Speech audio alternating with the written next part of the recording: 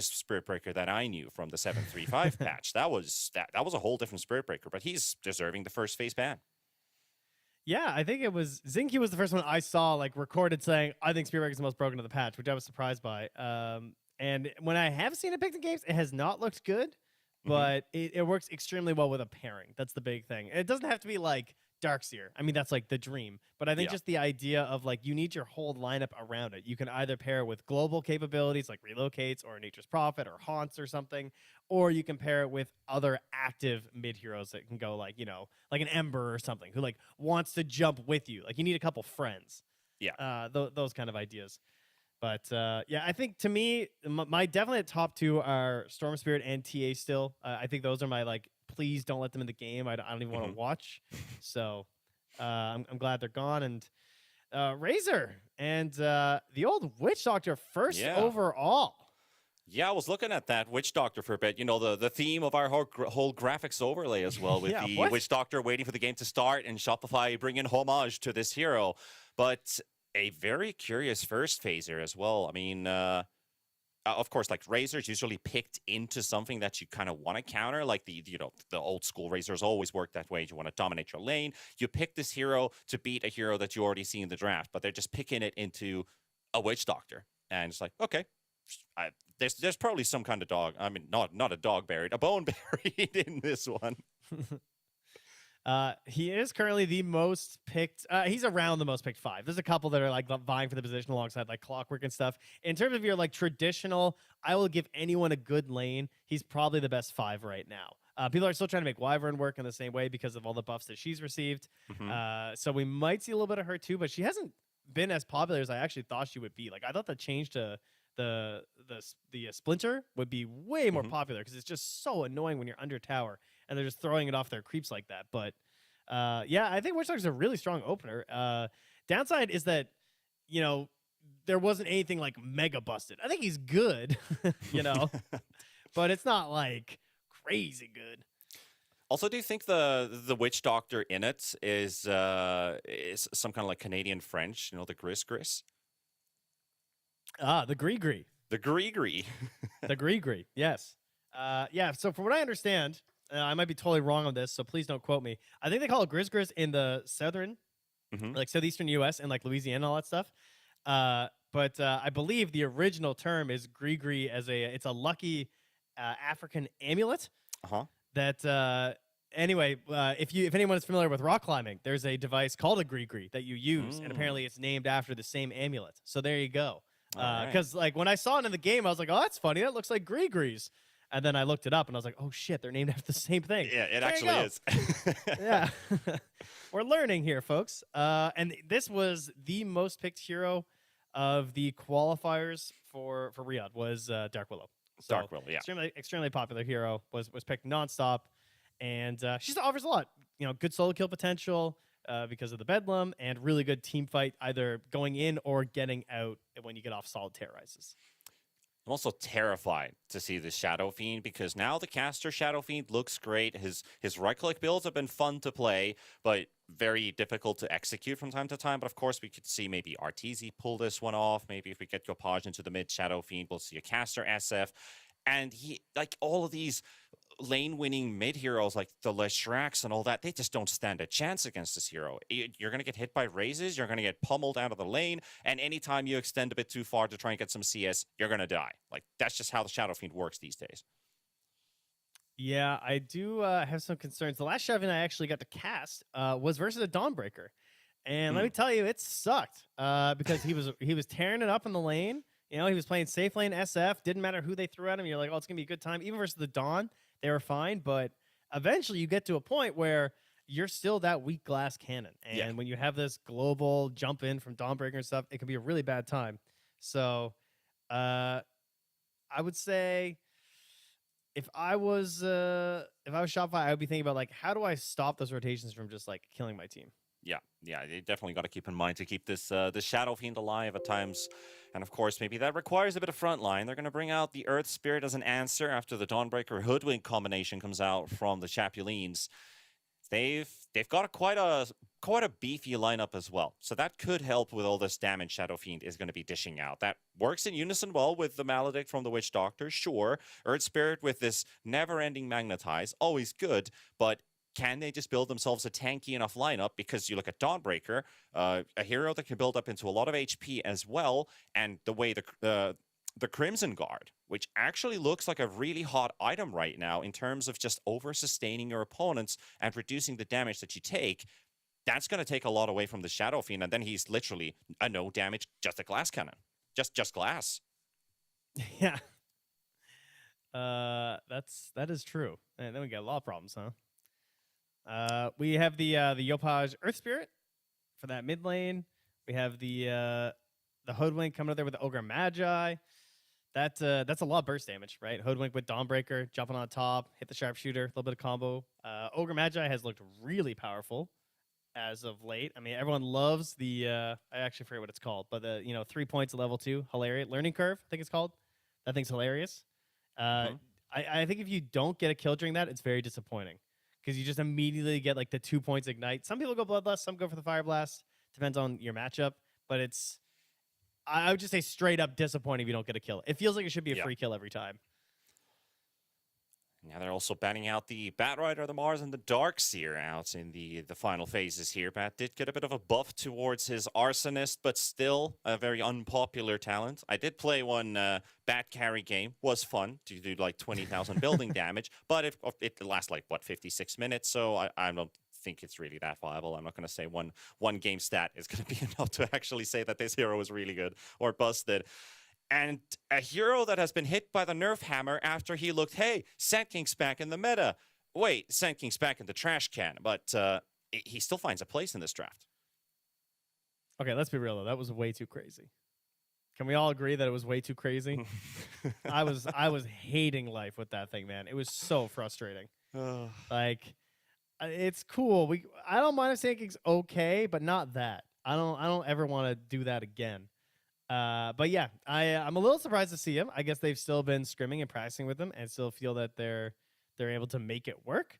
But this is, I don't know. I'm not gonna lie, this is not a tricore that inspires me. Shadow Fiend, Earth Spirit, Sand King, like this is like my Griefer 5-stack. Like I feel like we're farming tokens or something right now. Like am I crazy? Like if my teammates, if I'm playing Witch Doctor this game, I'm just like, well, I tried to I wanted to provide a game for somebody. What are we doing here, guys? Oh, boy. I really hope that Slacks hasn't influenced this draft in any way, because there's definitely a lot of spice on the Shopify side. But the Chapulines, they're going to end up with a Zeus pick, giving them a bit of global damage to go along with their lineup.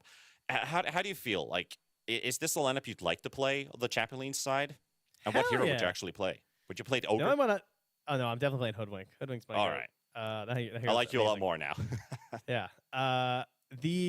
The Razor is like definitely a hero that I've been hating on a little bit lately because it feels like people pick it early when it doesn't feel like it's countering anything. But they've actually gone and put it in the safe lane, which I feel like a lot of teams do not do as of late. Right. It's been I haven't seen a safe lane Razor in a long time. So they've decided that, hey, this is worth it, right? We're going to use this to try and pressure this and actually get some value out of what Razor used to do, dominate lanes. I also see what Skim is actually picking up the Voodoo Festoration for now. So half the heal, but more the damage coming out from that Witch Doctor heal. So I'm actually curious about that if he wants to pick that one up, because that doesn't heal your allies. That just heals yourself. Yeah. That is surprising. Maybe he's just trolling us and he's going to swap it at the last second. They do that often.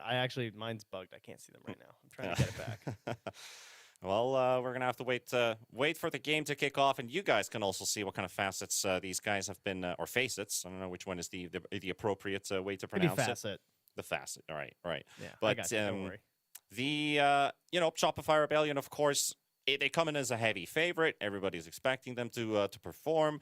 Is it going to be a quick series? Is it going to be a competitive series? I think it's really just down to the Ifrit stack. That can they really punish this, as Trent said, weird look and draft of Shopify's side? Because I would also like to actually play the Chapulines draft above Shopify's one, because it's Shadow Fiend. It looks great. It can work Yeah. very well with this Witch Doctor, but it's actually Arteezy who's going to be playing it in the safe lane. And is he going to go right-click or caster build from the safe lane with an Earth Spirit in the mid lane? So, It's gonna be hitting hard. I mean, it's kind of like I assume it'll be like very right-click focused for sure. Like they have a lot of setup. That's what I see. I see a team of setup. So I would hope he's gonna be bringing the damage one way or the other. Oh well, they're gonna bring in the fight right away. Put the ogre in the front. Hiruko's gonna be tanking a lot of damage and just enough for a potential first blood. And actually, Skem is gonna be the one to pick that first kill instead of Arteezy, who did throw in that right-click in. Witch Doctor's gonna be very happy with this one. I actually did not know that Mind Control was such a Sand King gamer. 30 seconds to I had no idea that he was a Grandmaster Sand King. Oh. Is that I stuff like find from that the old very days, surprising. or has he actually been like spamming it in his pubs lately? Did you look that up? I mean, I saw him play it recently, but I didn't know he had 84 games on Sand King career. That's crazy. That blows my mind. He Actually quite a played lot. so much. I mean, since the year 2020. Okay, so for the last 4 years, he's only played like 10 games Yeah. professionally, because obviously he's been so terrible. But God, we just go back so long, huh? Oh, the poor learning curve. Yeah.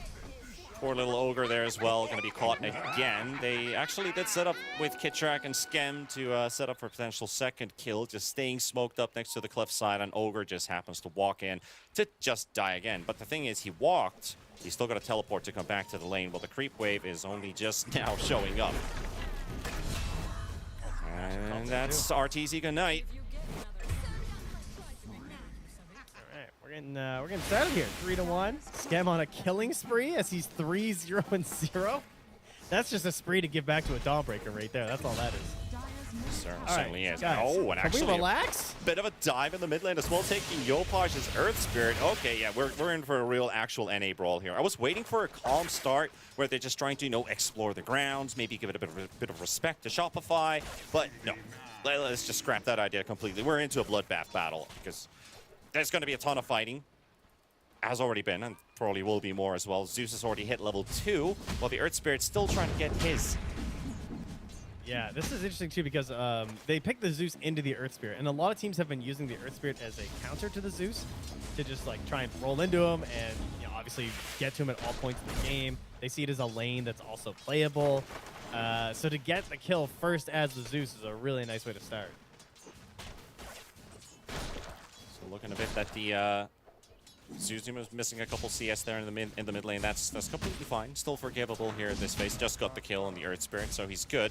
But I'm just kind of worried about this top lane already with Satoshi. Might have gotten the kill on Arteezy, but Arteezy's actually pulling off the majority of the CS, and with this whole new Necromastery way of him actually being able to build up a lot of these souls, like a lot of damage. While in the mid lane again, Zerak being super aggressive, has another lightning to throw onto Yopaj, and holy! Tipping him. I mean, here's the thing. It's like people pick the Earth Spirit into Zeus and the idea that like you're not gonna win the mid lane. The idea is that hopefully you're just fine, and then you come back and you punish him later and pop like Yada. But this is just crazy. Yeah, and at the Have it top go lane the as other well. way. They're gonna take Satoshi down. Skem holding up that voodoo restoration. So used to saying restoration, but we're gonna have to pull it the other way around. Giving it that extra damage for Arteezy to clean up another kill. Now he's up to 14 or 15 souls now, and he's got another with the raises. Hoodwink didn't see that one coming. Probably should have. Congrats, you can buy nulls. Finally got a chance to use it on Arteezy. Yes. It's only like 8 years later. If they all chatted that right now, it would be the most legendary all chat of all time. Is Hiroko also going down here, courtesy of Kitrak, and a nice lob under the tower there. For the east, that's gonna hurt. Yep, death number 3. Stinger online for the Sand King. Skipping the points on the Sandstorm, which seems to be the build these days. We either put 1 point or none. Just max out the Stinger. I mean, the damage is pretty nice for the Razor. It is crazy. Like, I played against Wagamama on like an unranked game. I was not enjoying my mid lane at all against that mid Sand King. No, it's like my 2 worst experiences in the past were the first time I played against Sand King with Stinger and the first time I played against TA with the new barrier. My God, that was so annoying. Yeah. Just some quality heroes there. Well, Yopaj managing to survive a little bit longer there as Kitrak's going to wave. High 5. But despite all these kills, 6-3, everything's still pretty even. I mean, you see very very low CS for this Razor, and still, they're really trying to bully him. Yeah, maybe Mind Control could potentially go down. He does have the Lotus, though, and KidTrack's going to fight all the way through. He's going to take down East, and now as well with Haruko, he'll get the trade-off of the support, but MC, he'll just chill for a bit. He knows he doesn't have any right-click damage with the static link debuff still on him. Razor's CS will remain at 9. Dawnbreaker also slowly getting to catch up a bit, but Arteezy's already doubling his CS. Meanwhile, in the mid lane, Zerag again just being super aggressive onto Yopaj. But no more mana to go. He's going to try and get that water rune to get a bottle refill for him. He'll get it. We're going to have to see, like, when it comes back to, like, activating yourself in this game, with Radiant, it's going to be, like, Zeus and Dawnbreaker having a lot of the burden alongside Hoodlink. And then I'll be curious if Razor farms or tries to fight. Because, look, they're just bullying him again. Yeah. It's so cheap, too, to do that. It does feel like a first phase Razor thing, right? You're trying to counter something, but you're going to get countered instead. Just have the overwhelming damage output in this lane. The thing is, like, Ogre's a good buffer for right-clickers, right? Like, in general. Like, he's a good harasser. He's very tanky. But most of the time, I just see Ogre feeling like I don't want to lane with an Ogre if I were playing one. Because they're like, well, we're going to be good until like level 4, and then we're going to lose this lane. But is that going to be enough for me to just retreat into the jungle as we got Skem rotating into the bottom lane? And Razor's going to go back to the graveyard once again, and maybe even dive the Ogre here as well. Stinger is off cooldown, 3 seconds for a Burrow Strike, and they're just going to continue pummeling the Ogre, and that's going to be death number 4 for him. And Skem, he's on a bloody mega kill streak right now. Somebody stop this man. He's got to relax. Drag level 6 right now, though, on this Zeus. So, you know, he might be the one to pop that kill streak at a certain point here. He's just going to run right into Skem. Yep. Can I get some help here? Skem just, you know, I think he's doing more damage, actually. This is ridiculous. How can the Witch Doctor be this scary for a Razor? Of course, KidTrack's helping him out, and MC is going to be there to secure the kill. An unstoppable streak now for this Witch Doctor. I mean, this guy was just chilling in the easy camp, keeping his Voodoo Festration up on the camp, just casually farming as a support, and it's like, you're linking me? Sure, I'm burning you at the same time. You really want to do it? Go that way? Oh. Big streak for the Ogre. He's got it. Why are we giving it to Ogre? Why isn't my Zeus ulting? Am I insane? Am I missing something? Zerag? Hello? Zeus? What? They forgot the Zeus ult now in chat. Wait, like, actually, like, don't they kill 2 there? What's happening? They probably could have. Now the bottom tower's down too. 6 minutes in. Oh, okay, guys, I figured it out. I'm pretty smart. Don't worry, I have figured it out. He has no lightning bolt. I've solved it. Figured it out. That's clearly what it is. He is not Zeus yet. So he's decided that without being Zeus, right, and like having the bolt, he can't throw them. If he's not Zeus, then what is he? Is it like a lesser He's Mario. Zeus? He just has Mario. points. So, yeah. Oh, poor Satoshi gonna get blown up with a Requiem of Soul from Arteezy. And that top lane's gonna be completely the Shadow Fiends to take. And he's up to 4K net worth now. 7 minutes in, a 2K lead for Shopify Rebellion. Wisdom Rune spawning, KidTrack takes 1. And Hoodwink's going to also take his share, get to level 4. Support's in a pretty rough position as well on the side of the Radiant team, because they're both level 4 right now. It's going to take a while to get to 6, while Witch Doctor's almost like, I have Death Ward in like 2 creeps. And they're going for the Zeus. Yeah, maybe he's just waiting for a big turnaround play or something. I'm not sure. I mean, Satoshi very close to 6, so they have to be quick on this dive. They're going to go for it. It's time to go. Here you go, into the Ramble Maze. The Roland won't connect, but Skem just waiting to drop that ulti, and the Zeus ulti is interrupted momentarily, but Skem's surviving for now. Satoshi hammers a cooldown now, 1 second. It's not going to be enough damage to take him down. They're going to focus on KidTrack and get the connection onto Yopaj as well. Burning from the Ignite. That's going to be a kill on the Earth Spirit, and also take down KidTrack.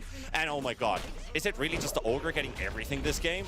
Both deaths and kills. Well, he might even get another one. Skem, he's burning it up with the Voodoo Festration. The casks are bouncing back and forth. Hiroko surviving with 60 HP. They get Skem as well. Satoshi could get another off of the Sand King, and the Stinger is just not enough damage to finish him off. The Bushwhack will not connect onto the Sand King either. Mind Control gets away. RTC doing a bit of damage onto the tier 1 tower. Zeus actually rotates here this time. Careful, bud. No mana left on the SF. walking that off there. Yeah, very close grabbing MC as well. Oh, Zeus. To slip away. Okay. Good night. Good night, Sweet Prince. We need vision. Classic chorus. Dies. We need vision. Yeah. and his team is not even using the Zeus ult now, so who's tricking who? They're wrapping again here on mid. K-Rex just diving X-Carry here. Has 2-point or 2 scurries, so looks like they're having a lot of fun. Getting to dive this freely without an answer coming out from the Chapulines.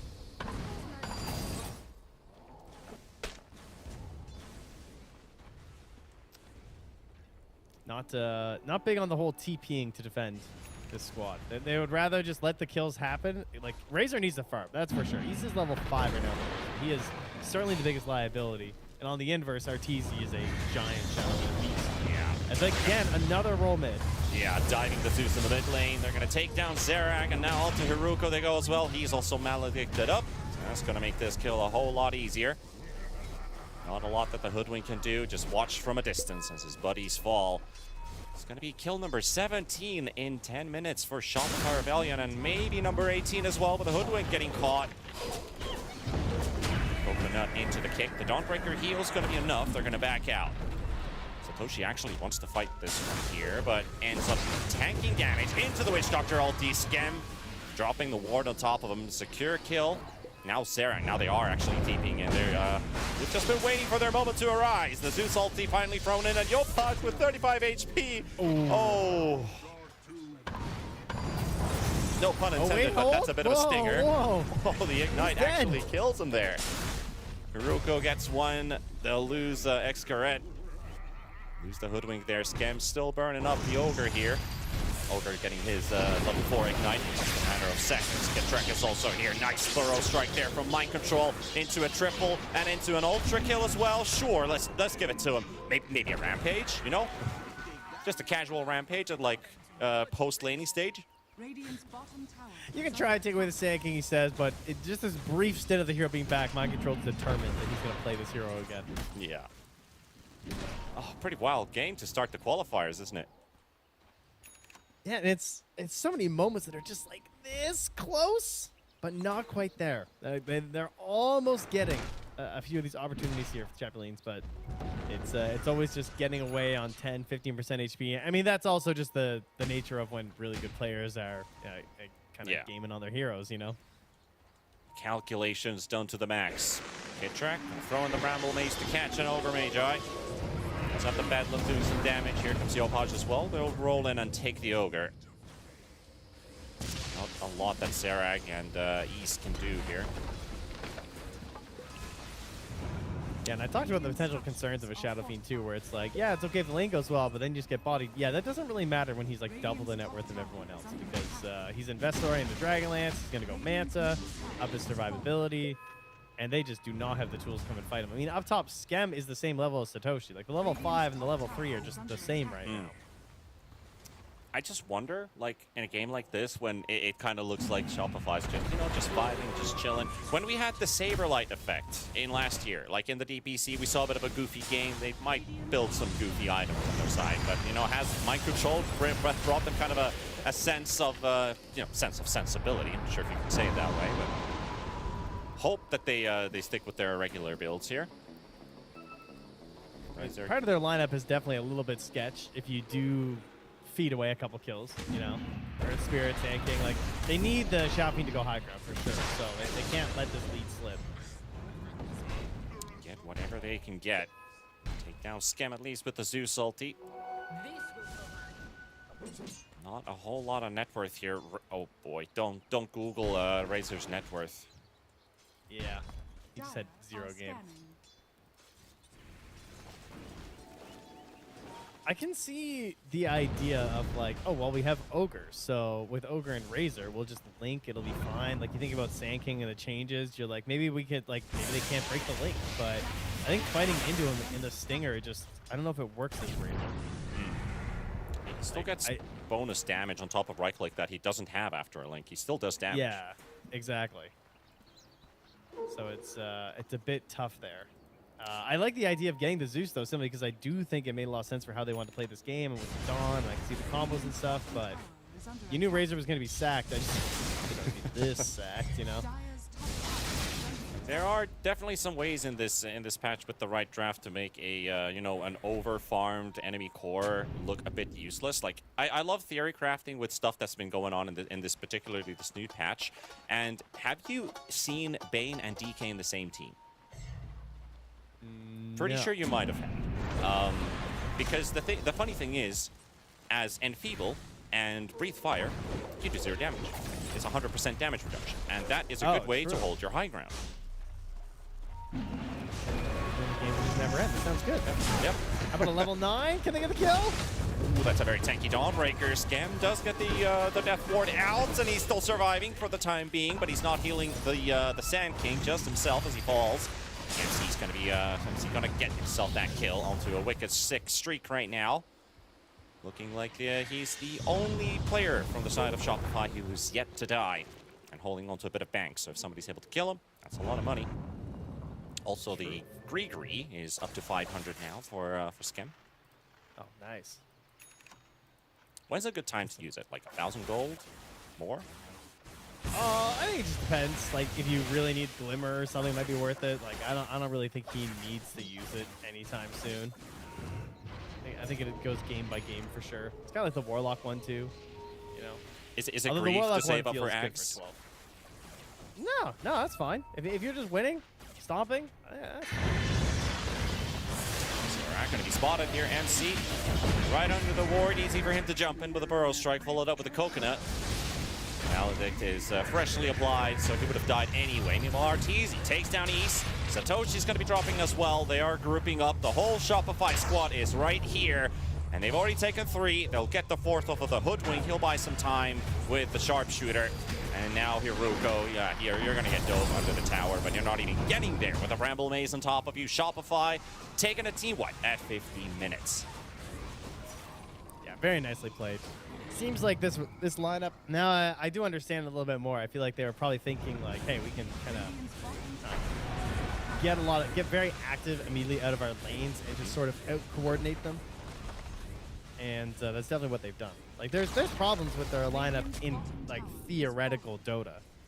But in practice of how they're playing this, like, snowballing and, like, we think that we're better than you style, then this is working really well. Like, you could see it early. Champions just could not keep up. Like, there were so many times where you're just like, where are the rotations? Where are the TPs? Where are the ultis? What's going on? Like, they sound as confused as I am right now. Yeah, oh, that's a pretty rough win probability expectation. A 2% chance given for the Chapulines, but, you know, 2%, it's better than 0. Better than 1. But Satoshi just wants to farm a camp, but he's going to get hunted again. Zeus ulti is dropped. Will spot, actually, Skem next to East. The roll coming in from Yopaj will catch the Razor. Slowed up as well, and does have the link, but doesn't feel like he's going to be getting to use that to full efficiency as he starts dropping lower and lower towards his death. And, of course, Skem gets the kill. I think he got a last tick from the Festeration. 9 kills Witch Doctor, by the way. Yeah, his game has been insane. His XP is out of control. Like, I mean, he is as high as anyone else on the side of Razor. I mean, so is Kiprak, I guess. And so is Yopaj. He's actually a higher level. Yeah, he is. He might remain that way as well. The Witch Doctor ulti, a bit of a miss because Zeus is going to get to cancel it out too. But that being said, nobody dies. They get to reset the situation. Still 14k lead for Shopify. And, you know, a lot of the hopes just kind of rely on, like you said, Chapulines, if they can stack up and try to blow somebody up one after the other. If Shopify splits a bit, maybe there's a bit of a chink in the armor. Radiant's top tower is under attack. Man, it's crazy. The only downside is there's only just one team setting up all the moves around the map, and it's just reactionary Dota. Don't get to play a lot of active games here on the side of Chapulines. No, they are not dictating anything. That is for sure. Okay, Track Smoke's going to pop. Hoodwink on the other side. Willow's going to find him. At least they found the enemy. They know that they don't need to go there. Hoodwink is also pretty pesky to find because his Scurry is also causing some issues for Arteezy to find his target. He's right next to the Hoodwink, but he just doesn't know he's still there. Nice, free XP. Hey, almost level 10. Oh, this is a bit of a tough life one of for sure. Brian, right? Yeah. Oof. Hype for Scam. He's thinking about the high ground. He's thinking like, yeah, how do we just like clutch this out? Arteezy not wanting to throw is going satanic. That's a very tanky SF. So I was looking at the what I really like about you know, no Kitrak just building the Glimmer Cape is just the fact that he has a casual cloak and inventory. Like that magic resistance, really good this game. Just keeping their supports alive, preventing Japanese from getting any support goals. Also the same with the Witch Doctor, also casual cloak. Yeah, you can't just be dying, for sure. It's very painful in the current patch. And, I mean, it has been for a while. Oh, Zarag. Oh, nice. Good scout. Good scout. Almost walked to his death. Gave a little bolt uphill. Also has an 80 rune. They can get some impact off of it. Meanwhile, mass TVs to the top lane. Hiruko trying to help out Satoshi. Dawnbreaker, though, not much of a chance given. Facing overwhelming odds. Now Hiruko's going to be chased as well. But Yopaj rolling right next to him. Spots the Ogre. At least nobody else is going to be showing up here. Okay, top sentry down on the ground. Arteezy with the raises. He'll take it. Yopaj running out of stones. Clearly needs to go stepping stones, obviously. Obviously. Yeah. Slowly it's getting better. They're tweaking it quite nicely with more and more. If you guys have never played Earth Spirit's always the hero I tell people they should play. This was like well before the changes. I just think the hero's super fun. Yeah. I mean, by now, surely anyone can play it with that. 7 stones. It's got lower potential for sure, but it really helps with the stone management. And it kind of dummies down the hero a little bit. It's nice. Yep, it does. I think it's like an Earth Spirit tutorial. Yeah, I was comparing it to modern controls like Street Fighter. It's the same idea. Oh yeah. It's just supposed to make life a little bit easier, even, but maybe slightly worse. There's No the time. high ground. Easy to push here with the SF illusions also applying. A lot of issues for this tower to survive. Hiroka having the same issue. Pop out the glyph, but not a whole lot of a defense being mounted here on the side of Chapulines. Of course, Razor a couple seconds for his ulti. He does have Mage Slayer. You can just target Arteezy and Yopaj and MC, and you know, it's going to have to hit everyone to get that debuff out there. But rolling in already for the next kill. That's your second support dead. Hoodwink, at least he has the buyback. Zarag is just hoping to, you know, get the troops together. They're not as five. They haven't actually been for a while since that top losing Satoshi and then the Ogre. And there goes your Zeus, while the Ogre respawns and he almost dies right away. Oh, just mercy. I don't think Arteezy knows anything. Arteezy! Oh my god! Leave him alone. It's just like a different type of bristleback fountain farming, right? They just can't leave. That's enough to convince them to GG. I'm fine with trying to hold out until the actual high ground, because you know, if there ever was a chance, that was going to be it. But Yopaj just broke the base very nicely. Their push is terrible, no doubt. I mean, they have Sand King, Earth Spirit, and Shadow Fiend's the only one who really hits buildings that well. So they just hit and connect on the rolls, the dives, and make the high ground easy. They're looking pretty relaxed right now, I gotta say.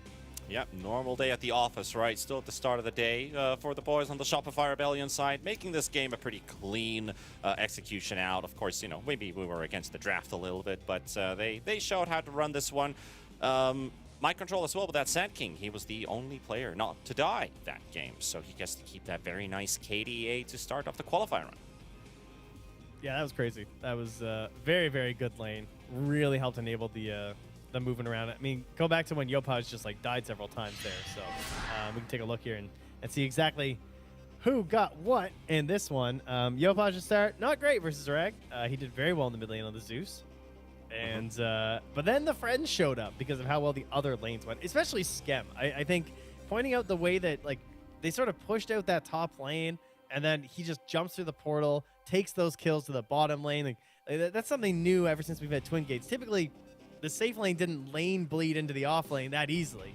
But now with Twin Gates, you know, if you're crushing one lane, hop through that gate, man. Go do something else. And that is a rare sight. We're going to see a Gree on the items left over at the end of a game. So that's how you know the game went well. Yeah, that's when you know things have gone pretty well. Also, the top 4 damage dealt this game was Mind Control Sand King, the Zeus on Chapulines. Then we had Skem's Witch Doctor and Hiruka's Ogre Mage, pretty much. Very high as well up on the damage boards. Of course, SF was a bit higher than the Ogre, but still nice to see that supports get to do so much. And Skem, pretty solid start for his Witch Doctor as well. I like to see that Voodoo Festeration do that well, because in my pubs it's just looked a bit rough in general. But what did you think? I think Skem was pretty wild on that Witch Doctor. Yeah, I see why everyone is picking it in pubs right there. That Festeration. Like, even I thought that it wouldn't be that good because of the earlier levels, but honestly, even at like 2 points into it, I was like, oh, okay, yeah, this is actually stacking up pretty fast, because it used to drain your mana so fast now, and it just doesn't seem to be as bad anymore. Probably because like the buffs to null and stuff too makes it a little bit easier, because he was farming up really nicely, and it's good. You need that damage because it feels really bad when you don't have the cask bounce damage instead. So. Yeah, I think he is indeed our standout player there, and of course, as said, that Grigri in the inventory, the true stamp of like you know, you got messed up. Yeah, that's the bar to set. If you're having that much of that good of a game, the Griever is still in the inventory. That's a pretty good time to maybe tap out and start looking at the next game. Of course, Chapulines tapped that one out at plus 20 minutes. But, you know, game 2 could be completely different. I'm excited to see some swap-ups and some build-up changes with their drafts. Maybe Chapulines also figures out some comfort hero that works well for them. Are they going to ban out Mind Control Sand King? Was Gem... Is he going to earn a first face ban with that Witch Doctor? Trent, I think it's a good time for us to throw into a break and see what Game 2 is going to be bringing us after the break. We'll see you guys in a couple of minutes.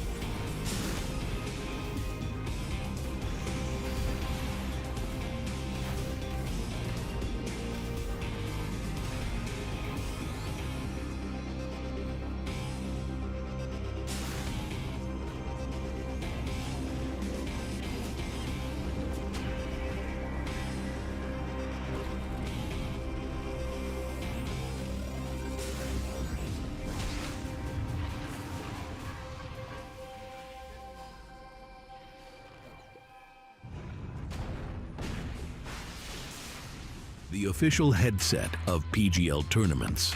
Now, with a wireless version, experience unparalleled speed and reliability with the latest wireless technology, advanced hybrid ANC, and built-in EQ for your favorite game. Designed with elegance and durability, and extreme noise-canceling microphone. Always stay one step ahead with Aspire Wireless.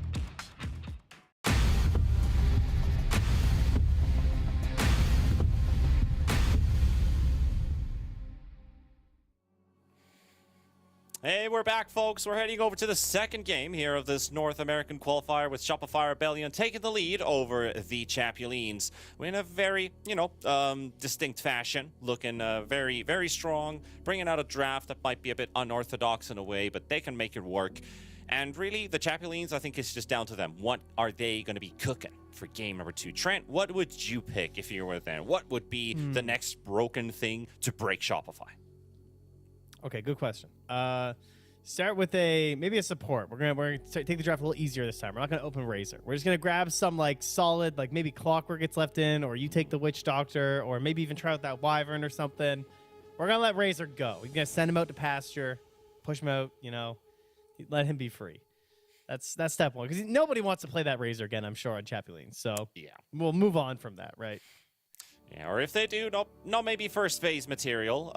It was the Witch Doctor that they had to go up against, and Skem still had a great game on this Witch Doctor. He didn't have to even sell his Gree, and if they decide to ban it, or if they decide to ban Mind Control Sand King, for example, try to explore what kind of a draft does Shopify start to work around with. What are their hero pools looking like in this current patch? It's been a couple of weeks now, so a lot of experimentation has been done, and maybe they've already locked into something. I think that was a great point of view that you brought up, that Mind Control being comfortable enough to bring the Sand King post nerfs also talks that you can still make it work, and he's very happy with where the hero is right now. Yeah, seems to be. So they will have second pick this time, as we're just swapping. Chapulines get to choose. They chose first pick, and now Shopify have chosen Radiant. So the typical way they go, and hopefully that will give them a little bit of a better start here, as both teams are all set. We'll get in rubbing our hands together, right, waiting for the next draft. Yeah. Heroes that we didn't see mentioned that have been still very popular would be, I don't think Shadow Shaman was touched, was he, in the draft? Maybe? I don't think he was, yeah. He's been very, very popular in top tier pubs. I've seen rumors of the tree. People are very much believing in Tree Protector right now. Because, he comes back around TI time every once in a while. He's got that big AoE team fight ulti, so people are looking for that. And then the fact that you can use the sapling to make the tree, which then boosts the damage of the brambles, is really cool. The Nature's Grasp. That is a nice utilization of that facet. So currently, as a position 5, it has a 57% win rate in the last 500 games. Ooh, that's a pretty solid. Good. Yeah. Very good. Solid numbers on the board. The Tree and Protector, I've been seeing him quite a lot frequently. But the thing is, his build didn't really change. It's still the shard into Blink, and you're good to go. Everything else is just luxury on top of that. So very easy to run hero. Good positioning every time. You just surprise everybody with, they had a ward here. Yeah, they had a Tree and Protector. They're always going to see where we are one way or the other. The Shadow Shaman you mentioned, he did not get banned in the previous game. We had Storm Veno TA Axe, and we've got Storm TA Spirit Breaker, and maybe something else coming out this time. We had the Weaver and the Clockwork as well in the first face bans from Shopify. Of course, them having the first pick this time. Actually, they had the first pick in the previous game. Yeah, so as you said, Chapulines get to start things off with the next broken hero after these 7. Yeah, they're going to take the bat out much earlier this time. That's kind of interesting. From Shopify, that could be way later in the draft previously. So it might be to protect a certain hero, maybe. And we'll see what their thoughts are on that. Now, Tiny, also, again, was a later one. Got banned out now, and that Weaver left in, and they're going to grab it. So Shopify perhaps knowing something just about their players, or just with the hero itself in general. But either way, they will snag it as a first overall pick. So that kind of shows why they went for the Tiny ban as well, as a hero that's generally pretty good at nuking Weaver at all points of the game, no matter the role. The Weaver very solid to come up with damage-wise. We've been making fun of the hive mind facet a bit. It feels like a bit of a meme in a way, and we haven't really seen it actually work to the extent it was probably built around on, which is like, oh, Weaver can level higher than everybody else and get to like that level 3 ultimate. Maybe a support Weaver can bring up that good old Ags faster because he gets his levels sooner and it has a lower cooldown. But no, it's still a meme. Like, nobody's picking hive mind in their righteous self. Like, hey, I saw Cat Omi did it one game. Oh boy, it was all right. It was okay. It's all right. And the bugs were out there, man. They won, so obviously it was all because of hive mind. Yeah. Clearly. Has to be. Yeah. So Shadow Fiend being good now does open this up for a decent starter because they can just run it at position 1 and potentially throw it to the mid lane. It just threatens certain matchups that shouldn't be possible for Chapulines since they're not going to have the final pick in this draft. And obviously, they just had a really good game on it. It suits a game where maybe you feel like you're going to be very aggressive and you feel like there's going to be a lot of fighting. Shadow Fiend getting this big early damage and Aura and his big self in there to help the squad. It's pretty good. Oh, the Witch Doctor has earned a ban this time around. Of course, Shopify Rebellion then get to ban one into a pick, but let's see what Chapulines decide to get rid of. Is it the Sand King? Clock. I would ban the Clockwork, personally. I think it's really good with Shadow Fiend in lane. It's just a solid hero for trying to like create space for the hero and easy raises, easy right clicks. I can't imagine much better. The cogs are crazy. They're gonna go for the Mars instead. I virtually guarantee that they're gonna pick it immediately out of him, and that's fine. Obviously, Mars is also pretty good for hunting and killing a Weaver, so that's very understandable. Yeah, and also a good combination with the Shadow Fiend if you go for the no vision facet, right? Like where everybody who's stuck inside the arena, you can't see them, they can't see outside, and then you're just sitting outside the arena watching the horrible Shadow Fiend Requiem souls just split, and you hear sounds of battle and screaming and gore and everything, and it's like, yep, our whole team just died inside that arena, and we did not see it unfold. It's just straight out of a horror movie. It's really strange when you're playing like in pubs and like there's someone on your mini, like there was a Nyx on my team and he was like scouting enemy jungle. And I kind of like looked away for a second from my mini map, and then I just see like Nyx is dead, and I was like, oh, like he was just under a ward, got arena'd, and just immediately died, right? And none of us noticed because he was just a random who was like in our team. It was very funny, but Chapulines, they know what's coming. The Clockwork's there.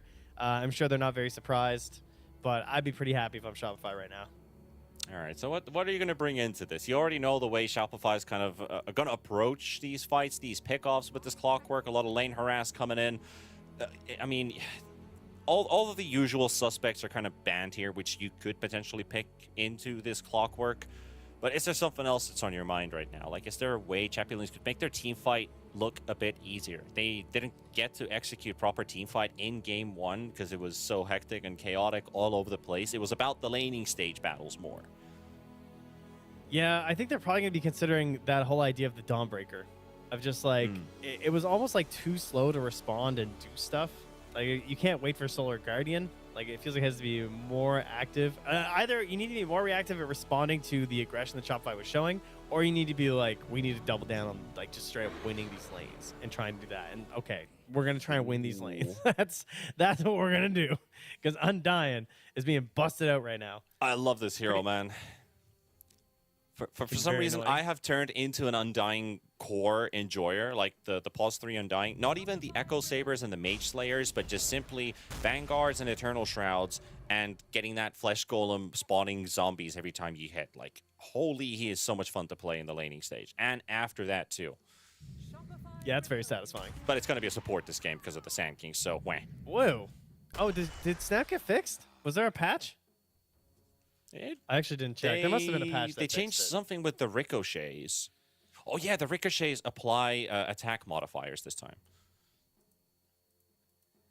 Yeah, I guess I just wasn't paying attention. So if he misses from the low ground, he ricochets, but those now apply attack amplification. So, attack modifiers, sorry.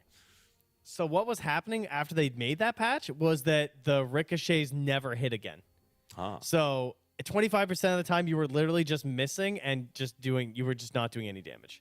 Like, it just did not work straight up. It's probably been fixed. I'm guessing it's been fixed, but I did have a Snapfire pick it in one of my games, and we tried to warn them, and they still picked it, and it just didn't work. It was pretty disappointing. That's a bit rough. Gotta get those tokens, though. Hell yeah. Yeah, didn't have a choice. I love the full bore. I wasn't super confident in it at first.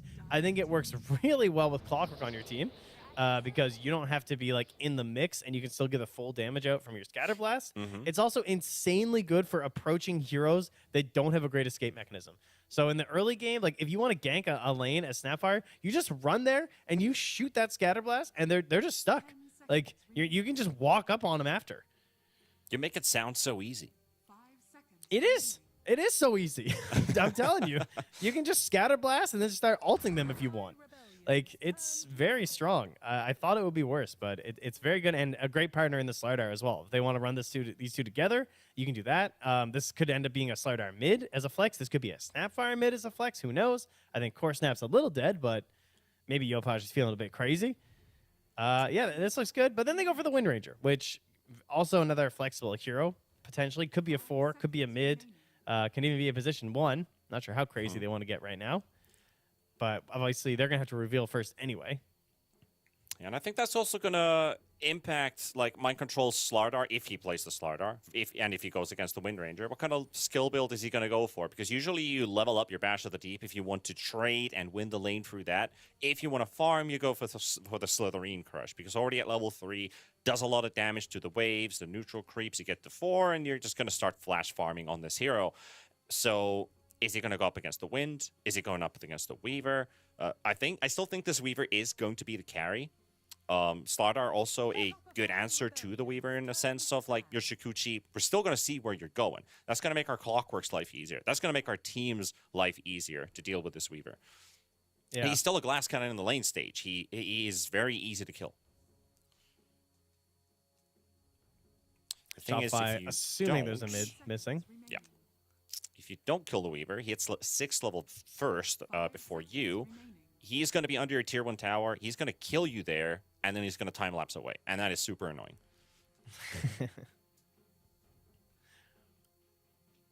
So we're going to get the Puck Bands and the Earth Spirit taken away from Yopaj. So waiting for one more. Okay, interesting. They also think Weaver and Wind are still semi-flex here. Yeah. Gyro would have been kind of cool. Could have been like a position 4, maybe, I'm guessing. I feel like that's more likely than the Weaver going support. Or I guess maybe they're... Yeah, I don't even know, actually, what they were considering there.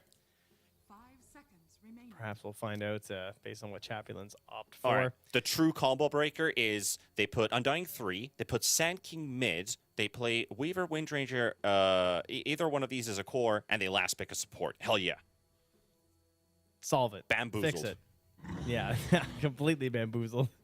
Well, there's someone melee's probably going mid, as they're gonna ban out the OD and pick up the DK. Okay, so they want to keep their options open.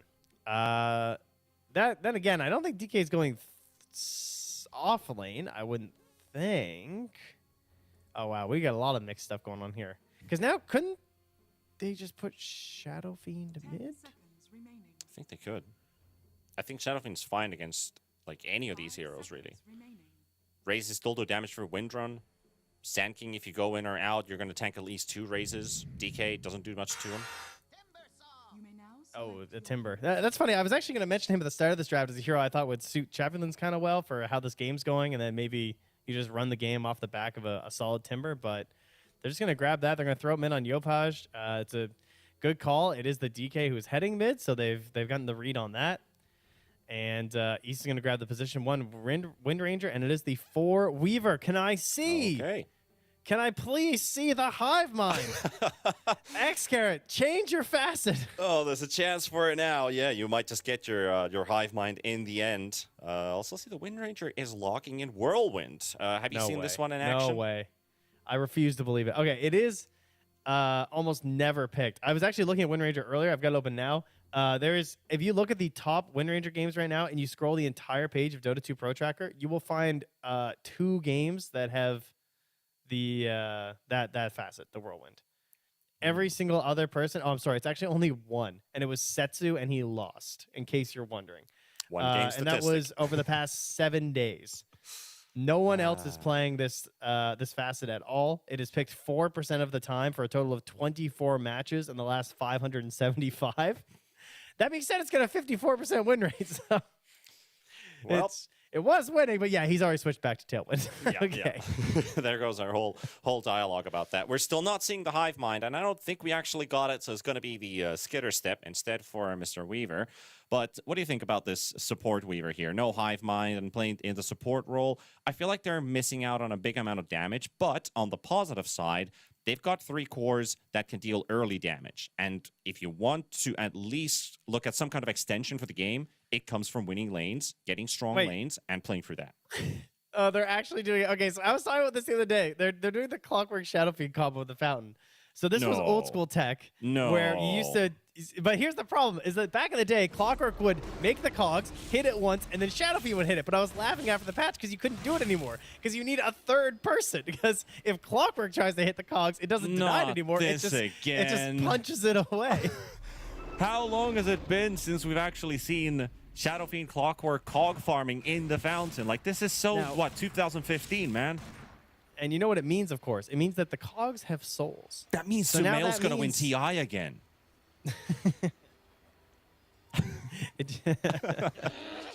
This is Shopify's year. We're calling it. This is Shopify's year now. They're giggling. Arteezy's laughing maniacally right now. And look at him. Rightfully so. All right, yeah, this is a real blast from the past. Sure, he's already up to the 13 souls from the Fountain. We're 20 seconds to the start of the game. They're gonna get shocked by SF actually punches back at level 1. Not just the raises, just the right clicks. The other thing is that Scam obviously feeling pretty good after that last game. The Clockwork is another hero, much like Witch Doctor, who has changed the skill build quite drastically. Maxing Voodoo for the Festeration, maxing Cogs, extremely popular right now. You don't have to full commit for it, but like, man, if you're good and you've practiced, I think it's the way to go. Because it's just way too much damage when you start getting the bouncing inside the Cogs. That is one way to look at it. Yeah, like when I talked with Lizard when we were doing another tournament's qualifiers like a week ago in the China region, he said like going for the second point in power cogs is so tempting, but it's a bait. But I still think that I also think it is the way to go to start putting points into power cogs. Like even getting that third point when you hit level 5, it can zone out a hero that is doing a really good time in the laning stage. Like I think it's a value trade. I think the thing is you have to be confident you're going to hit them. Because like if you don't hit it, it's such a risk. It's also very matchup dependent because there's some matchups where the mana burn's really worth it, but there's some matchups where Battery Salt is just way too good. Because Battery Salt is guaranteed and consistent. And it feels really bad to throw your game because you messed up hitting a couple of cogs and you haven't curled in a while. So I don't think it's a guaranteed thing, but I think if you can abuse it, you should. Well, at least it seems to be working out. I just love to see the CS statistics already on the Shadow Fiend. He's 5 and 14, casual 14 denies to start the game. But yeah, those are cogs mostly, so don't get caught off track if you're watching this game. It's like, wait, how does RTZ deny more creeps than there's already spawned in this game? Nope, he's been to every single lane. He's been teeping around. Yeah, that's the storyline we're going with. Yep, and he's got 70 damage as he beats back his opponents. So yeah, he's pretty damn happy right now. He's like, man, Satoshi wondering like, how did Mind Control make the Sand King look so easy? It's like, yeah, he wasn't versus someone with 70 range damage to start the game. Somebody insert the Techie's fun voice line. Yeah, exactly. Ali's top is going all right. Like, you've got Undying versus, a strength hero and a universal hero that also has a nice HP pool, so that decay will work wonders. Plus, with the Tombstone, of course, Snap, if he picks up levels into Lil Shredder, is actually a good counter to the Tombstone itself, but that allows Wind Ranger to get some kill potential in this lane. Like, this is a pretty strong lane. It just has to, be timed correctly and placed perfectly. Yeah, and if you make a mistake, you can also get turned on pretty easily as well. Yeah. The other scary thing versus Slardar. One good bash and you're in trouble. A lot of people are also doing this too. You can easily guarantee the range creeps with this facet and Scatter Blast. Another great reason to get it. Just give it a couple clicks, walk away, and it's free. So he basically just walked up, tagged it a few times, and oh well. Karak, you almost blew that for me, buddy. Come on. Focus up. Focus up. Like I said, it's simple and never a risk, as they will push for this. I haven't actually seen a single Snapfire in my pubs. I really don't know like how good the hero's supposed to be or how bad it has looked when you said like it was broken for a while. RTZ going down in the bottom lane. Skem is going to get the trade off and maybe another from the Weaver. Yes, he will. Battery Assault level 2, baby. Yep, he doesn't want to mess up. I mean, it more than doubles from level 1 to level 2. It's crazy. So I don't blame him at all. Very nicely done. I mean, crazy they managed to get that kill, considering the situation. Much needed. Unfortunately, it is now creating another situation where Skem's getting out of control. Also, with the top lane, Hiroko, he gets the Tombstone down, but he's going to lose his life, and the Tomb's going to get taken away, too. Mind Control with some extra gold, picking that one up, and X-Carets actually also TP'd into the top lane here, but they're a bit too far away for him to throw out the good old Crab Orchestra, the Swarm. Oh, wait, hold on. He's actually not going to go back down bottom. He's going to try and stick around. What are we doing here? Seems very unlikely to succeed. Also don't have the Tombstone now for a minute. I guess they were maybe hoping for Shopify to play aggressive, but at the same time, the lane is pushing towards MC. Like, yeah, they're not going to play aggressive when the lane is coming to them. Mid lane, dead even Stevens here. Yopaj and Zarag. So, well done there for the old DK. Has 3 points in the Worm's Wrath. Oh. Okay. There we go. I feel like I haven't seen that very often. Maybe I'm just crazy. Not even sure. Scale for your armor. Yeah, not even sure if this was the build to play the DK when the patch came in the first place, because they were saying like, yep, Corrosive Dragon is actually, or the Poison Dragon is the way to go. But isn't it usually like 1 or 2 points max and just extra points and even Breathe Fire or Dragon Tail? But he's surely punishing Yopaj, and he's getting some backup. Here comes the the Weaver, throwing in the Crab Orchestra with the vision, provided they'll get the kill off of Yopaj's Timber. Okay. I guess it's probably just a way that it scales versus how the Timber's trying to survive that makes it worth it, as they'll take down Hiroko and his Tombstone again as X-Carrot's on the run here in the river. Skitter stepping away, but... Oh! 3, 2, easy. Also the kill on the Wind Ranger carry in the top lane, and again, Shopify is just shining in the laning stage. Even if everybody's getting CS, who is actually the one... Oh, no. Satoshi. He's just not getting to lane. Like, this lane was already over, even with them killing RTZ. It's like, he has no entry here. He's got 6 CS. Just can't get close.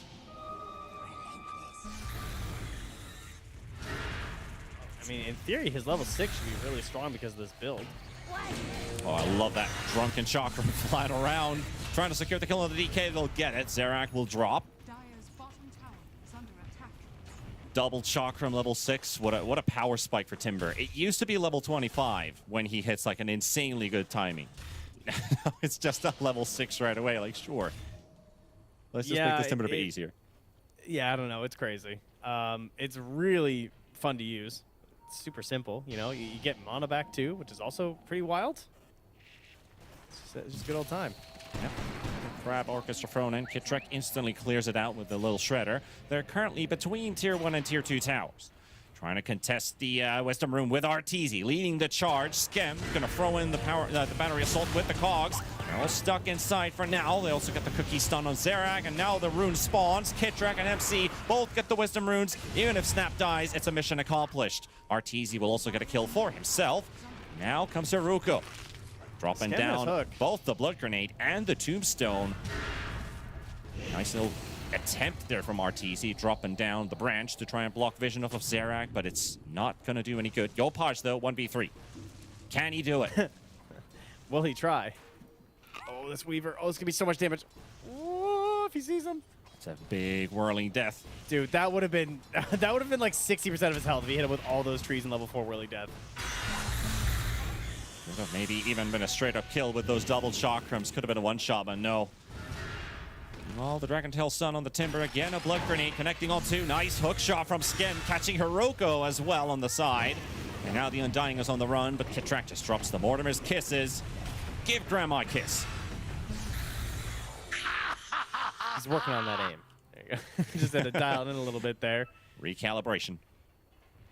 Hands a double kill here to Yopaj. Give him a 3K lead here at 8 minutes, 10-4. And Yopaj will bottle that right in front of Arteezy. He says, you can't walk away with that. You're not mid-Shadow Fiend. You don't have a bottle anymore. Satoshi, level 4, going to run into Yopaj. Oh, Hiroko. Oh, my God. Oh, dear. Yep. Big burst. That's a lot of health gone. As East on the run. They're trying to fight it out in top. Get themselves a kill. Poor old Ifrit. East getting taken out in the top lane. Yopaj still has that AD rune, which Zerak, he's well aware of. Even with his Dragon form coming off of cooldown. Won't be able to fight back against this Timbersaw. And also the top lane in peril. There isn't a catapult wave there right now, but they're slowly sieging through it. Also, Arteezy is going for a Midas this game on the Shadow Fiend. Do you approve? Seems fine. I don't know. Might be unnecessary, but I guess figures his team's gonna be doing some farming, and he's gonna be doing, his team's gonna be doing some fighting, and he's gonna be doing some farming. Fighting with a Midas. Hey, it's got attack speed. Can work. Yeah. Satoshi on the chase here. 2-point burrow strike. Shadow Fiend a bit too fast for him to catch. Has that casual wind lace in the inventory. I actually love how some heroes benefit from extra movement speed from their new inits and maybe facets, but the arise of Windlace seems to be the way to go in this patch, and I absolutely love it. Satoshi getting bullied here by Arteezy with a long-range raise. Will get the kill. Hiruko's Tombstone farmed up once again. Kitrak actually missing a couple times there, but no worries. It's still secure. Top lane. Oh, poor Wind Ranger as well. Zerak coming in with the TP. Has to fend off this Slardar Invader. He wasn't quite able to get that tower done in the top lane. Now we're at 10 minutes and the catapults should be coming up. Yep.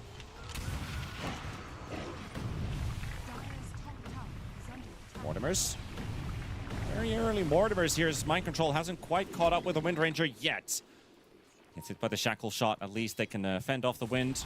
And Hiroko, okay, he was trying to deny the tower, but unsuccessful in doing so. Now getting caught by Kitrak and Mind Control. Meanwhile, there's a secondary fight going on as well with the Dragon Knight being chased by Yopaj. I'll take the Undying. That's just sad, man. Oh, choking out the map. Hit him with the cogs.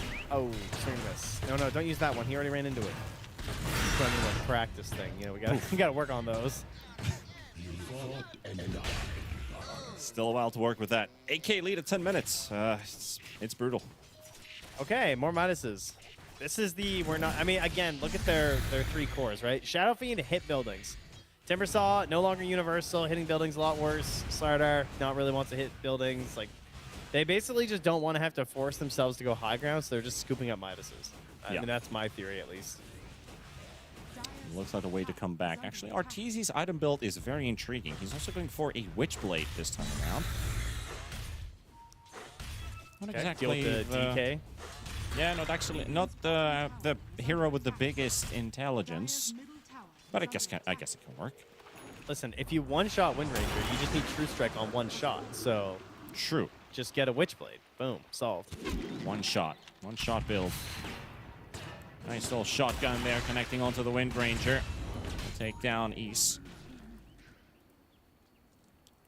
Satoshi and Hiroko also moving towards the bottom area tower here, but Arteezy, can they kill this guy? I don't think they can get to him. Actually, Arteezy just lets him walk into him. He doesn't even mind. He's just going to pop the Requiem and force the Sand King away. Right-click him down to death. Satoshi going down on Hiroko, also being hunted by Yopaj and Skem. And there goes the attempt to kill a Shadow Fiend with the whole team, except for Mind Control, arrives. I do think that if an enemy hero is low enough, you should be able to Midas them. Like, if they're like 4 levels below you and under 50 HP, I think you should be able to Midas them. Like, why can't he Midas that Sand King? He's basically a creep to Arteezy. If you can get, what is it, 1.5 or 2.5 times the experience of a hero that you Midas, damn. What a comeback mechanism. Oh my god. Nice. Almost bursts down the Weaver. Dire's top tower is under attack. That was only slightly terrifying. Honestly, Gonna your just Midas grab the next idea, wave. it sounds like it's from an arcade.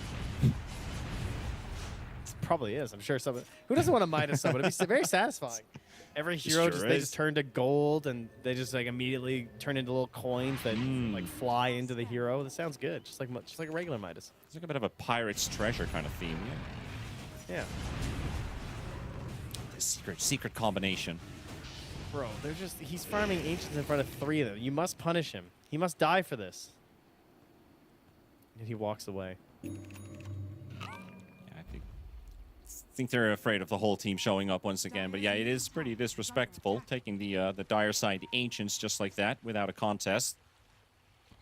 Now they're invading their triangle as well. So more area to be taken away. The scan does connect, so they instantly back away, but is it too late? Mind Control does have that blink. He wants the blink reveal.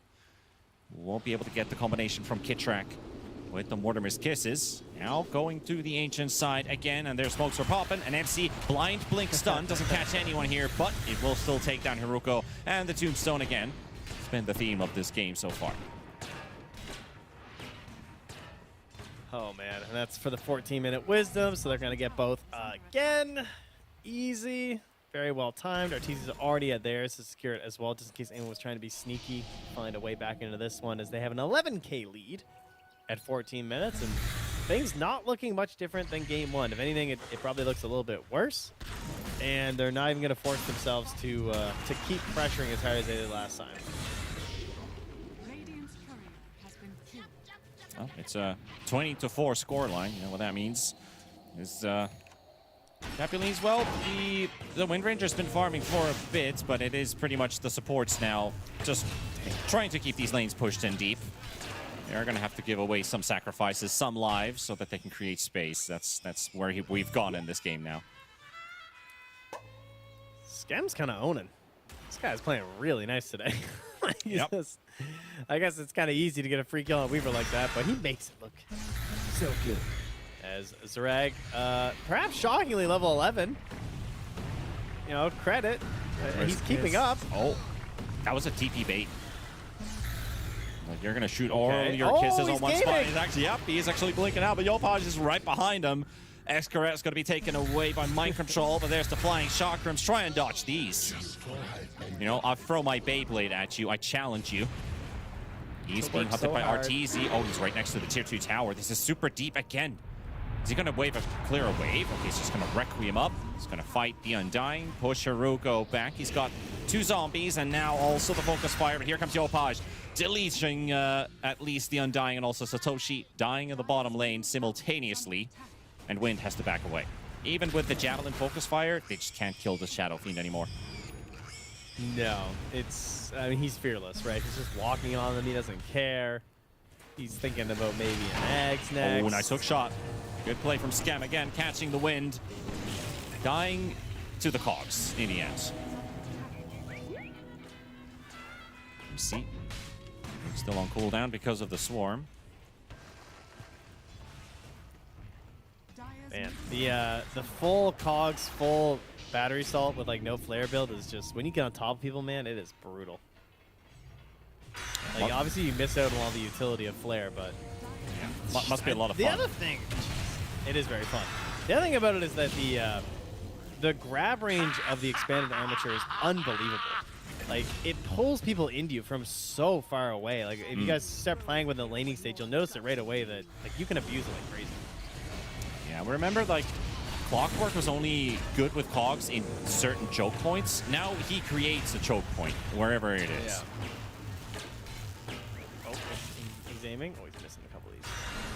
And definitely a lot of skill shots here on the side of Shopify in this draft. Mortimer's Kisses and a bit of cogs. He's just wants Some one raises. kill. He's level 8. Level 12 Scam Clockwork. Oof. Yeah, Big if you look at the hero level graph, everyone is ahead right now. Also net worth. That's just the name of the game. Well, there used to be a Weaver there. Zerak does get the Dragon Tail stun on MC, but no follow-up stun. Satoshi was busy warning. All right, Yopaj is doing swag plays. He's doing the Timber Chain into Blink, so that pulls you. Skim's just trying to find some 2v1 and 3v1 fights that he can try and win as he misses his hook shot. Oh, that's going to be a 7-0-14. big streak secured. Zerak's going to get this one, but he will die for it. Got a nice bounty of 760 gold for a Wicked 6 streak on a support Clockwork, and now Undying also getting punished under his own tier 2 tower. That's going to be another objective taken away.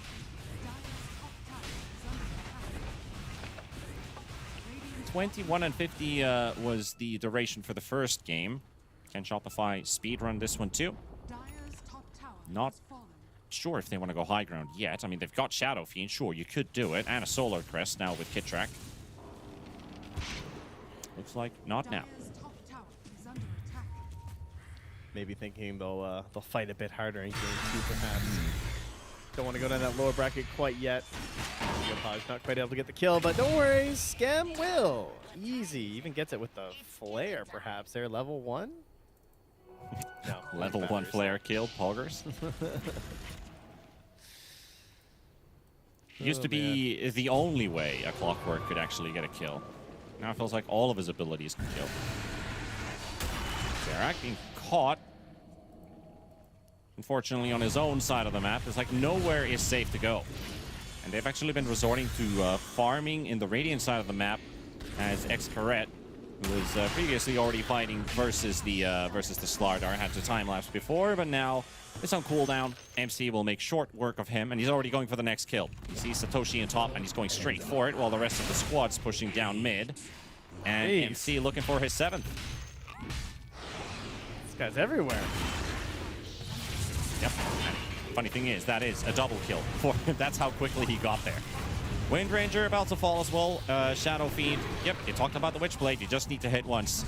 That's exactly what he will do. He's a genius. Oh, he's trying to hit him with the long snipe. It's a close attempt. He is dropping low. He's still got that Requiem for protection. Punch them back. Make sure that they won't directly chase him. Trying to avoid the tower damage as well. Gets back to Kitrak. Gets the cookie save and the Solar Crest. Still that Flesh Golem. Trying to get closer and closer, but it is really difficult to get there. They interrupt the Timber Saw. That's a good play. A second big streak. Same hero claiming that bounty. And Hiruka will also get that take down Scam. Just what I've been waiting for. Yeah, the 10x kill streak. My master plan is coming to fruition. Yep, he got Scam streak before for 760, and now he got 1,094 for the Timber Saw. So he's picked up 2 big streaks, and he's gone past the Snapfire. He's really looking like some kind of a force that this team still has. Oh, not even RTZ's streak as well. He's dropped very, very low. Blink up in 6 seconds. But RTZ also has his own nice Blink stun coming in from Mind Control, connected on to 2. Satoshi will interrupt the Snapfire ulti, so they'll get to fight a bit longer, but with the DK dead, that's pretty much it. And oh, what? RTZ was trying to TP out on like no HP, and XCard tried to right-click him down, but he just couldn't do it, so he just had to Shikuchi to kill him, and then he just died because he's just inside of him. He had no choice. It was the only way he could kill him, and it just blew him up. Oh, yeah, talk about a kamikaze play. That was right it, you know. Yeah, just 900 damage from a Requiem. Just like, okay. I'll take you with me. Yep. Well, Shopify has reached the meaning of life. It's 42. What does 42 mean to you, Trent? So it was a good book. I wonder if there's something deep in the Dota lore behind that number 2. Oh, I'm sure there's many references, I'm sure. Oh, well, wow, my goodness. Who has a Dagon? That's dirty. Timber has a dark Dagon. Ugh. It's deserved. They're still hanging in at 43-8. You deserve to get Dagon, honestly. You've brought this upon yourselves. I guess you're right. No rest for the wicked. The final tier 2 tower being taken away, and no longer outer towers after that. Now, here's a question. Will Mind Control die this series, seeing as how he did not die in Game 1? He's currently 9-0-9, and fearlessly jumping people, and closing in on Moonshard. Well, that's a pretty solid scoreline to start the day, and the tournament run as well. I mean, yeah, he had a 25 KDA in the first game. He's at 18 now. What is that, 43?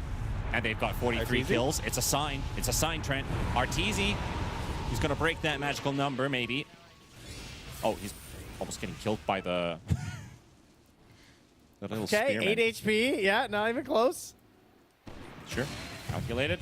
They'll find Haruko. Drop the tombstone on the high ground. That's instantly going to get focused by Kitrek. Gets healed one more time. Only cleaned out of the way. Oh, they scan Arteezy as well. They're like, Zarak, go on the hunt. He's low. Can he find him? He's farming some ancients here. Oh, Oh, he blinks out just in time. It's a close call. that would have been such a good kill. Just wipe that smug smirk off his face. He's smirking. He's sitting there, having a grand old time. Well, on the downside, MC's KDA is 44, and now Shopify's at 45. So they'll need to work a bit harder. Have a higher KDA than the kill rate in game number 2. That's Xcaret. Surrounded from all directions and nowhere to go. And Dagon will You know finish what's him. bad? Uh-huh. Because he's gotten so many good time lapses off this whole game, like where he's at like 10 to 15% HP, and it just does not matter at all. He still just dies immediately after because they just outburst him so hard. Yeah. They've been sticking to this game for a while. Will continue to do so. 3 heroes now dead. Still farming kills outside the base. I guess Shopify's doing a bit of, some people do last hit training.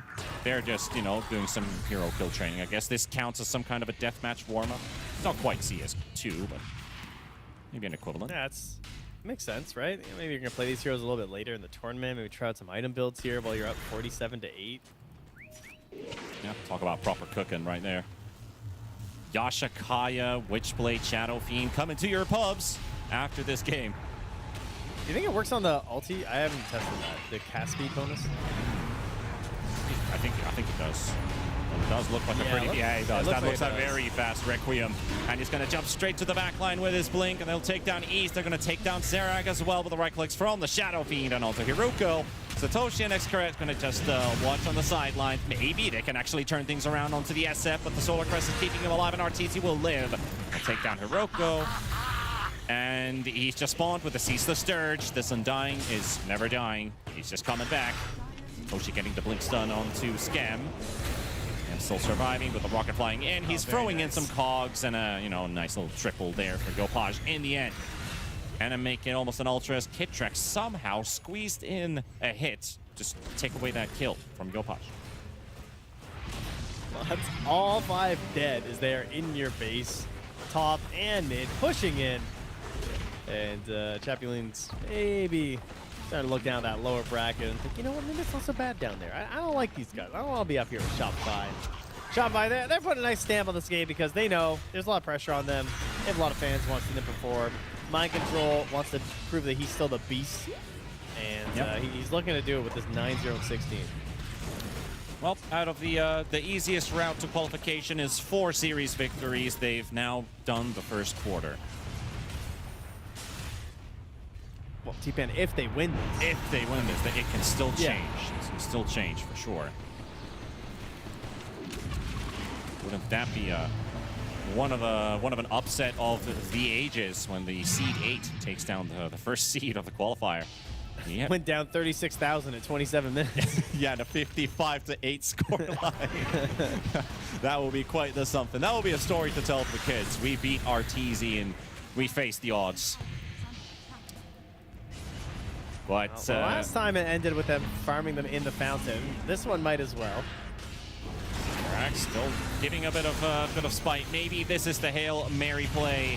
Going together. We all seem to die together, but at least we fell and fought together. 4 heroes down. Xcaret is going to be the final one under a sentry ward. Let's get the time lapse off. Maybe this is the Mind time control. lapse where he survives? No, Scam's just gonna deny that escape from him and take him out of play. RTZ for the triple, and that's a very fast ultra. Oh, he's going for the rampage now. Are they gonna get it? The first rampage of the NA qualifier. MC dies for the cause. There's the GG call, and RTZ's gonna die to the fountain, so no rampage. Unfortunately, we're gonna have to wait for that one for a bit, Trent. We will indeed, but, you know, Mind Control, he runs up and makes sure he solos Roche first, so we'd have that Aegis to go high ground, thus still keeping himself deathless in this series at a 9-0 and 17. Very well done from him. And Kirak, like, really good lane pairings. They made this look super simple in their lanes in both of these games. They kind of shut down East to the point where he did not get to play. That was one of the saddest days of Dota I've ever seen. My apologies to you, good sir. That did not look very fun for old Ifrit. Yeah, Ifrit and the gang, you know, feeling a bit disappointed after, of course, playing against the first seed of the qualifier. I do have a question for you, though. You were talking about the Snapfire at the start of the draft. Do you feel like it worked in a way? Did it feel like it's fixed now? I actually didn't even notice, because it's mostly a right-click thing that was busted before. It must be fixed, or else they probably wouldn't pick it. So, I mean, the hero feels really fun. I've played it a few times already. It's right. She's just good. She's a solid pick. I'm always a big fan of the ulti, because it's a lot like Witch Doctor, where when you hit 6, you just get a free kill, which is always solid. And again, this whole like full bore, long range scatter blast is extremely strong. So I don't think you have to pick it every time, but it makes rotations very, very easy, and you always secure the range creep. So really well done. Yeah, there's a bit of a funny storyline to that with the full bore that somehow point blank equals 650 range. That's not quite point blank to me, but the boys were having fun. You know, the whole game started off with a bit of fountain cog farming with the Shadow Fiend, the Snap, and the Clockwork, getting a good start for RTZ in his lane. A bit of a blast from the past. So something that we used to see so many years ago, but it's fun that the Shopify guys are at least enjoying themselves. But then again, the champion leads. You already mentioned they did not have the series that they probably wanted to play in the first round. Now they go to the lower bracket. What are the things that they think about? What are the things that can still keep them, positive? Maybe just ignore the fact that we played against probably the best team of the qualifier. Yeah, exactly. I think just, play some pubs, chill out. It's okay. Yeah, you're just getting warmed up, obviously. Maybe you want to fix some of your drafts. I think their drafts were, like, terrible or anything, but maybe they need to find some things that are perhaps, like, a little bit more broken. Like, I wouldn't say any of their stuff, like, super stands out. It's mostly been, like, nerfed stuff or heroes that haven't been, like, the top of the top. So, maybe, just play Dota. You'll be fine. Throw this one away. Well, as we are pretty much done with our first matchup here, of course, from this game, should we pick ourselves the standout player? Are we going with MC's KDA, or do we feel like Skem should again get himself that MVP I think he was deathless. I think MC makes the most sense. I mean, Skem is what I meant to say. Is exactly what I meant, because that's what the graphic has prepared. Hey, and he crushed it both games. Made the lane super easy. Really well played, and made sure that when they were trying to do their sneaky little farms across the map, that was all shut down. Even if I'm a core player, I love to see a support standout player being brought up here. So Scam, well deserved throughout this series. Definitely a force for Shopify Rebellion in this first series. And of course, all of the Shopify fans are now rejoicing that, yay, we're going to win this qualifier. We've already beaten the first quarter of the 4 remaining series, if they can keep themselves up in the upper bracket. But of course, I think it's for us time to look onward. We've got our next series on a follow-by schedule, so you don't have to wait for too long, as we have Grin Esports and we have The Hut. You've looked at the rosters. You see a lot of familiar names in there. What are your pre-thoughts before we head over to a break and start to actually crack down the series? I'd say that Grin are probably favorite. I mean, they're, I guess, in theory, seated higher. They won Open Qualifier 1, as opposed to the Hut, who had to wait till Open Qualifier number 2. But it's NA, it's, we'll see what happens. But yeah, I would take Grin a little bit over it, but I'm expecting Bloodbath, aggressive Dota, and all the fun times that you can imagine. That's what we hope for, and we'll find out after the break with Grim versus the Hut, who's going to be taking up that series. We'll see you guys in a bit. The official headset of PGL tournaments. Now, with a wireless version, experience unparalleled speed and reliability with the latest wireless technology, advanced hybrid ANC, and built-in EQ for your favorite game. Designed with elegance and durability, and extreme noise-canceling microphone. Always stay one step ahead with Aspire Wireless.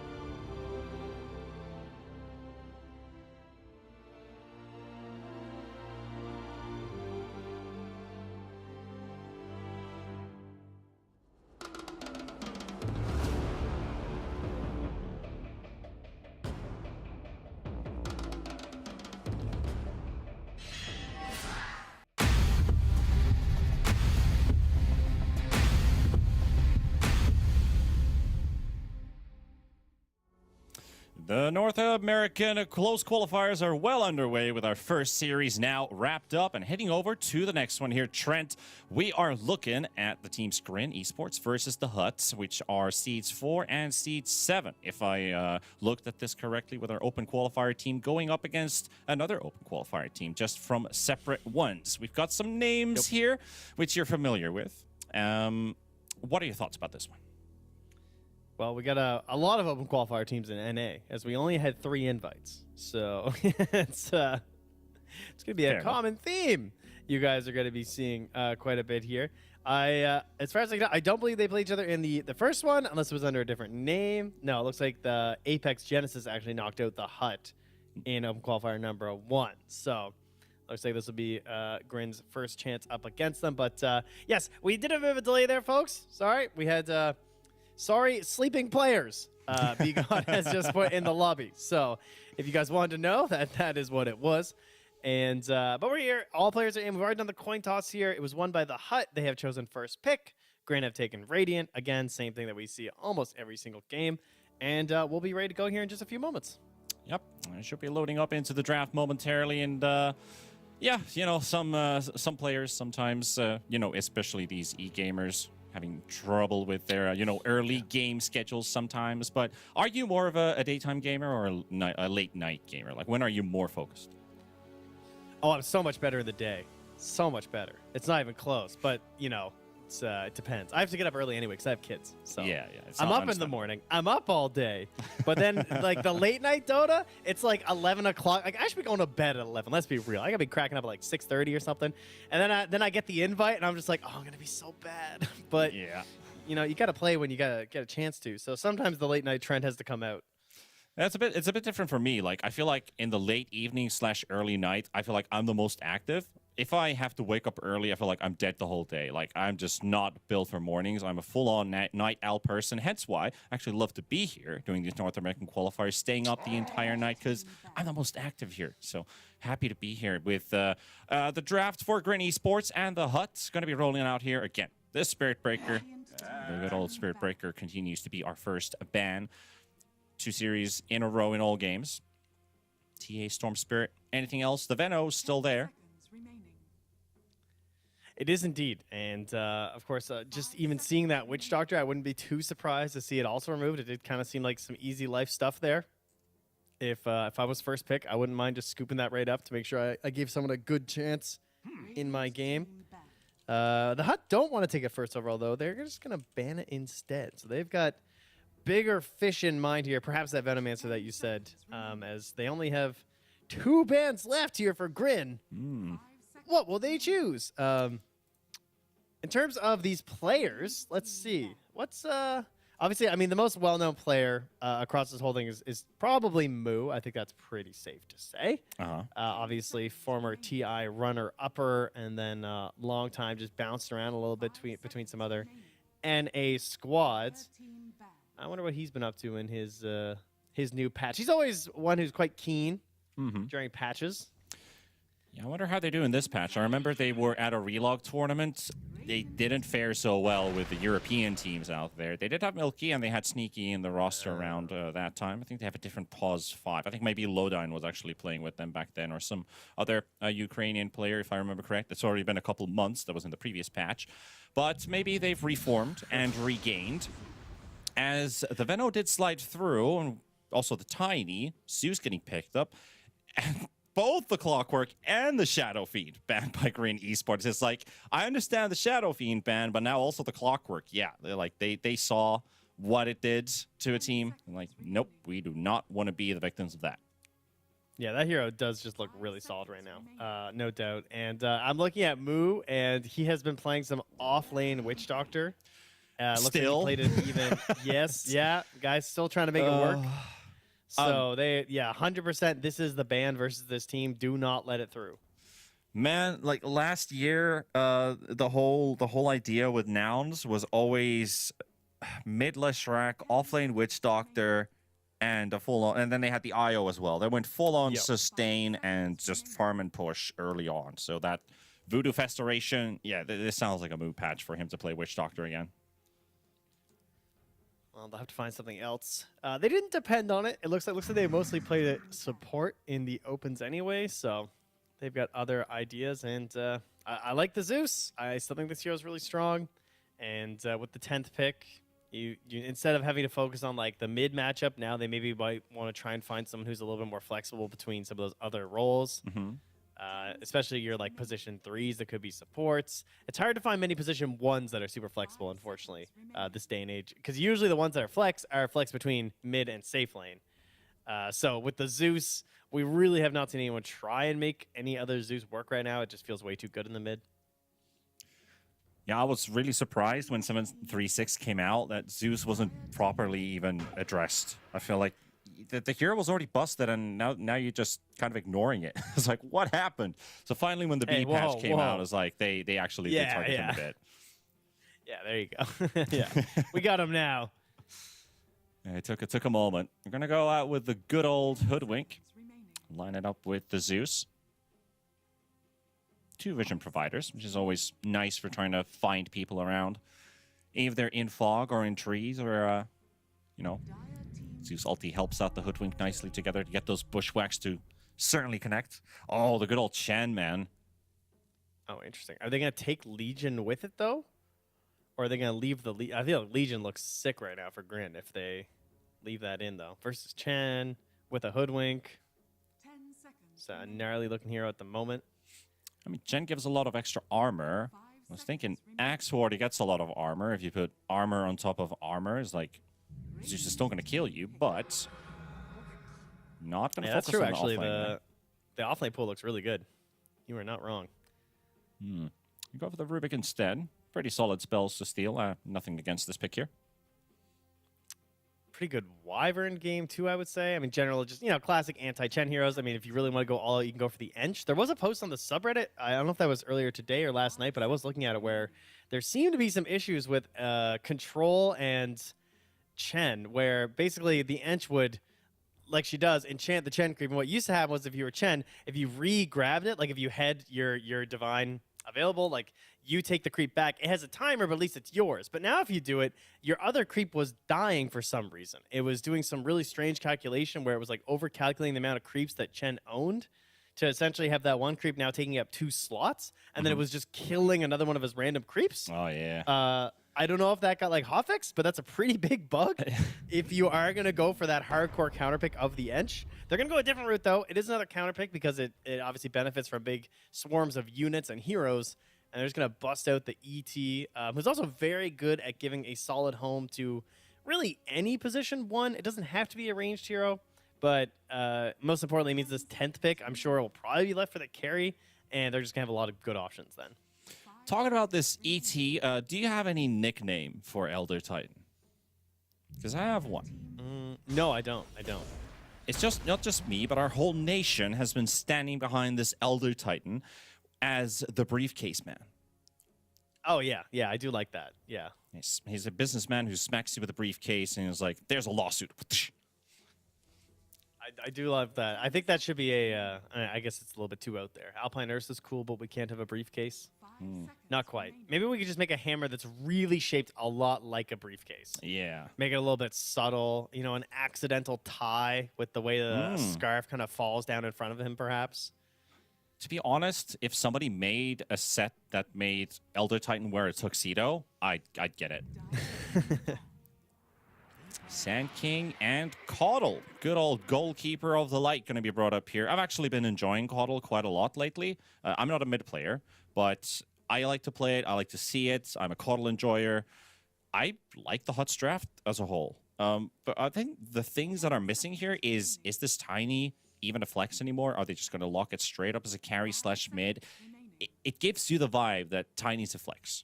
But what do you think? Do you think like they just lock it into a particular role? They ban out the Life Stealer. Yeah. Could be a target to the carry Tiny at least. I think it's probably a 1. It's not going to have a very good steroid unless the offlaner provides something.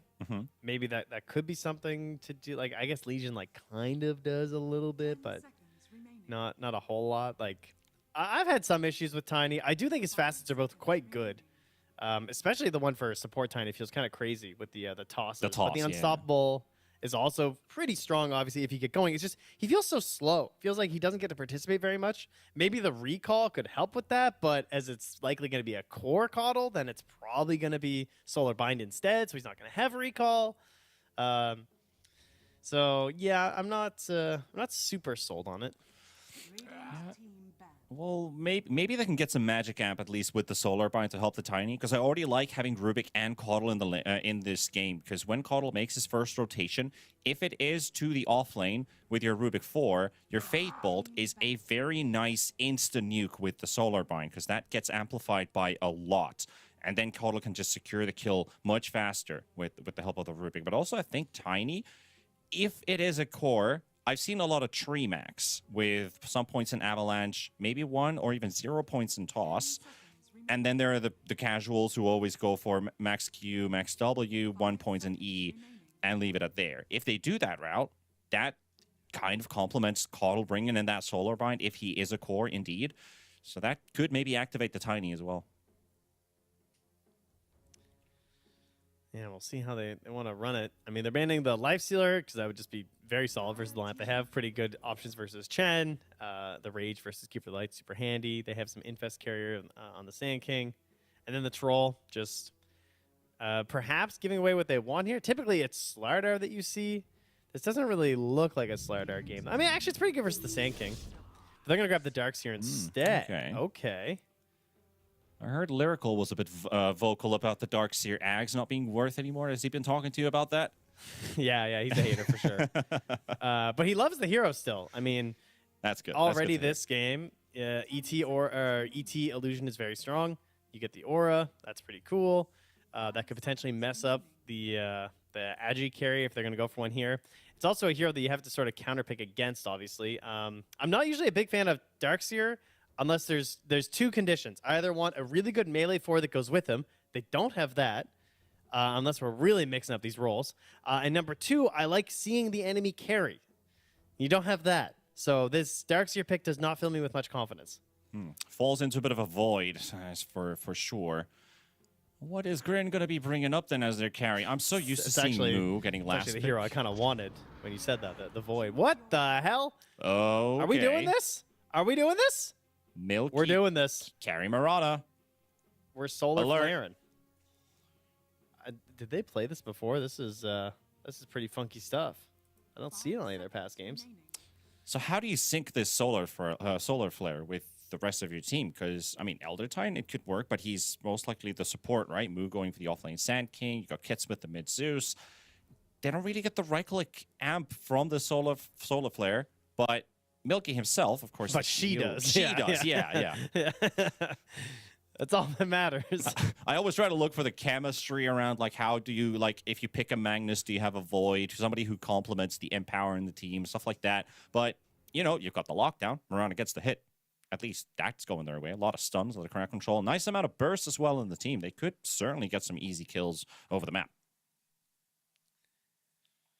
Yeah, we'll say. I mean, I have not gotten to see this very much. I know people have been trying it, but they did just buff it again, right? The Solar Flare, I believe, has been amped up even further because they're really trying to make this a thing. Let me take a look here at our lovely hero list because she's universal now.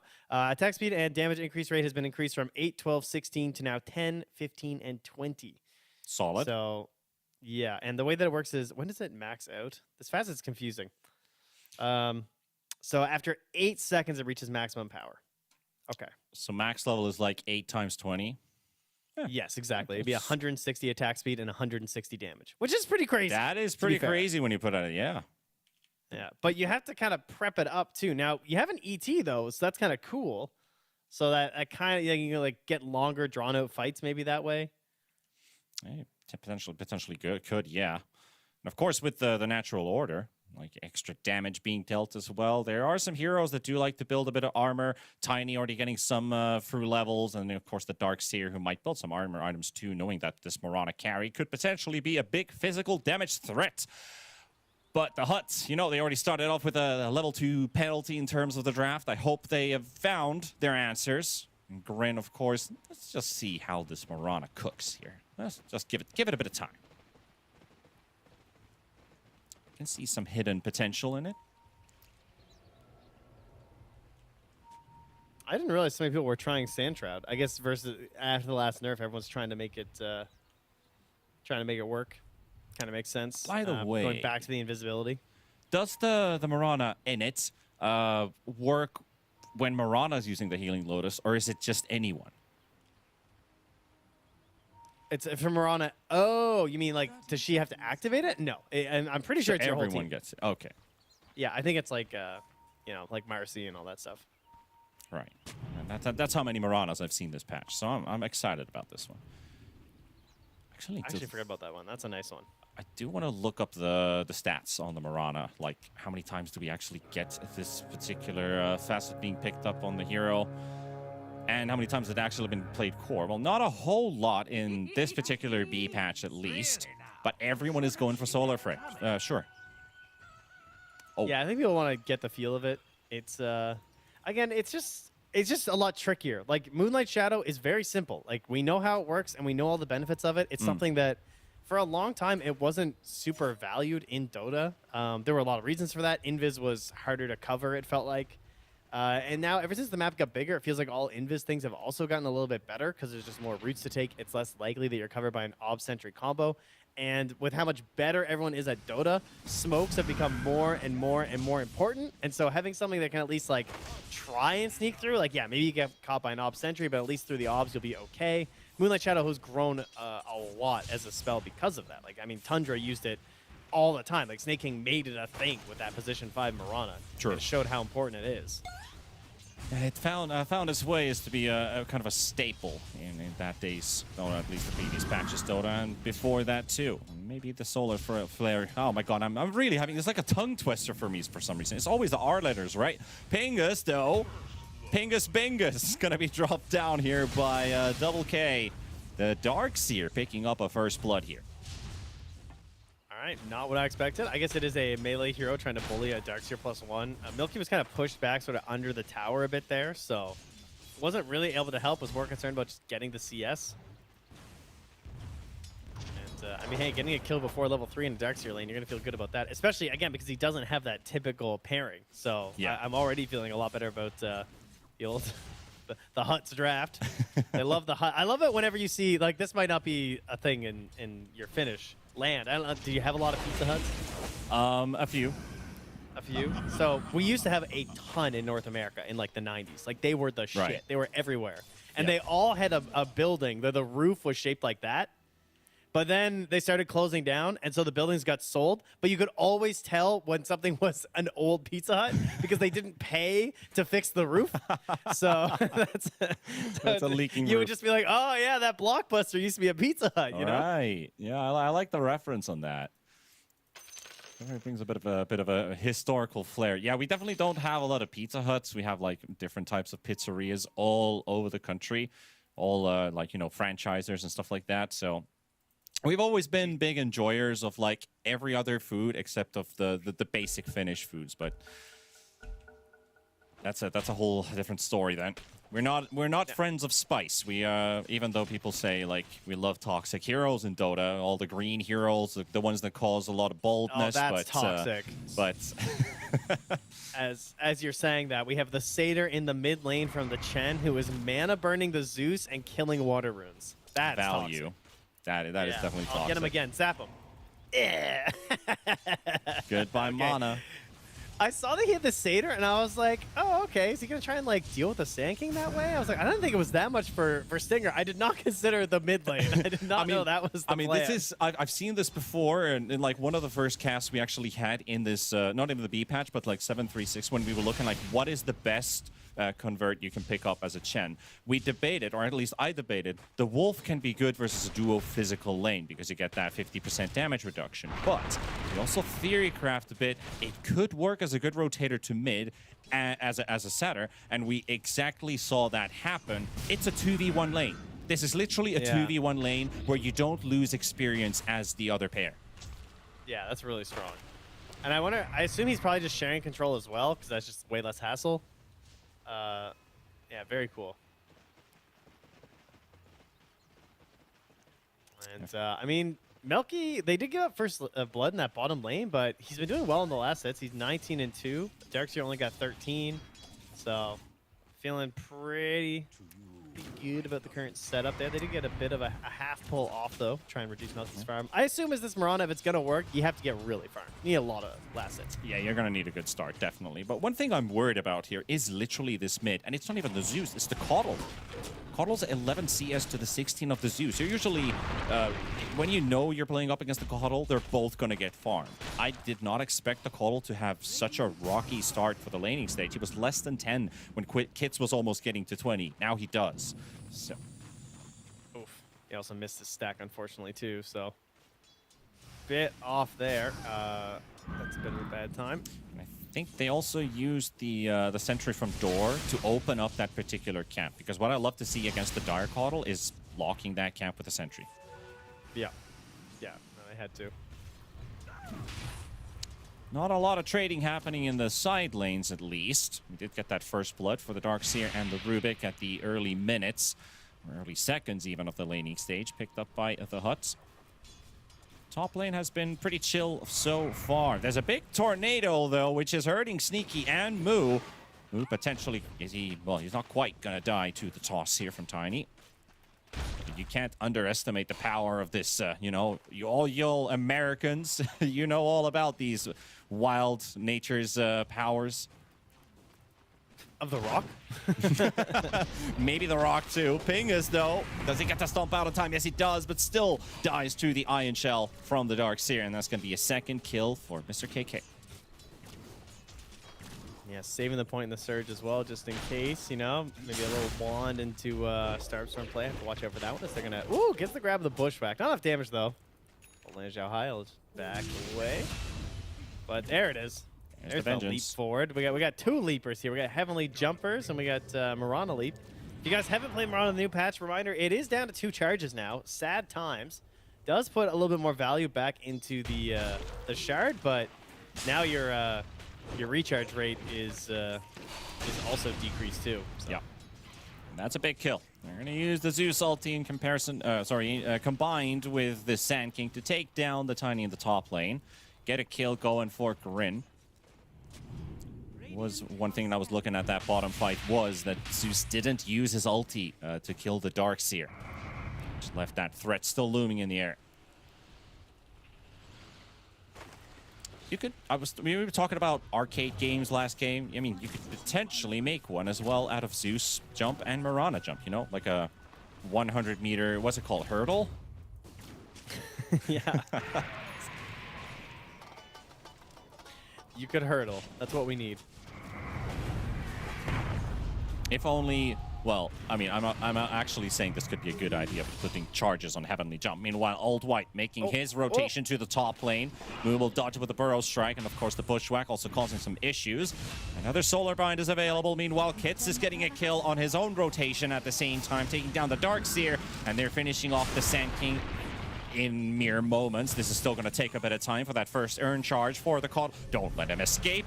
That's the one thing that they would have not liked to see, but Moo is going to be taken down with his teleport on cooldown. He's going to have to take the walk back to the lane. Oh, yeah, that one hurts. But yeah, even that little charge gave it a 338 damage is so ridiculous. Solar Bind, dude. What an ability. It was a good idea, I think. At first, I was like, wow, Coddle just got murdered. But I think separating the recall and the Solar Bind was actually a pretty good solution to sort of keep the two different ideas of Coddle alive. I mean, I guess that's what Facets are supposed to be doing. So, there you go. Imagine if with Coddle, when you can pick a different facet, you could pick a different shard as well, because you only get Illuminate heal then, right? You don't get a second charge of recall. Oh, I actually don't know. Do you? Because it could be a pretty wild idea if some heroes have like changing shards with their changing facets. I don't know if the game gets even broken. Yeah, no, you do get 2. You get 2 charges. Okay. On recall. Yeah, we're good. That's You scared me. Like you just get Illuminate heal. You've already imagined a beautiful thing that we have. So don't worry. We're all good here. Fighting in the river, though. Zeus going to get lifted up by B-God, and Pingus is just charging forward, trying to get to the Coddle. The Zeus ulti is going to finish him off. He'll die to the tower, but they're going to get a whole lot more for this one. Trade. It's going to be a 3-1 going the way of Grin as they take down both of the supports and the Coddle, and just losing the Zeus. I mean, it hurts to lose Kits, but they'll take this trade any day. Under attack. Yeah, I mean, that's going to put Sneaky up to level 6 here, so Sharpshooter, ready to rock and roll. Also, you know, decently farmed, not too bad. 2,000, top of the supports. Get yourself a bit of a wand here on the old Hoodwink. Start roaming around the map. You have the Sand King to pair with too. Moo's got 2 points in the Burrow Strike, so they can just go like Burrows into Sharpshooter. Game. So a triple core net worth lead here for Grin, with all their cores a couple hundred or maybe even a couple thousand ahead of the rest of the bunch from Hut. How do they, you know, you talked about this Tiny already being a bit, you know, slow. He definitely is a bit cocky. He's not only slow on attacks, but they need some time, while time, I think, is exactly what they need when they take down Milky in the bottom lane. But there's going to be an answer. Sneaky. Oh, nice bushwhack, the Sharpshooter. The Mechanism heal. Hingus isn't instantly going to take down the Starks here. He will survive. Rubik also being untouched. And now they're rotating top. I mean, Got the Solar Bind. There's the Vessel as well. The Sand King's history. Has to be. Here we have it. Also a kill for the Rubik. yeah, great turnarounds there, man. Jeez, how does he grab another one after? Hey, what? Did he just come too close? He probably didn't realize he still had Starstorm. I can't get the death summary of it, unfortunately. But, I mean, the Starstorm steal was crazy. I mean, level 4 Starstorm this early in the game is a ton of damage. Oh, thank you. There it is. Yeah, absolutely just blown up. Look at that. That's a lot of damage. Yeah, 584? Sure. Yeah, that's a lot. Jeez, get annihilated. Kits, gotta be careful of that same spell being used on top of him. He's also Dude, got this the is the Arc Lightning as greatest well. Starstorm. Be God, making the plays happen, trying to keep the chase on Kit. Oh, the high ground miss. The bird taking a bit of a bite off of Kits, but he's just not dying. Oh, he's like, why didn't I steal Zeus ult? I'm getting this guy right now. So you guys gotta zoom all the way. I'm not the best use of a haste through, but hey, keep it alive. Be God. He's bumping in the chair right now. He's fully in the zone. Speaking of the zone, look at KK. He's, whew. This guy's ready to game. Oh, holy, that was a scary moment, definitely for the Zeus. You know, Rubik was on the low ground of all things, and it's like, yeah, I'm gonna run past you, run away, and still try to survive somehow. And now a random bird just takes a chunk of my foot, but I'm still alive. Net worth is sitting even now for all the cores are on the dire side, slowly catching up. And a nice big stack for the Caudle to farm. He's Illuminate blasting the Ancient Camp here. Yeah, this is going to help those dire supports because the Radiant, they're now starting to get some stacks. They just got someone to move here, so again, going to help Sneaky. But before it was the dire supports that were a little bit behind. Now they're passing both of the Radiant ones here, partially because of these stacks that are happening right now. Also about the Caudle build, do you think this is the meta to go with right now? The Vessel TP boots into Orchid? I mean, I think there's probably going to be different options. This one looks really good this game, for sure, especially with the Mirana. I feel like she's going to be really vulnerable. Like, she'll probably have to go Manta, I would guess, after this. You're going to need something. As soon as they see But you any... want the Gleipnir is the problem. As soon as you see any components coming up towards that Orchid, you'll definitely start to consider some defensive item. This is going to be the first Solar Flare usage here. Old White actually not getting caught by the Bushwhack, but the arrow does. It's going to have to, you know, pick between two poisons. Which one do you catch, the Bushwhack or the arrow? One will hit. Kits will get the kill. I mean, attack speed 40 damage for an Elder Titan. That's pretty cool. I'll take that this early in the game. All your buds getting to have it. They try and stop this Chen army from stealing the wave. Nicely played. Well, that's going to clear that push out. Yeah. Door keeping the creeps away. KK though. TP coming in from the Hoodwink, but I'm not sure if he's going to be there in time. That's a very long teleport for Sneaky. But still, the reinforcements are around. They're blocking all of his exits, and Milky will get his first kill of the game on the Carry Mirana. Still topping net worth at 6.5k with that Maelstrom ready. Yeah, and not even risking an arrow or anything, just ensuring, hey, I'll burn my charges if I'm going to get this kill. I'm just going to be farming for a long time anyway. And like you were going to bring up before, Lanzhou High also just been farming. 0-1-1, 92 last hits.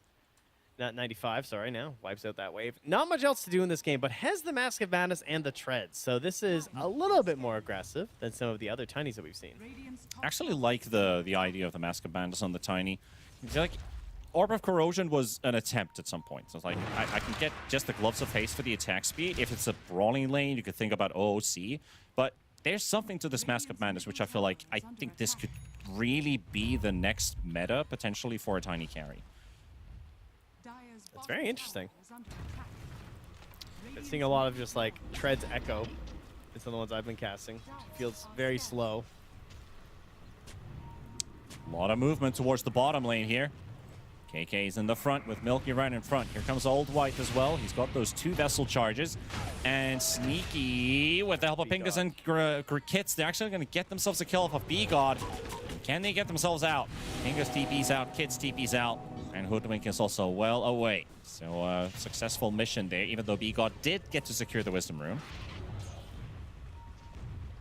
With all that movement, that also means Kits is going to get the AD for himself. Are they still going to convert to a push? Yeah, I'd say so. I mean, Moo's doing the same thing here. Is the top lane core is just not really involved, right? 0-1-1 Lanzhou high, 1-2-0 on Moo. Really just chilling out this game, trying to get their farm on. Oh, there's your mom tree hacker. Nice Cliff coming out there to slow down the push as well. Another Spirit Form pop by the Caudle too. They do have Kits sitting in the trees. Trying to stay hidden. Nice arrow connection onto into the Earth Splitter as well. Not even waiting at all. But it misses completely. It doesn't hit anybody. Lanzhou trying to fight there with Milky. Milky still poking him away. Not going to get quite a lot of damage done, and also have 5 stacks of Craggy Exterior. Not a fun one to have. And of course, Old White blowing up Pingus there. Slowed up. 6 seconds for another Solar Bind as well. Kits is going to have to back out. 2 heroes down on the side of Grin. Don't get to quite push that tower down yet, though. They're going to have to move themselves away. Old White TP's top, and this Milky and move right next to him. They're ready to go in. Oh, poor Caudle. He was not expecting that to happen. Scoops it up there with the Thunder Gods as well. Get involved in that. How about Kits' game? Bit of a dangerous maneuver to go up against the Sand King, who does have the Aghanims complete in 80 gold. So this was just the most obnoxious spell. I actually thought that it was a typo when it didn't say like what percentage of Burrow Strike it was doing with the spines when I first played against it. And then I realized that it was just full-on Burrow Strikes, which is absolutely insane. I think 70% is still quite good. So, I mean, he's committing. It's also very funny. This keeps happening where Sand Kings will have either 0 points or 1 point in Sandstorm when they buy the Yeah, it surely is. And sometimes also, I think it's more of a placebo effect, but when you have it, you never stun anyone, and when it's on your opponent's team, you're perma-stunned. Yep. And it doesn't scale, like, theoretically, the lower level it is, the more likely you are to hit them, right? Mathematically, because the Sandstorm is smaller, so there is this weird point where now it's like, I don't really need the Sandstorm damage. I just want to chain stun you. Yeah, it's been debated for a very long time. Like, is it better to have a big one or a very small one? Because, yeah, technically the area smaller should guarantee more stuns, but you don't get as much damage. Then you rely on somebody else bringing out that damage into the table because you're stunning more. But it's just one of those Dota things. I feel it's an RNG-based spell. You just got to, you know, pray for RNGesus and hope for the best. I vote stats. And I think that you just, you know, you game the way you want to game. Yeah. All right? Don't take the Sandstorm any bigger. That is the mid-tier 1 tower down as well. Grin moving out as a bunch. There's a cheeky little river ward placed down by the leaking roof of the hut. Hopefully it's not leaking that bad. Old White struggled to get a foothold on this game. Like, this Caudle hasn't felt as big as the Caudles I'm kind of used to seeing, where they first run to a rotation top, they TP bottom instantly, get like a double kill from that. And of course, the fact that Kits was ahead in CS just tells how well Kits also plays the Zeus. Like, one of his most, I won't say super comfortable heroes, but a really good Zeus player. But pushing a Caudle behind you, I think that's already a big win. I think it's the like the way that the 3 cores want to play is pretty different. Like Tiny just wants to sit back and farm. He just wants items. Darkseer is kind of the same way. He also just wants to get big aura items and stuff. Right. Typically, like aggressive Darkseers are again when you have a normal parent. He doesn't have a Spirit Breaker. He doesn't have a position 4 Tiny that he wants to like go around and get kills with. So Caudle's like the only kill hunter. Then you have a Chen, but you weren't like rushing down towers. So your Chen draft hasn't taken the mid tier 1.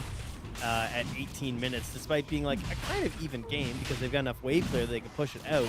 So it just feels like there's a bit of a discombobulation here between a lot of the Hut's heroes. Whereas now, like, there's an Aegis on Grin. They're just going to move in, and when they start a fight, I think it's going to be like...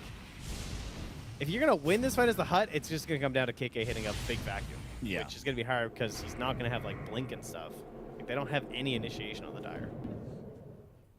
Yeah, that Tiny Blink is, I think it's really needed. And also the fun fact that he disassembled his Mask of Madness for the Echo Saber, and we're going back to the pretty much traditional route, but we see a lot of like carry Tinies is like, why are you building Blink? That's the mid way to play it. You go for Shadow Blade. This has been like the way the last week or 1.5 weeks that you kind of built this Tiny, but they really need a Blink, and oh, they're gonna catch KK in the end.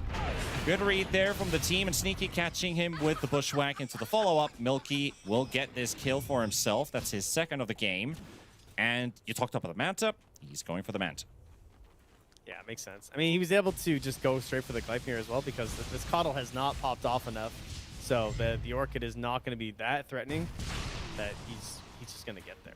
Like, I'm not super concerned about it. He might die like once to it, but I don't even think that's going to happen. Oh, it's going to be a rune bait, maybe. Gonna go for the illusion, but Grin, they're slightly late for it, but they do get the rod connection into the bushwhack. Tiny. This is going to take a bit of time, but Earth Splitter is going to make sure that this guy just disappears. Also a Zeus ulti just in case if there's somebody else around in the area, but nobody was showing up to save the Tiny. He just got chunked. Yeah, quick 1,000 damage from the Zeus, almost another 700 from that Elder Titan to finish him off. And that Earth Splitter is always going to look great versus Tiny.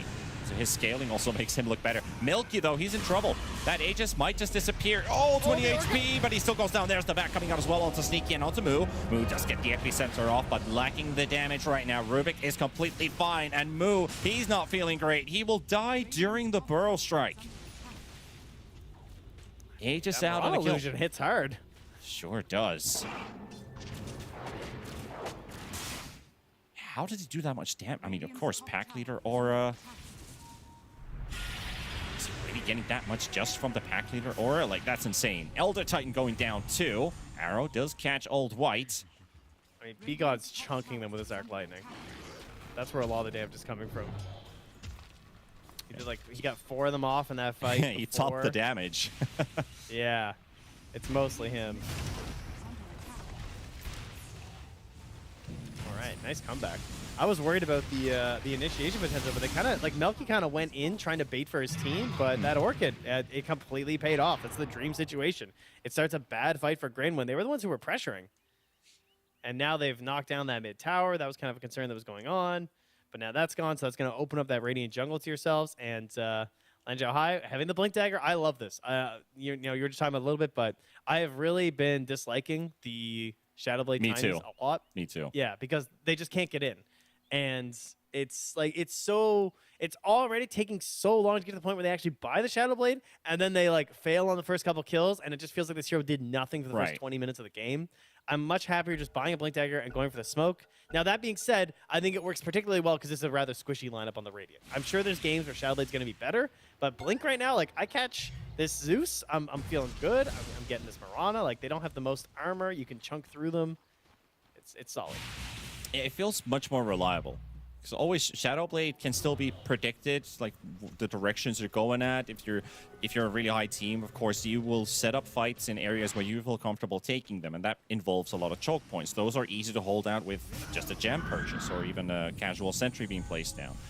Blink just gives you so much more security, and I totally agree with you. I actually hate the Shadowblade. I don't know why it's being built. Yeah, get out of here. But there has to be some truth to it. Maybe probably because of the Venomancer meta. True. I mean, that's legit. There is one item I really want to see in the Caudle, and it's actually the Shard. But I don't think he's going to buy it. But I hope he kind of does, because of what we talked about the draft. The Tiny, the Rubik, they both benefit from that extra magic amp. That is true, actually. That would be nice. Dire's Well, everyone's going to benefit for some Greaves done now for KK, so Greaves and the pipe. It's a KK slider. He's going to play some tunes to that pipe for you guys. And people out there who's getting that, it's fine. Don't worry about it. They're going to get the Tormentor. Oh, that's good. Sneaky. You know, my cat literally just came to watch some NA Dota, and I couldn't see the Tormentor being taken away. Hello there. tower is under attack.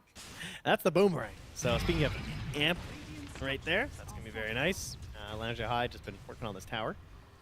Taking his sweet time, but he's backed up here, so he's going to go back in and be like, oh, I'm just a Tiny all alone trying to cheese a tower. Don't come fight me. I'm definitely alone. Door is just in vision, standing back there on the Jed. It's fine. Making his presence known. Tiny has 41 armor, by the way, with Divine Favor. That's pretty solid. It's so weird to see. I just keep seeing it zooming around the Tiny and getting confused a little bit. Like, oh yeah, right, that thing. Pingu, he's gonna grab this wave. Will he be grabbed by Lanzhou High? Oh, he's getting grabbed. He's scooped. Boy. Well, that makes it look a bit too easy finding themselves an Elder Titan. That just reminded me that I have ice cream in my freezer. Hell yeah.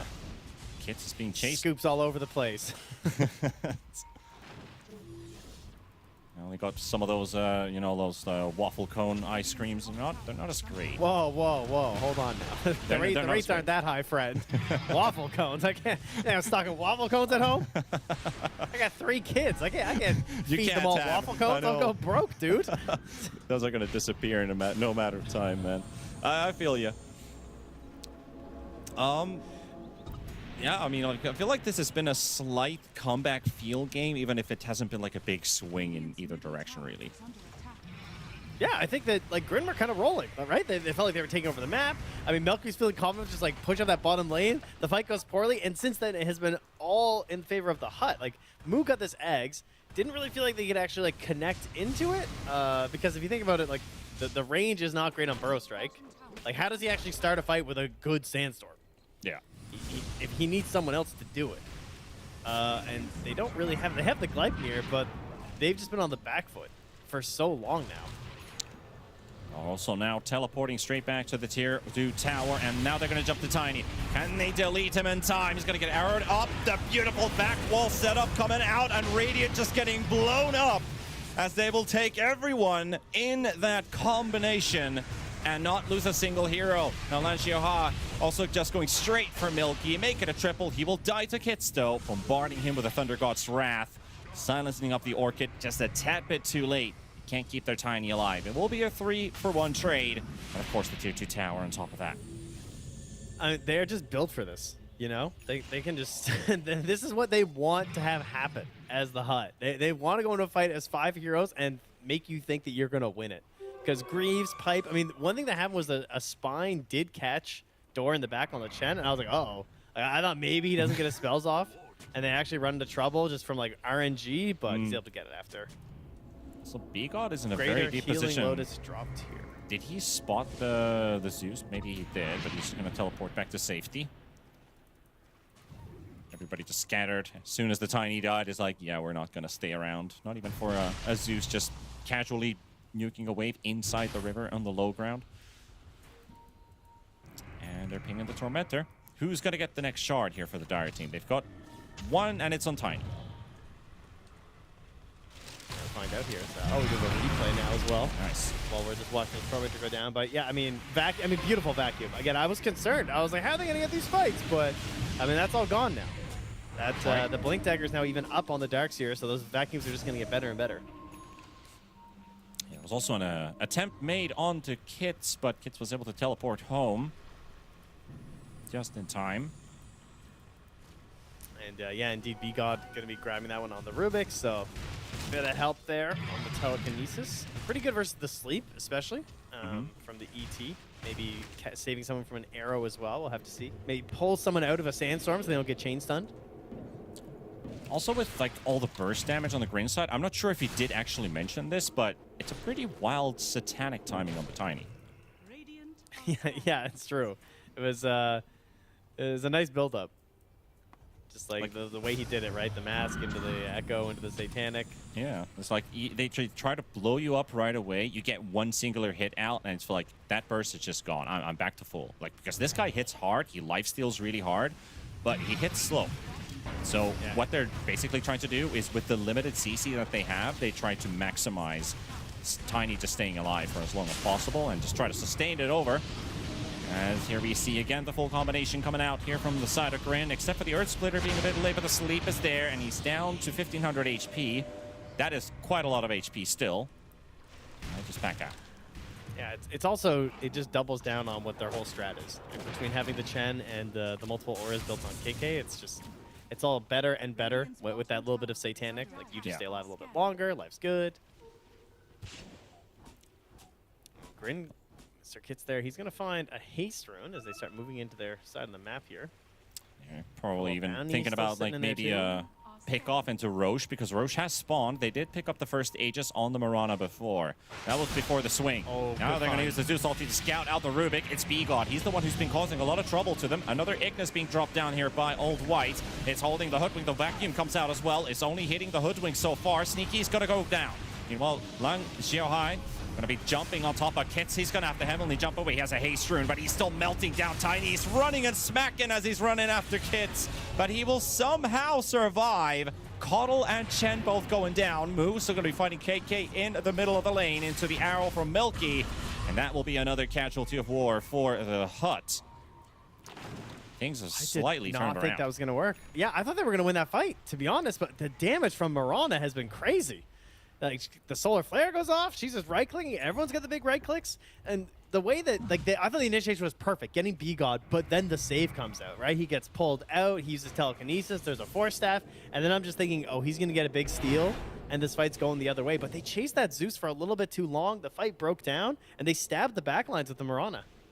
That's the second time this game Kits gets away with a haste rune and runs all the way to the fountain.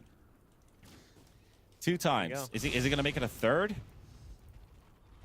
And now, I mean, they immediately run bottom, take control of the area because they know that Roche is running down here. So this will indeed be a Grin Esports Roshan for the banner. Good old banner. I mean, all of the talent have been crying out loud like that previous banner was absolute dog. And this one, I think this was the change that it needed. They needed to make it better or just delete it from the game. Well, we'll see who's going to get this banner because they're coming in. Tiny coming in. Yeah. Oh, the spine! Oh my goodness, the Ignis is right there as well, but Move being pulled in, and they've got the Tiny locked down. And then we'll take him out. B-God gone as well. Double kill from Milky with the BKB just rolling all the way to the back line. No cares in the world. And Old White goes down as well. Mirana's right-click damage is out of this world right now. Sneaky with a bushwhack. They've caught Darkseer and Chen on the lone corner of this map. And that's a rampage for Milky. Tips deserved. Okay, it's on, guys. Queue up right now. Get your safe lane Marauders in. Link the footage. Tell it it's fine. Saw Milky do it. 5,500 damage, 2,000 gold.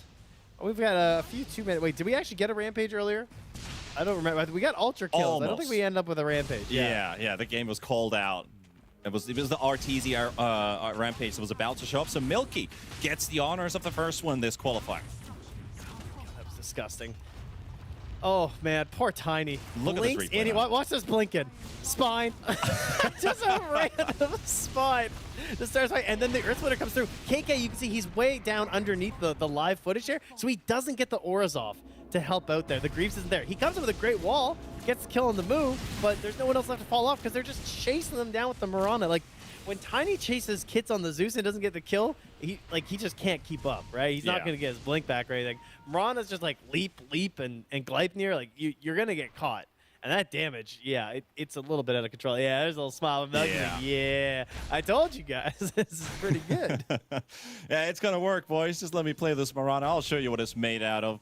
But yeah, like you said, there was a really good vac play from the Darkseer, but it felt like it was a bit too late because the Mirana was already hunting people on the other side of the Roche pit.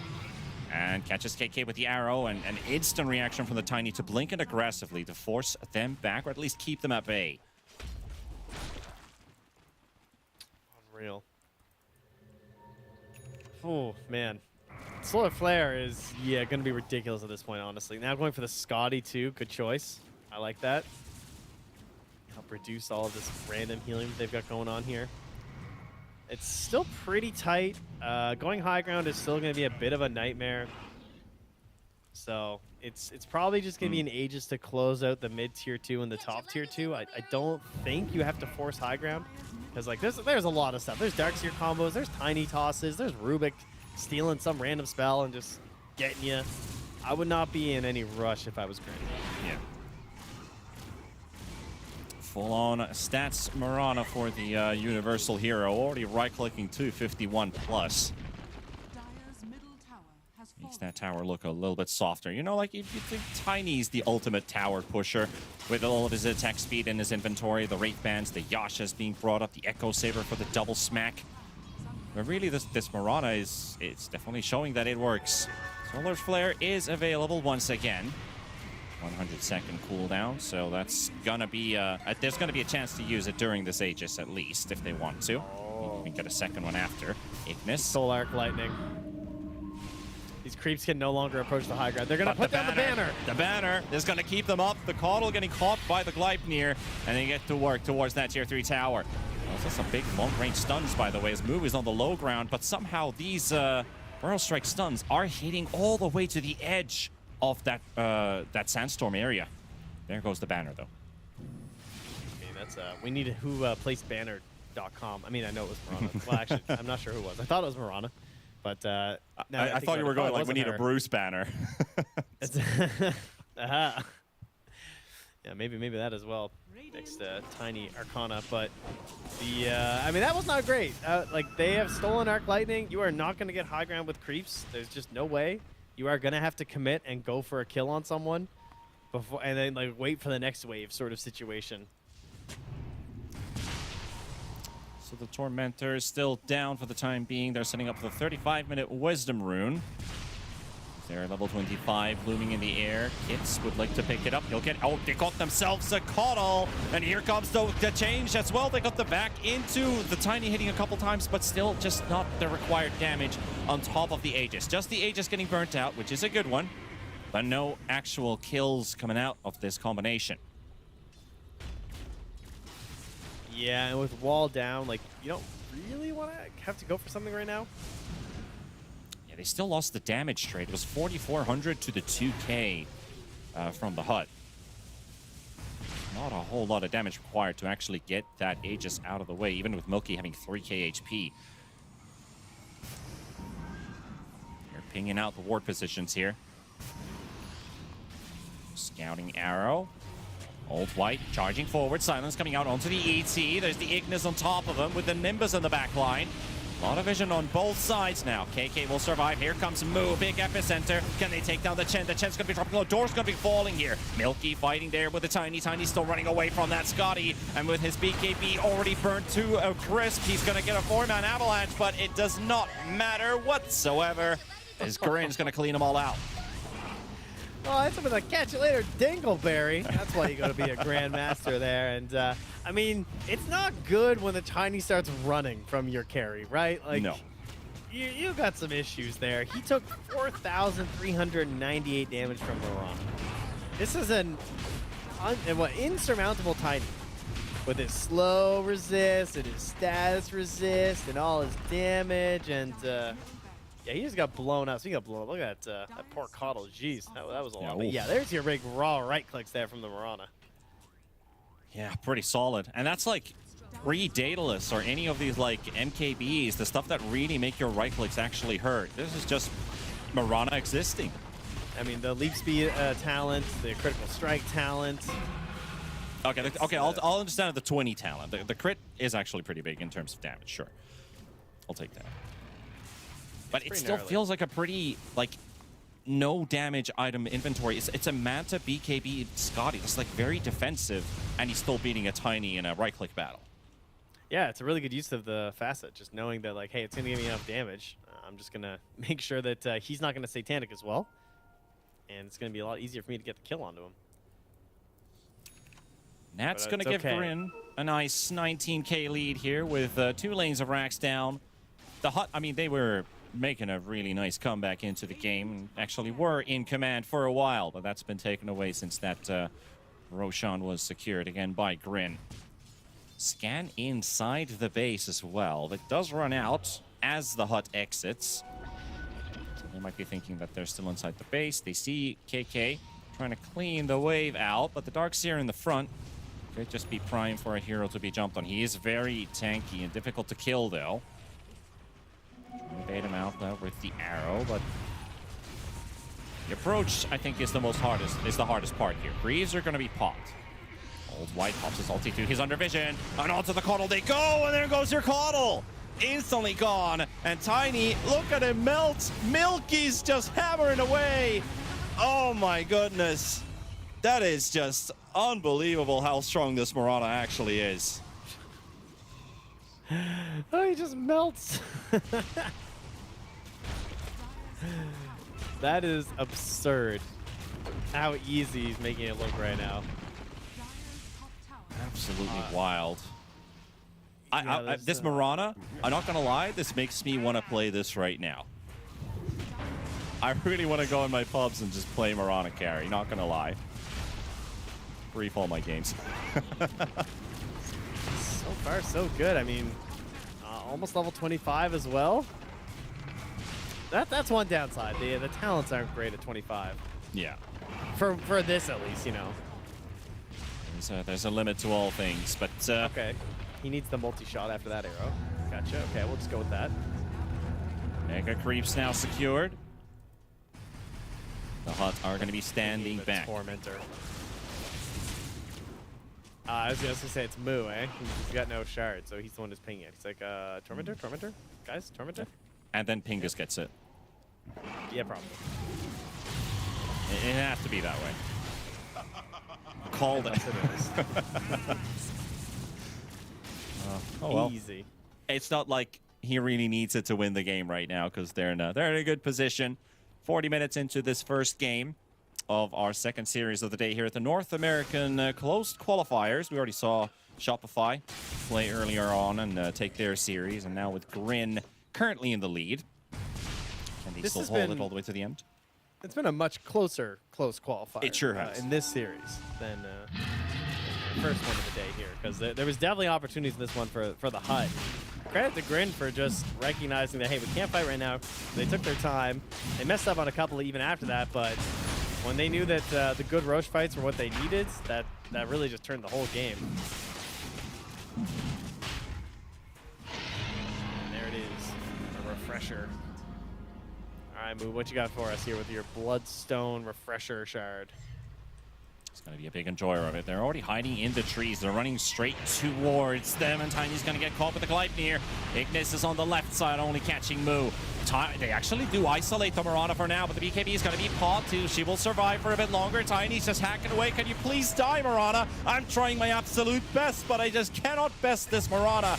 And that is going to be a couple big kills going their way, and I think the Hut, I think they're done with it after this. Exactly. The GG call comes out, and they've had enough of these Mirana shenanigans. They'll take the first game on the side of Grin. I mean, he's just ignoring the Tiny. He's like, you don't do enough damage to me. I'm just going to lifesteal off your friends, kill them first, and we'll handle you in a little bit. Yeah, pretty mafia approach when you put it that way. But it was a strong showing. Of course, the game slipped a bit from Grin after that first Aegis. The Hut, they look, okay, we got ourselves a game here. And then suddenly just Mirana. You know, Mirana shows up out of nowhere and everyone's like, wow, like, is this really how this Mirana is built these days? Sure, 13-2-14 and scoreline for Milky. What are your thoughts on this one? Like, the draft was solid for Grin. The draft was solid for the Hut, too. Yeah, drafts were fine. Part of it is just like starting a fight for Grin was very hard this game because they had no good initiation. Like, they needed this Roche fight to happen because they didn't have any way of forcing a fight on their own terms. Like, even at this point in the game, their best disable was 2 Gleipnirs, which is okay. It's not like the worst, but there's no like Blink Stun or anything. I mean, we had like Blink Rubik, Blink Tiny, Blink Darkseer. At the Hut, we were able to sort of roam around the map and actually force all these fights, start knocking down some towers and feeling good about it. It was just that Roche situation where they chase kits too long, lose that fight, and then the Hut immediately come and try and fight again. They just basically lost 2 Roche fights on the same Roche, once up top and once down bottom. and it unfortunately ended their game. And it got Milky to the point where he could just do this. Yeah. And he also put it pretty well in that particular fight we just saw there, where the Tiny has to run away from the Mirana with his BKB on. Something has gone wrong, definitely. And then this last fight where he just turns his back towards the Tiny and just cleans everybody else out of the way. So a pretty nice performance there in the end for Green Esports to get their composure back and secure the game in the end, slowly but surely. Getting that victory. But we saw some good sparks there from the Hut. What do you think were the big impactors here? Like, they got some really good vac wall combos where Tiny could instantly follow up on it. They gave it a shot, and I think they gave it a really good shot this game, just getting Milky's first Aegis out of the way and slowly snowballing from there. Yeah, I liked the way KK played. I thought that was really good, especially again because I don't consider this to have been a very good Darkseer game in a lot of ways. They had to force it into being a good Darkseer game by playing around his auras, and they did a really good job of doing that because they had the Chen as well. It was more of a like, we're gonna buy different auras, we're gonna group up, we're gonna try and take the map over, and that's how we're gonna play this game. And it was going really well for them. I thought the Tiny getting the Blink Dagger on the other end was also pretty good because it's what sort of enabled this bit of a renaissance in the middle of the game where it's like, we're not losing. So a lot of good things. I guess maybe missing out on some aspects of their draft, though. Like the early pressure of the Chen wasn't really there. We liked the dual mid. That was cool. Yeah. But it wasn't like totally game winning. And our standout player, I mean, who else could it be? Pick I mean, number those 24. 2 camps stacked. That's really what did it for me. The big decisive maker right there. I like how Gleipnir is the only real colored item there. Okay, well, they're going to get the rest of them colored up as well. The big impactors there. As Milky, the 24 pick Mirana, which I think is a pretty spicy way to end your draft as well, because it kind of left us sitting there wondering like, wow, are they really going to do it? And they really did it. So Milky, well-deserved, well-earned with the standout player for this first game, with Grin taking the lead in the series versus the Huts. And now it's really just down to see, is Mirana a ban-worthy hero? What do you think? No, I don't think banning it is necessary. It's I would focus more on your own draft and your own game plan there, because like you almost had it. It is definitely doable here. So yeah, it's don't get too disheartened, I would say. Well, guys, see you in a couple minutes for the second game of this series. We're going to take a tiny ad break and then return to see if the Hut can turn the course around or if Grant is going to march onward to the next round. The official headset of PGL tournaments. Now, with a wireless version. Experience unparalleled speed and reliability with the latest wireless technology, advanced hybrid ANC, and built-in EQ for your favorite game.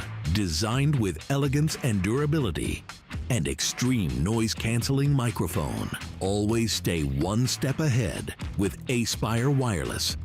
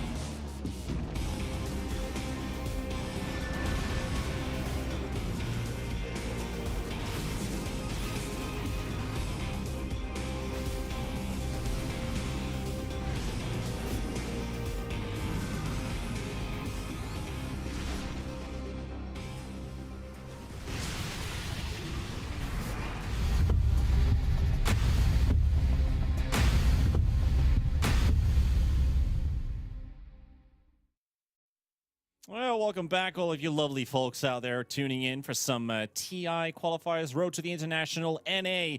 CQ is basically what we're up for here, with Grin Esports taking the first game of the series versus the Hut in the upper bracket. Bless America that we have everybody starting in the upper bracket. Other regions have a bit of a rougher situation in a sense that, you know, more spots, but might be a lower bracket start. But here, everyone has a chance, and Grin, maybe even the Hut. Like, we saw some spark from the Hut that they could potentially even win a team like Grin. So let's see if the second game draft is going to change things up a notch here, Mr. Trent. That's right. Some things will never change, and that is that Storm, Templar Assassin, and Spiritbreaker will be banned in the first phase of all of these games. I'm not expecting that to change at the very least. I hope that Core Marana doesn't change. Let's run that back. Maybe something Grin could even open with early on if they have that flex potential, since they are last pick this game. Could be something pretty sneaky to pull off. See if they've been playing Venomancer, because that hero was ignored completely in that previous game. It was banned out in the first series. It's been banned in so many games in this current batch in other tournaments.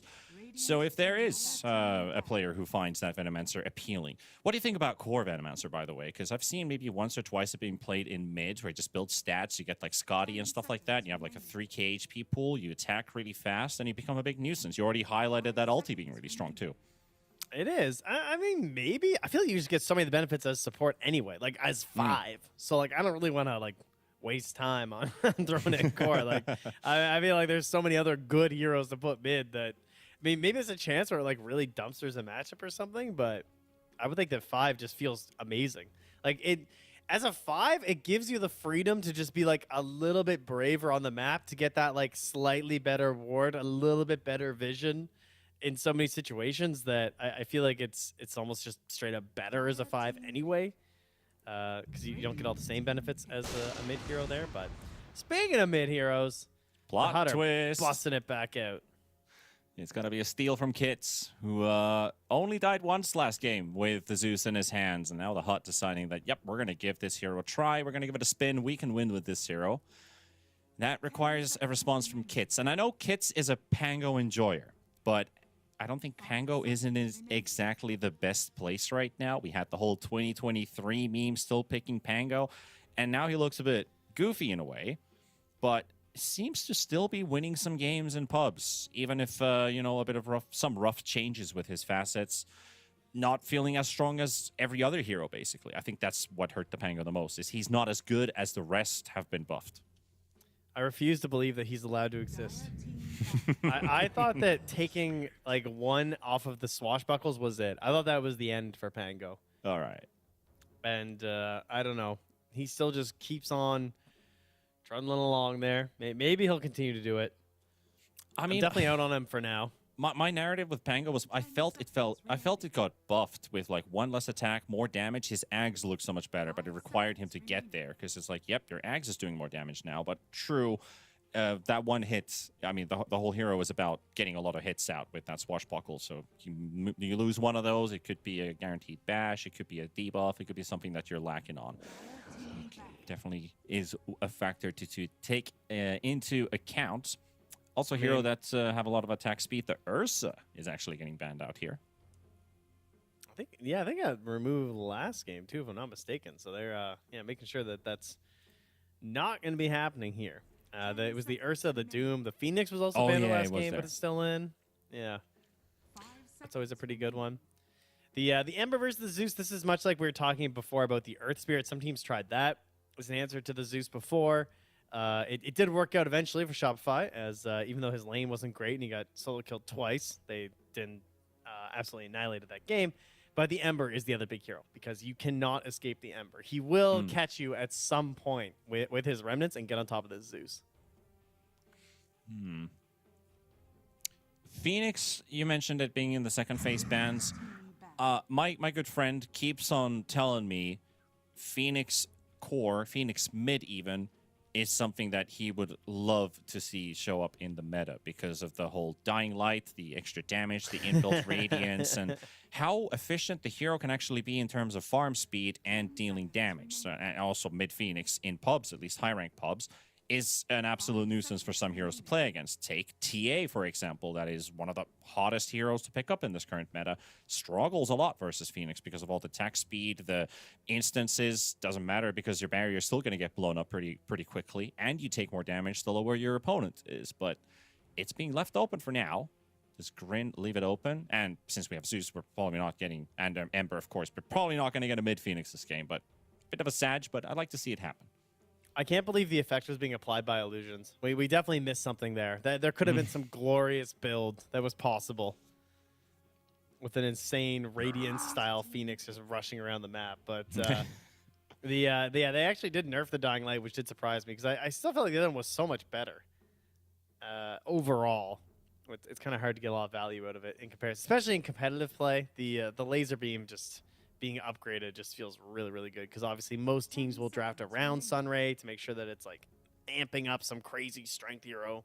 Yeah. To heal them. And you grief the lane a bit as well because if you're low and you're trying to trade, you're getting creep aggro, they start taking damage, and then your lane is pushing and your 3 is sad.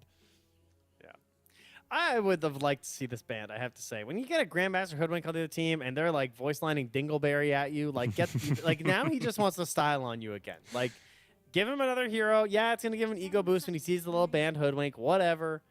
But this hero is still really good. I think that Grin are pretty happy with what they've scooped up so far. Now we just need a response from the Hut. Of course, they could just go for straight-up double supports, trying to counter with an 18th. Lose a couple bans on their final pick. But if they do throw in a flex in here, somewhere between a core and a support, you can't really flex 2-4. Or okay, you can flex 2-4 if you want something else versus the Ember Spirit in the mid lane. You're kind of already talked about the Zeus. Might have some difficulties, but we're gonna bring out the Venge at least. And I will say this is actually a flex pick here because Venge carry is a thing these days. It is possible, yeah, with the fast. I love Venge. I'm so glad that she got the Arcana we've always wanted. So it's one of my favorite heroes to play. You know, I love just single target spells, point and click, baby. Till we can. And then the barrier has just been a little bit crazy over the years. It feels like everything's finally come together for this hero. I think she's in a good spot right now.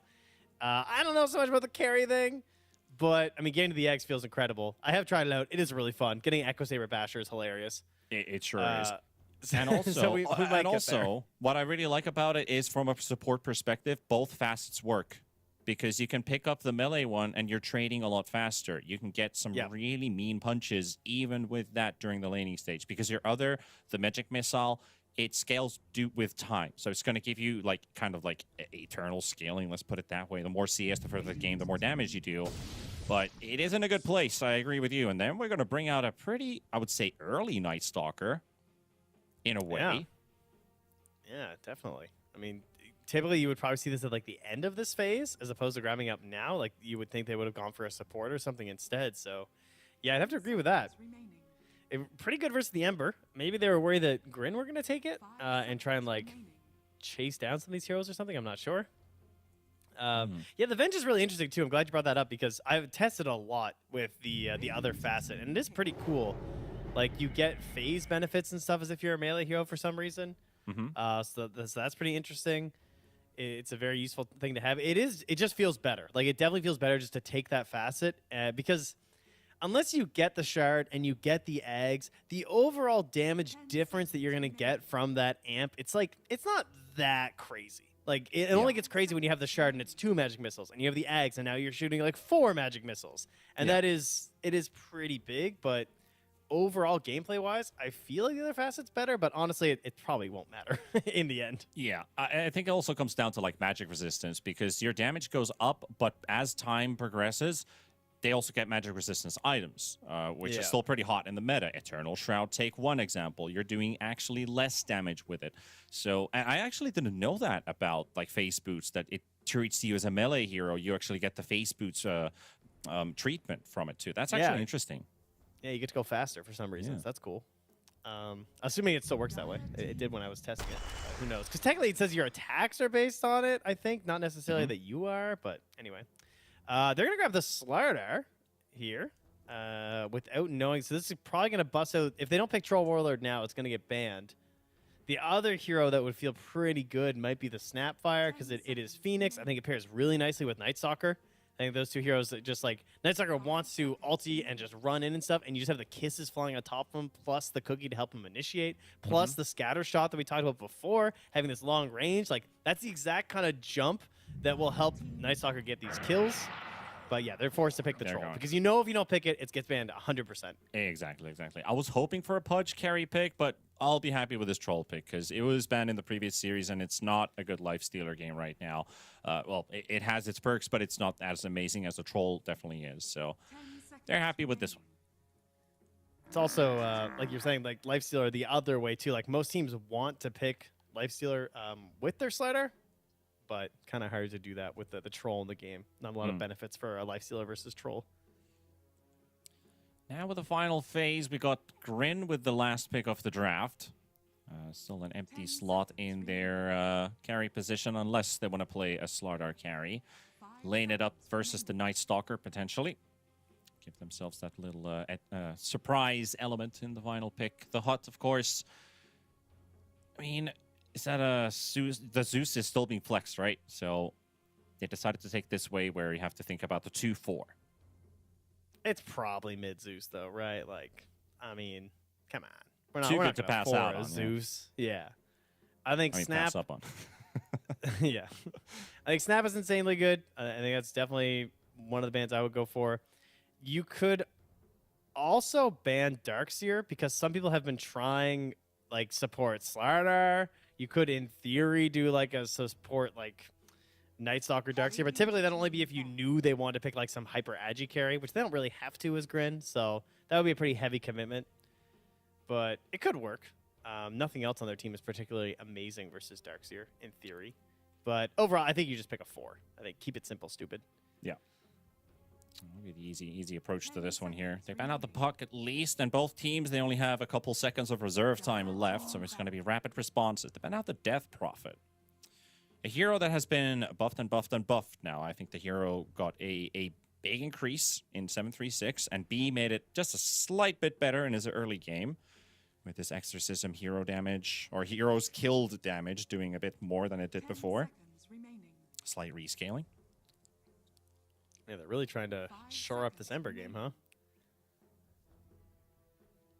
Make sure things don't go awry. They could also Venge for and just still pick the Veno. True, the Veno's still there. That could be pretty solid, I think. But they'll grab the OD. This was banned out, was it last game? No, this was in game 2 of Shopify versus Champion Lanes. We saw that banned out a little bit later on. So, yeah, we are getting a flex here. The Zeus probably going support. I have not seen a support Zeus in OD so support. long. Or that. I don't think we're going to see an OD support just quite yet, but at least the Zeus being dropped down and okay. The Dosa. Should have went Darks here. I knew it. It's game was over. I mean, B God technically played Zeus last game, so to be honest, nothing changes for him. But that's right. Yeah, he was just having so much fun. It's that Rubik. But what about this Medusa, right? Because just remind me here, how does this matchup work with the OD? Does he actually benefit the OD being in the game? Because Medusa's mana pool is actually really high, and OD's damage output, at least from his ulti, is nerfed. And he doesn't really care too much about like magical, physical damage being dealt because it's all based on his mana pool. And it's a mana difference multiplier, right? Yeah. So it's the difference between your mana and the target's mana. So yeah, that can be an issue. It's not, honestly, it's not a matchup that we see very often. No, not at all. It's kind of cool. So it's interesting that we actually get a chance to witness it for once. Well, let's see how it works out. I mean, Milky was already happy bringing up the Mirana in the first game, and that brought them the victory. Now the tempo slides over to the rest of his team. We talked a lot about in the previous last year's DPC about Mu not really liking the idea of building Blink Daggers, so we had to pause to do it for him. That was Lelis, who would always bring in the Blink Daggers, be more of the initiator. Mu would have a lot more freedom, but now I think it's changed to the point where Mu might actually need to build an initiating item. At least he has Phoenix and Ember, who are very mobile, very nimble, and do a lot of openings for the Slardar to kind of connect and work together. No, he won't. He won't do it. I think your first point's right. He's just going to buy Orchid, and he's going to make Hoodwink hit Bushwhacks. I think Mu hasn't changed. Like Maybe he ended that Sand King game without a blink, right? I'm pretty sure he didn't buy a blink, did he? Last game? I'm pretty sure he didn't because he just doesn't like doing it. He just doesn't like playing it. This guy's going to be orchiding it up for sure. All right, so expect a Hoodwink blink this game, ladies and gents. Yes, exactly what we're saying. All right, let's roll out this game. The Huts are going to have to play with their backs against the wall in the upper bracket. It's not an elimination game yet, but you'd love to see some spite and some spark still to continue that they started to build off of in game number 1. Been casting so much in Finnish lately. English is turning into a very difficult language. My condolences. It's a weird one. Talking Elvish into some people's ears. Yeah, your English is much better than my French, so don't worry, you're doing great. I only know one sentence in French, and people don't believe me because when they're like talking French to me, and well, I'm basically saying je parle non français, and they're like, "What? That's good." Yeah, it's too good. They don't believe me. It's true. It's a nice accent. You're not wrong. We do some spins in the mid lane here on a couple of heroes. Everyone's getting a little warmed up for game 2, and they're going to invade a bit. Pingus. The battle begins. Keeping an eye open on that bounty rune that's going to be taken by Old White. I miss the days of Icarus dive steals. Seems so rare these days. It's too scary.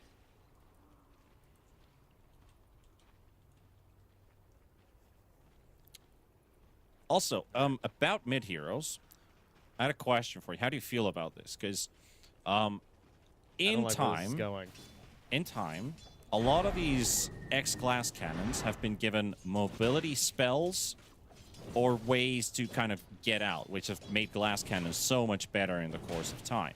How do you feel about that? Because, you know, Sniper has, like, what, Grenade?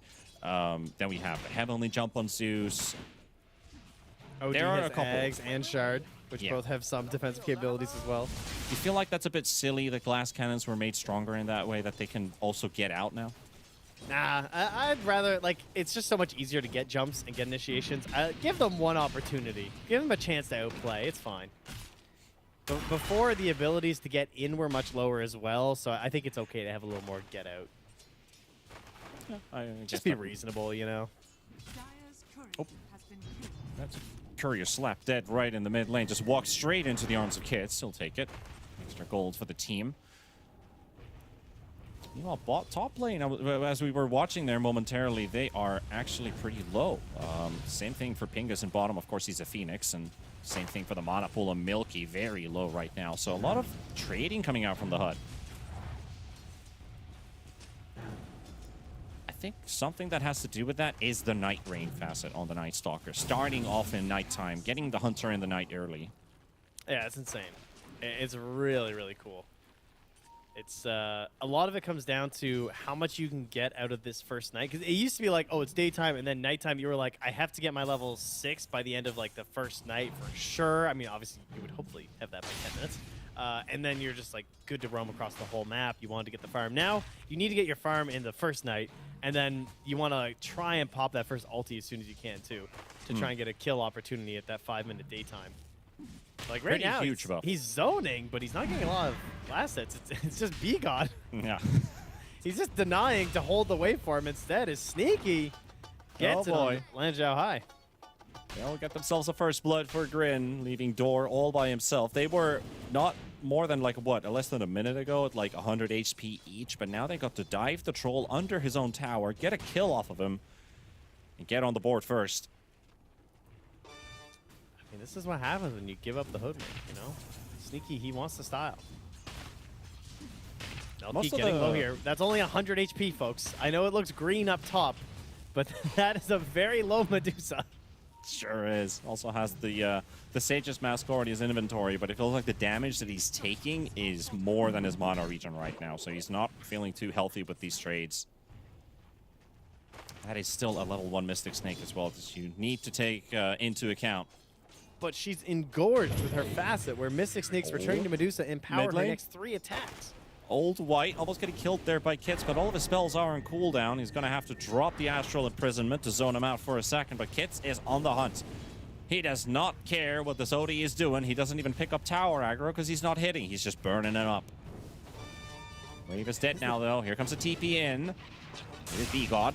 Up the slow, and the connection onto Kits. Old White is low and might actually die to Kits. Kits almost getting the kill, but it doesn't look like he's going to get in the end. It will go for Old White. The 2 versus 1 pays off. Just like last TP. Yep. And like KK doesn't care. He's all right. He's not going to die down here in the bottom lane. He's got the wave. Even with just 1 point in the Hunter in the Night, no concerns. 2 bracers, 3 branches as B-God just walks up to the Phoenix, daring Pingu to go for the jump. He does not have the bolt, but KK also doesn't have the void. So yeah, he's out of there. Yeah, the Hutt are really like taking that theme of we're not playing an honest mid 1v1. True. Playing it always 2v1. Could be the winning strat. At least to keep Kits shut down. Like, a big theme in NA Dota has always been, where do you start? What's the raid boss that we need to take down to start piling it down? And I think targeting Kits is a good idea. Top lane troll. First hit root, but he didn't believe in it. Turned away right as he hit the Slardar. Just ran away for a second, turned around. This chance also saved Dora's life there as Sneaky missed the final right click that would have killed him. And the matchup coming into play, because any other carry in that Vengeance is just dead. But this is why you're always seeing the Troll Warlord picked versus these Slardar. It's really the only one who can actually have a chance. Yeah, it does go the other way around too later on with the Phoenix burn, or Phoenix miss rate as well onto the Troll. Gonna be a lot of misses here. Yeah, he's getting punished though with this Venge being gone. It's too easy. There's too many trees. He can't cut them all for the bushwhack. And he just, oh man. If only leg day. He's brought up the Brine Guard on the Slardar, so he'll not get them. He will not get the movement speed to close up on the Troll and kill him a second time in the laning stage. I will leave the Troll back. Venge going to be bringing up some salves, some extra region for the man. Yeah, Sneaky trying to get in there, maybe cancel it. See if you can really ruin this lane.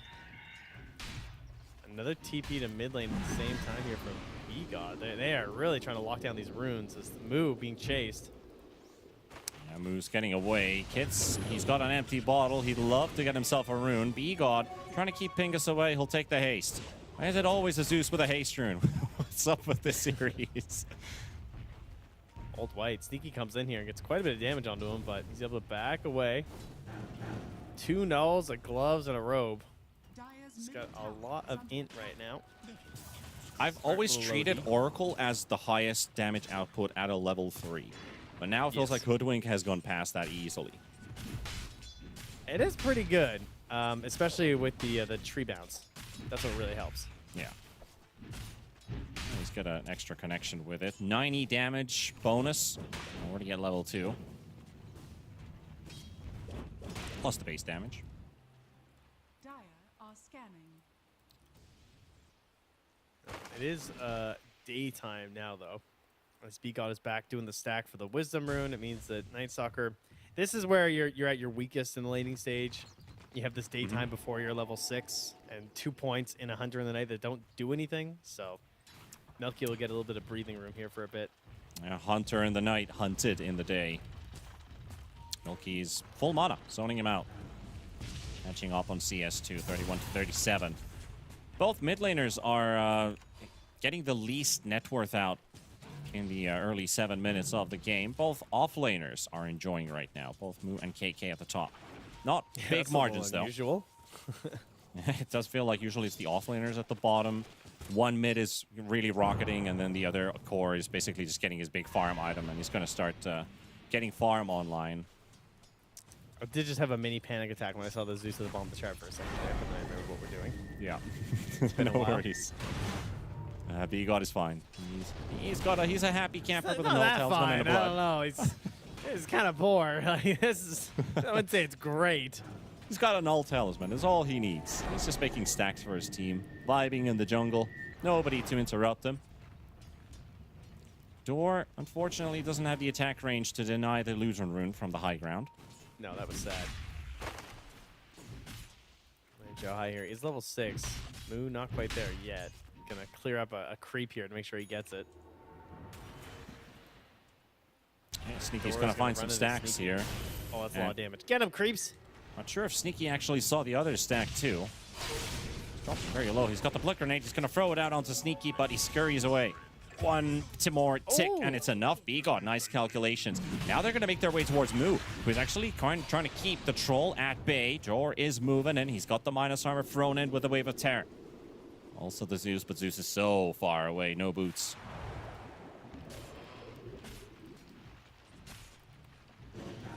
Moo definitely knew that they were making their way top, but still, they do get the jump on him. Pingus is here. There's a battle for the Lotus, and Lotus will be secured, but also a kill for the Phoenix. He basically bought that Lotus with his death. I don't know if it was really worth it. Probably Maybe not just really. thought he had no way out anyway. Which is probably true. At least there's a bunch of stacks for both of these mid laners to clear. Probably not as much for the OD. Ember's actually quite happy farming these double to triple stacks. We've got some in the triangle on the Radiant side. A couple double stacks as well in the jungle.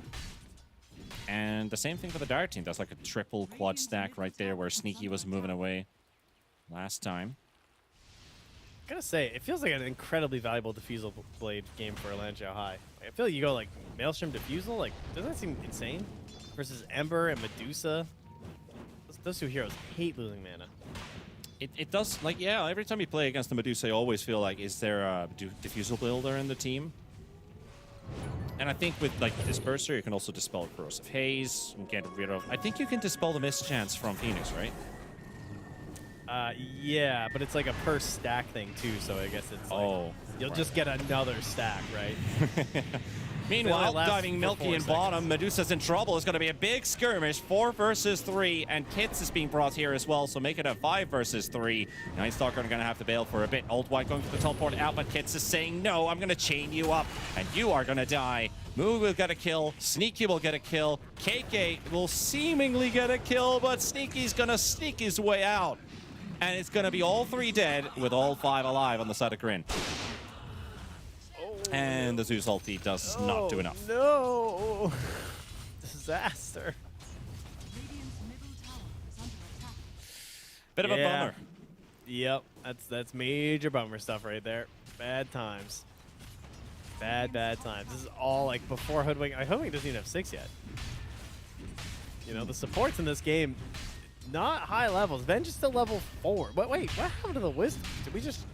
Did we trade or did just know what? Yeah, we did trade to make sure that like anyone even got them. Yeah, and when B-God picked it up, he was level 4. Sneaky also got 1, but he's not 6. It does seem a bit peculiar. I mean, for the Hood, sure. There's not a lot of assists. There's not a lot of kills that he's been a part of. I mean, he's killed 2, sure. But I think like he's also been dead, I guess, at the start of a skirmish. He roamed mid too for runes. They're not like farming a bunch of stacks with any of their heroes, so it'll come back. But yeah, definitely wishing that he had level 6 at the moment there. Disappointing stuff though for the HUD for sure. Like, you know, you want that first rotation with the OD. Feel really nice. I mean, Kits is just sitting in front of him, just teasing him with 4 points in the flame guard. He doesn't care. Milky getting dove under the tower again. KK. This time it's a 1v1, but here comes Moo with a teleport. He'll fear away the Night Stalker. Not that Slardar has a fear, but sorry, the Slardar doesn't have a fear, but the Night Stalker gets himself out. There's a casual kobold that he's interested in. Sorry for killing your little buddy. I'll wave my arm for it. It was me. We're just gonna farm next to each other here. Cool. Not much else to do apparently. Also, the Medusa Neck has to move away from the lane because of that. Yeah, still top of the board. So having an alright time here. We'll be doing the classic Radiant carry thing of just roaming through this bottom part of the map, getting as much farm as possible. Mid lane, again, Kit's just continuing to play super high forward as the Dire team are pressuring in on the move. Can they finish this? He looks pretty dead. Moo is very low, and they got it. The 4 points void. Big burst for Moo to take, even if he has 1700 HP. It's a solid kill. That also gets them to do a bit of damage onto the tier 1 tower. And Sneaky, he's 1 creep away from... he needs 1 XP to hit 6. Jeez, literally 1. Really, there we go. Really far behind. Moo, seeing the need, will indeed go Blink Dagger. I think part of it is the Orchid is really hard to use it well. Look at this. They've got the Troll joining in here as well. Phoenix runs away, though, and... Oh, my goodness. Does this backfire just completely? Launcher high. Okay, the Sharpshooter will miss at least. Throwing axe to slow him down. Here comes Kits from the back as well. Begot and Door going to have to tank a majority of the damage here. Are they all getting out? How are they all getting out? This can't be. This literally can't be. KK tries to turn around. Door, he will have to wait on the high ground. He's very low from the Medusa burst. Throws in a stun. Begot's coming. Old White's coming back in. And now they got themselves a kill. Really, if that was nobody dying, that would have felt pretty goofy. It's like, what the heck, guys? I can't believe that he even went back in there. I think he was worried they were going to jump up for the Venge or something and thought I could just tease them and then get out. But without the flight of the ulti, just kind of trapped in the river after all that. But yeah, that could have been a lot worse, I will say, for the HUD. You'll take it. Yeah, that was his phylactery, too. He just wants to, you know, nuke people with the Void, but he ended up being in a bad position. It's like, okay, well, it wasn't quite enough, and nobody else can follow up on that. Make it a 6-3 situation for Grin. There's still a Wisdom Rune to be picked up. Ooh, that's nice. Sneaky. Okay, go snag that, I'm sure. Lining up the... I love how Sneaky's got a Maelstrom lined up, and he's watching right next to him as a Slardar trying to farm these camps. It's like, yep, you're struggling with this. And now they try to stack it up. They're going to get an Ancient stack, maybe. Hard camp refused. Here she comes. The stacker. Oh, yeah. Oh, yeah. Give that Deuce some gold. Very nice for Milky.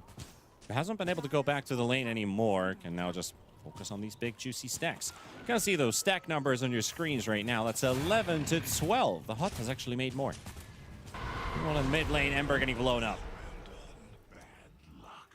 Feels like that's been a bit of a long time coming. I've been hoping to get that one on top of him. The ulti for about 438, little follow-up after the banish, no chance to get out. Guessing, well, yeah, it looks like he just had no remnants down. Because I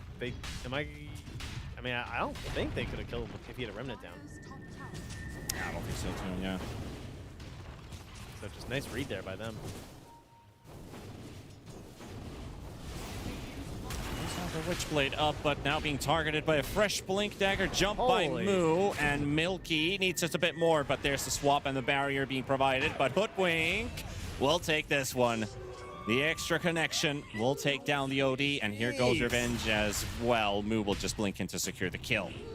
God, I forgot how good this combo is. The minus armor really just enables the Deuce. Like, she just has a Manta, but she's just chunking them. Yeah, and like single target damage, not even the activated split shot for AoE and multiple heroes, but the singular damage Medusa deals with that Corrosive Haze is really high. Combined with a Hoodwink with a Blightstone. It lets you just move into this part of the map, kind of get a little bit of farm on the tower, kill some heroes, probably just rotate through the jungle as well if you're feeling that confident about it. That's really going to start putting her up ahead, and that's something that the Troll Warlord just can't do at the moment. Lanzhou High he's still thinking about the next item. He's got 2,200 gold. He has to figure out what to do.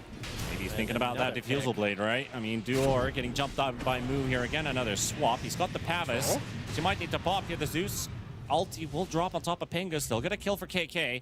Moo, he will try to run away as fast as possible, but he's got to avoid. And he's flying. You don't really think you're going to get away from this guy. He's just going to hunt you like the fisherman he is. Not really sure if Night Stalker's a fisherman, but found himself a move. I could see it, you know, day job. Gotta do something. He loses all his power, so it can't be anything like too spectacular. I feel like fishing would suit him well, right? Yeah, I guess like in that case, you could think about like maybe Pudge as a fisherman because he has a hook and he reminds you of the guy from Scream. Okay, he doesn't really remind you of the guy of Scream, but I'm just reaching out here. That's good. That's good. That was a good horror movie, by the way. Kid back then. Be God. Trying to get the Phylactery here on the support Zeus, just doing his thing. Almost level 10. And that Mage Slayer from Kit's kind of annoying him a little bit here. Very good Mage Slayer game for Nember. Try and reduce this damage Sure output is. from a couple of these heroes if he hits it. And he goes for the full Mjolnir. That's the choice here, as the Diffusal is picked up by Medusa. So take that, world. How turn the tables. Yeah. The damage instance a little bit too slow on the Fire Spirit, so KK able to blink out of there. Nicely played. But yeah, she wants that Disperser on the Medusa. Seems like the Medusa build hasn't really changed anywhere, has it?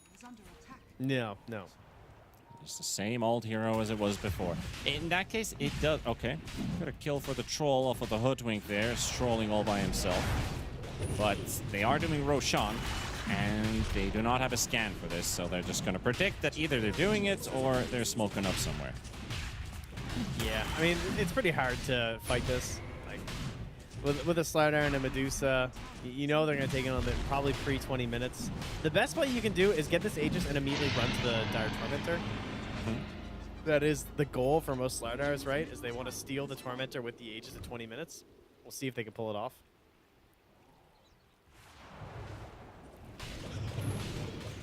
They're going to have to face an Aegis Ember at least, so what is the timing here for the Hut? I mean, of course, Troll is always going to look good, no matter what the time is on the game. Even if you're in a losing game, the Troll always seems to feel really good.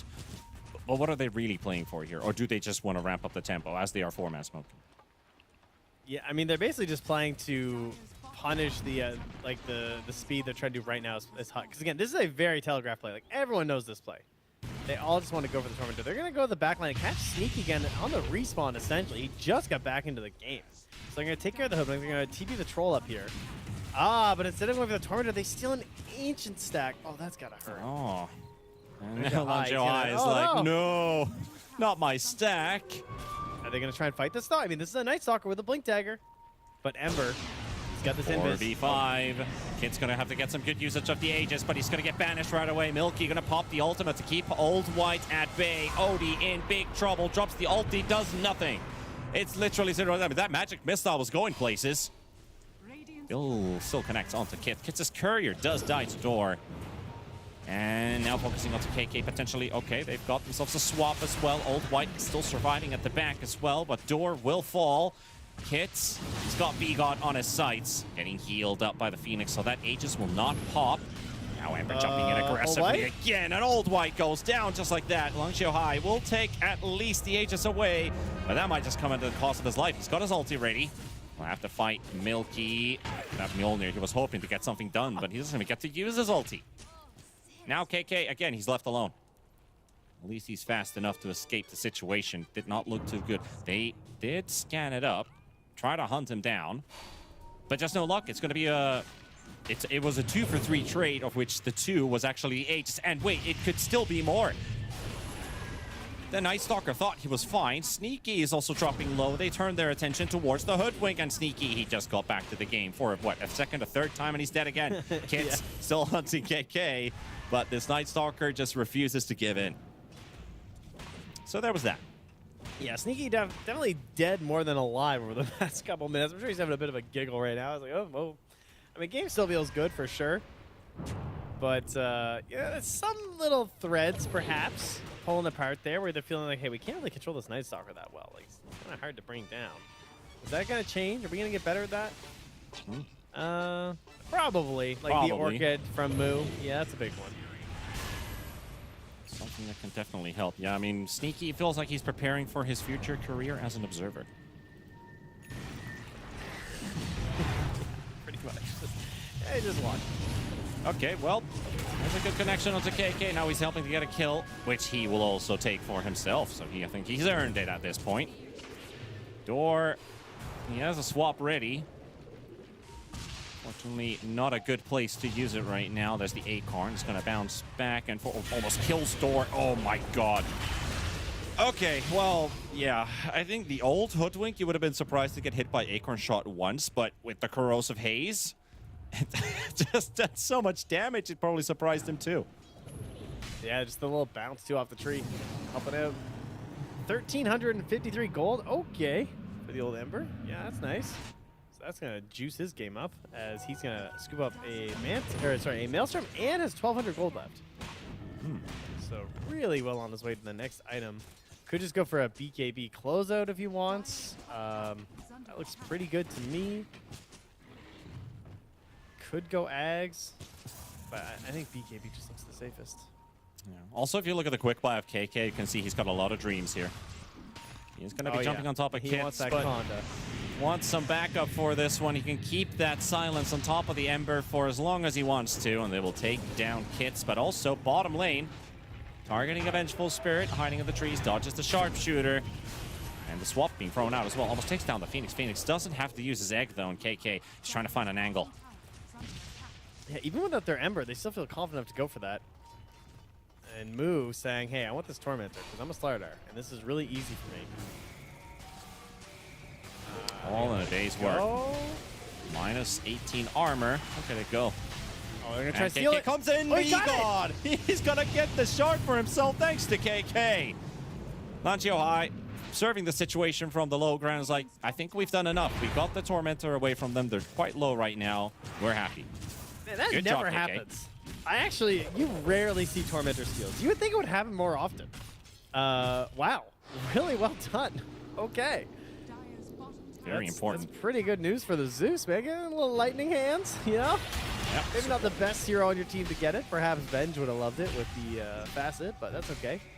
Yeah, and that's, oh, look at his quick buy now. Like, he instantly signed up, like, yep, boys, I got lightning hands. I'm going Axe. I'm going Ghost Scepter here, man. I'm rich.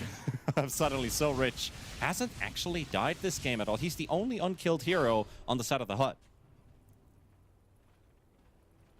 Got his warm-up from game number 1 playing a Rubik with the Arc Lightning, so now he's fully ready and fully loaded for game 2. Yeah, typical Zeus, you know, just staying in the back, doing their thing. Oh, man. Little scoop there on the Bingus. I keep saying scoop today. I'm not sure why, but he just got scooped like an ice cream cone, and I'm just going to say it again. And the BKB's almost done for Lanzhou High. He's going to find a Medusa. Come through. Hello. Milky has the disperser, but blink out from KK. They catch Lanzhou High, though. Pretty big chain. He's out of mana to pop his ulti too. He's got a big stick, but he won't be able to use it. Now also KK getting a bit of vengeance here from the side of Grin. Feels like he's been all over the place, a bit too free. Like he can just do whatever he wants, so he gets punished with his troll. Both two pretty big kills, even if they lost the Phoenix. Yeah, this Blink Orchid is just crushing them. It's really cementing the mid game for them right now. Plus the fact this Medusa is huge, but remember, the mightier they are, the harder they fall. Because we got the Avenging Missile. I'm still curious how much damage that actually does. Like, I know it's 3/4 of every CS, but how much is that, like, actually? Can we do the quick maths on, like, Medusa? Is it just all of the CS or the target that has that much creeps? Do you know that? No, it's just the target. Just the target. So, how much damage would this almost 300 CS Medusa take? It's from like, that? it'd be like an extra 210 damage. No, that's not too bad. Is that right? No, that can't be right. I guess it is. 0.75 bonus damage. Yeah, I guess so. Something around that area, sure. It is a sizable amount of damage. Here, KK, though. The egg is popped. And he will run away from that, but he would hope so. Not feeling too hot here, burning under the sun. KK and Door will get themselves a nice trip to the graveyard, and now B got found as well by Kits. He's got the Yules to throw him up in the air, and there we have it. The first death for Mr. B God. Pingus get himself a double. Also, you know, counts for denies too. So there you go. Add those 8 on there as well. So that's pretty big. When you're really reaching there, hope for something good. And I was kind of looking at, like, I was already thinking about ideas, like, oh, he's going to be pretty good against the Clockwork SF combination, right? Yeah, there you go, right? Nice and early. Instant value. But yeah, Milky and Moo, they're going to get to push this tier 3 tower without an answer coming out from the hut because Dark Ascension is gone for 77 seconds. Troll is TPing in on Jiahao. And this is just where the matchup goes really bad for the OD, right? Like, the butterfly is coming out here on Milky, so like, what does Old White even do? Oh! Talk about an arrow to the back. Shoot a crossbow bolt, it hurts a lot more than an arrow from a bow. It's 740 damage, man. Sounds about right. Snipe. Okay, getting controlled by Sneaky while they're keeping the rest of the defenders away from these racks. The melee racks is already down to half. Moo's going to be sent into his early prison. Will be released. Hits and Milky just continue to hit the buildings. And there we have the glyph is refreshed, but it comes at the cost of a lane of racks lost. That is a 15,000 gold lead now for Kryn, or 14k to be completely exact. I'll tell you, this should be Sneaky's last game on Hoodwink. That's what I would say. Get it out of here. Pretty sure he's not allowed to pick that again during the course of this qualifier. Still, the Medusa into the OD pick has worked wonders for Milky so far. I mean, there have been moments where, one, the Medusa at the early laning stage, struggling. There were moments where Milky was about to die. Yet, he still hasn't. Now they find KK.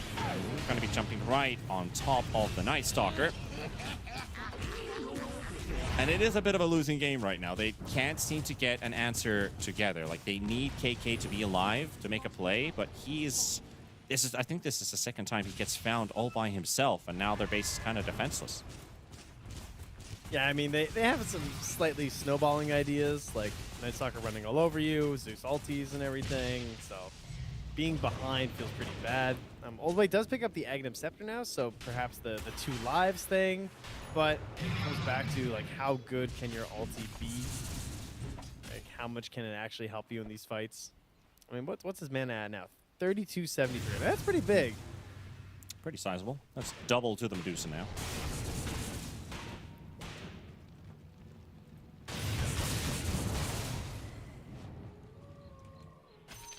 Still haven't seen big impact out of the, I mean, the Ags from the OD, of course. I'm not sure how long he's had it. He can get a nice barrier. Got it. All right, so that is a big tool for them to have because there are not a lot of breaks. Meanwhile, Moo gonna be fighting against Avenge. Door almost dies. He's gonna be saved by the prison. Moo's BKB running low, but oh my goodness, Troll just... This is Sneaky, like, what, less than 10 minutes ago. Now being put on the Troll. I have not seen a Troll ulti in a while, and Old White, that big barrier, it has been drained out. I was going to say, I don't even remember him ulting this game. He just keeps getting Orchided. Orchided, stunned, bursted, killed. It's the life of this Troll in this game. And yeah, we saw the barrier from the OD, but really, when the Troll is dead, he's just going to keep losing and losing. Yeah, Blue throwing some love over Sneaky's way. I'm going to have to agree. He played fantastic on the Hoodwink this series. Even after the chain feed. God, looking for the greatest play of all time. What can he do? TP is a fountain. Yeah. I'm out of here. Not much to be done here. Bye-bye. Yeah, there's nothing stopping this push right now. It really requires an absolute miracle. You don't even have Dark Ascension for another minute again. That last fight on the high ground was supposed to be the fight. Yeah, I thought that Kits would maybe go BKB earlier, but he just went for the Yules and then back for the Eggs. And, like, Eggs is so good at just breaking high ground. Ember notoriously bad at going high ground, just doesn't really offer anything. But the Eggs, it's really good. Like, big, long reach on the Remnants. You can just hop in there, create chaos. It helps your teammates get to the high ground. So they go back for the Roche, and they know it on the hut. This is the absolute last chance they have in this game. They don't want to fight in their base. They don't believe in their buybacks because their heroes aren't that great at buyback heroes. They are The Hail Mary smoke. Stanleys. This is it. All right, now it's time to count. 20 seconds for the Dark Ascension to be up, but they have to go in, and Aegis is already secured for Milky, but how much can they do? How much can they do? Can they get anyone out of the way? Long Xiaohai just trying to battle it out versus the Medusa, slowly getting through that mana pool, but you're going to have to do it a second time, and he's got 1 HP remaining. Old White being pushed at the back as well. The Aegis is gone, the Troll is dead, and 2 buybacks are available, but with the OD being surrounded like this fight is over. And Grin will win this one, and they will win this series as well, as they've had enough on the side of the hut. It's a GG call. Very, very nice. I love the way they drafted in this. Felt like they had a lot of options, and Move really enabled in these games. He got time both times to just farm a little bit. Like this time he had to go for the Blink Dagger to enable his team, that recognized that it was actually important this time, as opposed to last game where they sort of like went their own ways and farmed for a little bit, and that's what gave Hut that chance, like maybe get back in the game, but then Grin just kind of buckled up, got through it. This time, there never really felt like much opportunity for the Hut to get into it, because they never had this like Night Stalker roaming around the map and like putting fear into their enemies moment. And today has really started off with just, you know, the supports are outshining today. We had Scam having some great plays, and now Sneaky. Okay, he did have a bit of a feeding moment. He also brought it up. He died a lot and died and died, but still the impact he's bringing in with this Hoodwink is just insane. Like, he has played such a good series as a whole. Like, both of these 2 games, so much impact. Also the Phoenix, like they both played really well together on the side of Grin, and it made a very easy game for Milky, Kits, and Moo to just play it out. Looking at the damage breakdown, and for some reason it says the Slardar did like 2,000 damage with a Kobold. I don't know how that works, but I'll just pretend to recognize why. Are you seeing that as well? I'm seeing that as well. Like, what? I don't know why it shows a Kobold breakdown in Dota breakdown. I mean, he had a Kobold at one point, but I don't think it did 2,700 damage to a Night Stalker. Unless I missed something. I don't know, but that's a hit tweet right there. Trusty Shovel goes crazy sometimes. Oh man. But yeah, this game was just out of control there. Great control onto that Troll Warlord. He healed for a total of 177 HP this entire game with Battle Trance, guys. So let me just let you know that that's because I think he only used it once. Am I crazy? I think the only time he used Battle Trance was in that Roche fight at the very end, and he didn't lifesteal anything because it was versus the Medusa, except for her tiny HP pool at the end, and he killed the Aegis. And then, of course, Milky ended 4-0 and 20. So, yeah, I mean, I was trying to stay positive with this Troll in a way, like, yeah, there's still a way for him to get into this game. Like, even if the game is played from behind, you can still get a lot of impact from this hero, but too many pieces were crumbling around and also made him look like in that Medusa matchup, like you said, no lifesteal, and he even had Vampire Fangs. But no, he's getting nothing out of that. He's just slowly but surely dying against him. And the Hut, well, they're going to have to bring themselves up to speed from the lower bracket, but Grin, who do you really think outshined them in the series? Sneaky! It's Milky! I misheard production and thought they said Sneaky and not Milky. They both end in KY. Woo, Milky! Woo. All right, I mean, definitely saw the Medusa. Did the job. Played well in the Mirana, too. I mean, this is a carry player who we're not all super familiar with, but, I mean, did what I want a carry player to do. Hit creeps and then come in and kill heroes. That movement mid, when they had like at like 12 minutes or whatever, where they just have Slardar ulting and Medusa just like punching people, fantastic. Loved it. Yeah, he was an absolute unit today. Bring out the Mirana, bringing out the Medusa, and the team has found their way to the next phase of the upper bracket, and that also means we also know our first semifinal matchup that's going to be played out tomorrow. But of course, we still got plenty of upper bracket matches to come up. We've got 2 more to go. Cap and SVG have got some pretty spicy series coming up, and especially at the end of the day, like Nouns versus For Amigos, and then we have La Correntada versus Apex Genesis up next on the stream. Trent, how do you think those series are going to go? Give me some predictions here. Well, there's gonna be great games of Dota, of course. It's North America. I mean, what do you want me to say? Obviously, it'll be very even, not one-sided like ours. So make sure you guys stick around to hang out with Cap and SVG for those. Do exactly that. We guys are going to see you in a moment after the break for the next series of the NA qualifier. See you guys in a bit. The official headset of PGL tournaments. Now, with a wireless version. Experience unparalleled speed and reliability with the latest wireless technology, advanced hybrid ANC, and built-in EQ for your favorite game. Designed with elegance and durability, and extreme noise-canceling microphone. Always stay one step ahead with Aspire Wireless.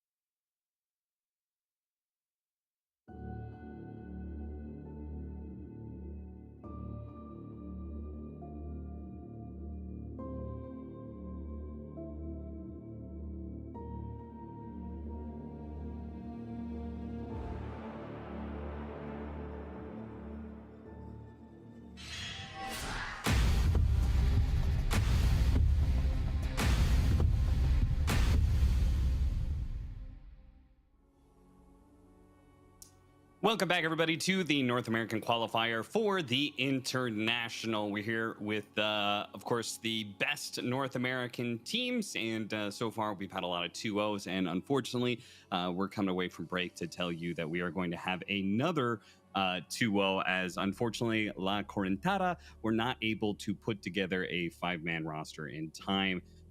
So as a result, they have had to forfeit this series against Apex Genesis. So Apex Genesis are going to be moving on. A little disappointing, right, Avery? That was, I thought this would be one of the matchups that could be closer for sure. Yeah, I think these were interesting teams. I mean, I was looking forward to seeing them play, even if it's maybe not like the two teams that are going to be in the finals here. And I guess we figured that out the hard way. It still would have been a fun match. So I'm a little disappointed. And I know the guys on this team, so I don't know what the hell they're doing. I'm going to go ream them out behind the scenes. Don't worry, boys. I'm going to give them a piece of all of our mind later. I don't know what Monkeys is doing, but this guy. Well, that's not Monkey's team. Monkey's team is going to be the next matchup. We got Nouns versus For Amigos. Was this not his? Our next matchup? No. This was Monster's team. La Correntada with Thana and Monster and all that jazz. So Apex I Genesis, still know these guys, and I'm still going to go ream them. I was about to say. I'll give Tony a piece of my mind. Anybody in North America, I feel like we're both probably going to know who's on these teams. The Apex Genesis team, aka Sammy Boy, Wish, Fade, Bignum, and Speed, will move on to the upper bracket semifinals. And they will face the winner of our next matchup, which is going to be Nouns versus For Amigos, aka Monkeys Forever team. So we are going to see that as our next matchup. However, because things are so sped up, we do need to give an hour to the teams to be able to be here and get ready and all that sort of thing, because obviously our schedule is very accelerated with 2 2-0s and now this forfeit. So we are going to go on a break for about an hour. But when we come back, we should have Nouns versus For Amigos, which is looking to be a pretty interesting matchup. Looking forward to being able to cast it with Avery here. So, guys, we're gonna go on a break. Hope they show up, and hopefully we'll come back with Nouns versus give For Monkeys Amigos. a call. Give him a call.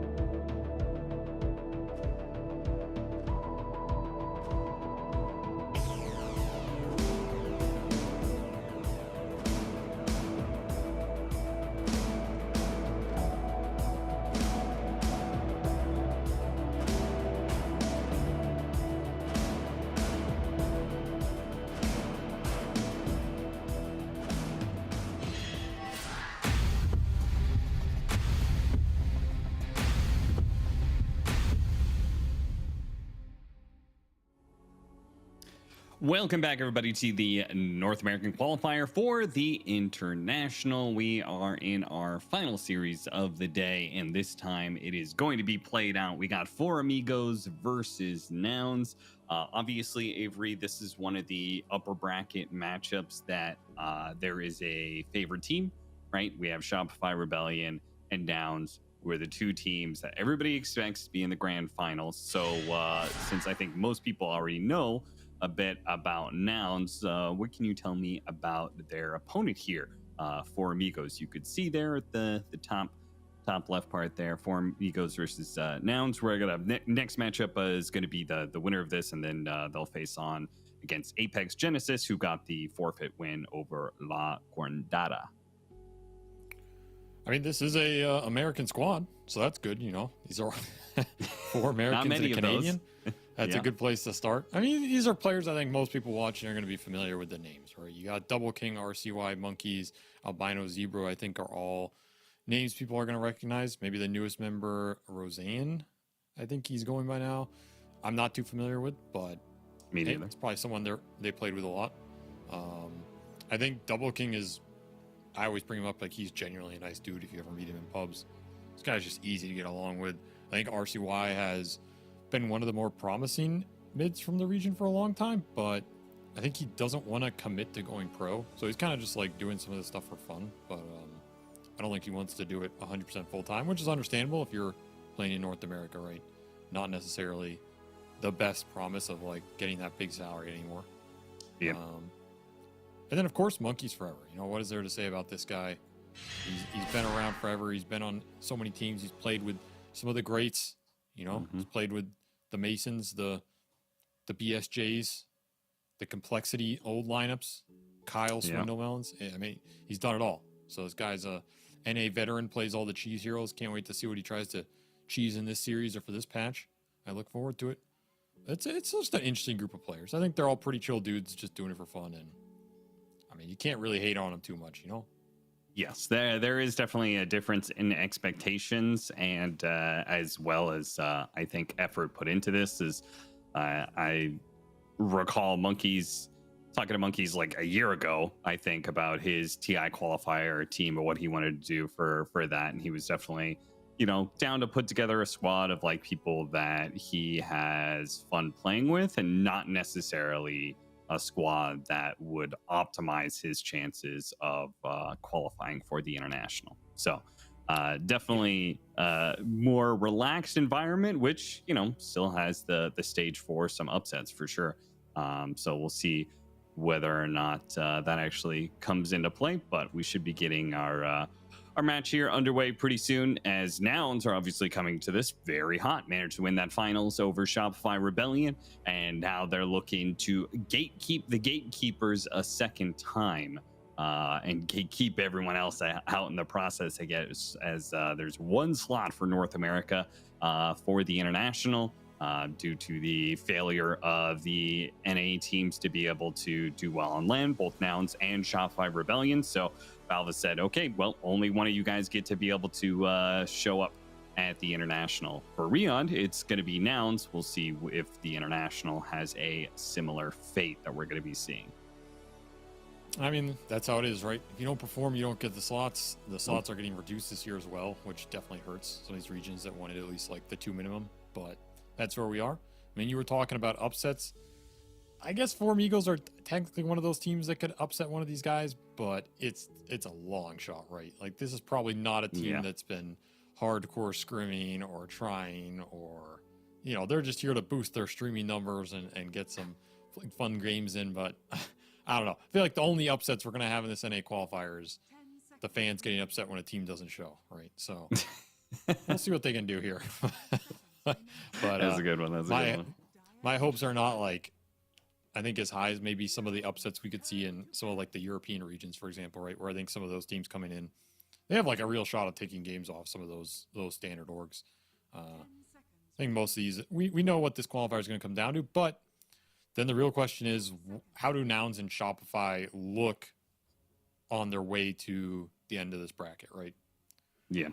I think that's a big factor here. Like, if you're Nouns and you're dropping games to some of these teams, or you're not looking as solid, you're not going to be as confident going into those later days. You're not going to be as intimidating. So these games still matter a lot to those two big teams, even if in theory the chance they lose an actual series here is pretty low.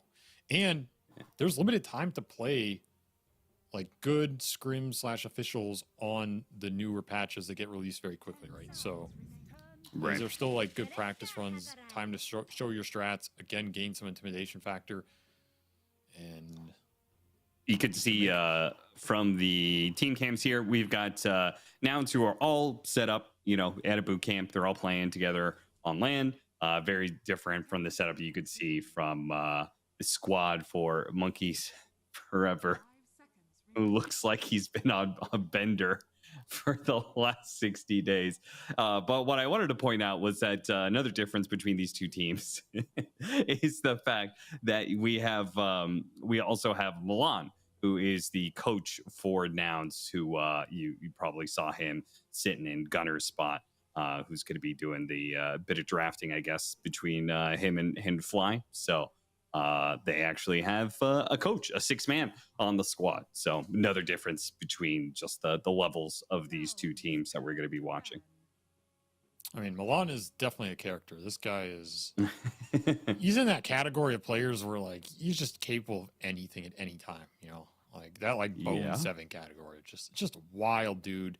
Can work on some teams, but it can also piss a lot of teams off, to be honest. Like there's teams that he's worked with where people just have a really hard time getting along with him because he's just so crazy. His ideas are crazy, and that can be valuable. Like if you're a team that needs somebody to come in, shake stuff up, push people, prod them, and you can deal with that, then it could be a powerful impetus here for Nouns. And they kind of have Fly to counterbalance that. I think Tall is like one of the most chill, even-keeled dudes in the entire scene. Sure. This is a guy with more experience than maybe any other captain outside of like the Puppy Kuro type people, right? Very little emotional volatility. So in theory, he's a good kind of counterweight for Milan in terms of like the energy, the emotional stability, the craziness. Sure. So maybe this is a pairing that could work well for Nouns. We'll see how it develops over this qualifier, and kind of cool to see. Milan did coach, or no, I think he played with Lelis on that version of Quincy for a bit, right? Or no, yeah, that's. I don't know if I'm trying to think if they played it. I don't think they but... did. Yeah, I think that was the Kezu Milan iteration, and I don't think Lelis was on there. But I don't remember if he might have played support for a little bit. So maybe those guys have some experience, but maybe not. But anyway, we have a draft, and all the staples coming out. I mean, very similar heroes to what we saw in some of the Western qualifiers for EWC, like the past week. There has been a little B patch, but seems like all the top priority heroes are still up there. The Dark Willows, the Clocks, the Phoenixes, the Weavers. I mean, those are your top supports. Even Witch Doctor making it in here. That hero's looked pretty good, to be honest. And I guess it moved the priority of some of these big early pick cores down a little bit as people are just fighting for these supports. But Nouns, they do not mind. They're just going to start jamming the cores here, steal that Darkseer that For Amigos might have wanted here for the Clockwork pairing, and just make their team fight look ridiculous here. As I assume they're going to get some pairing with it later on down the road with the carry.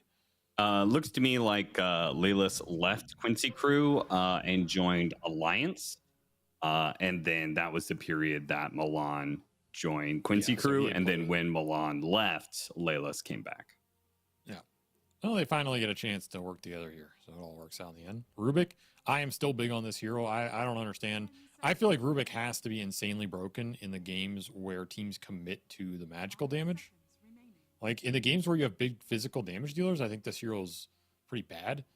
But in these spellcaster-oriented games where it's just going to be fighting and skirmishing based around a bunch of supports and cores, casting spells, trying to kill each other with spell damage, this hero he owns, man. Because the extra magic resist is insane. You just get to like 40, 50% magic resist off any sort of spell amp buildup that you probably get at some point. And even your passive is giving it to you. So that like level 10 on Rubik is way stronger now with the 144 build.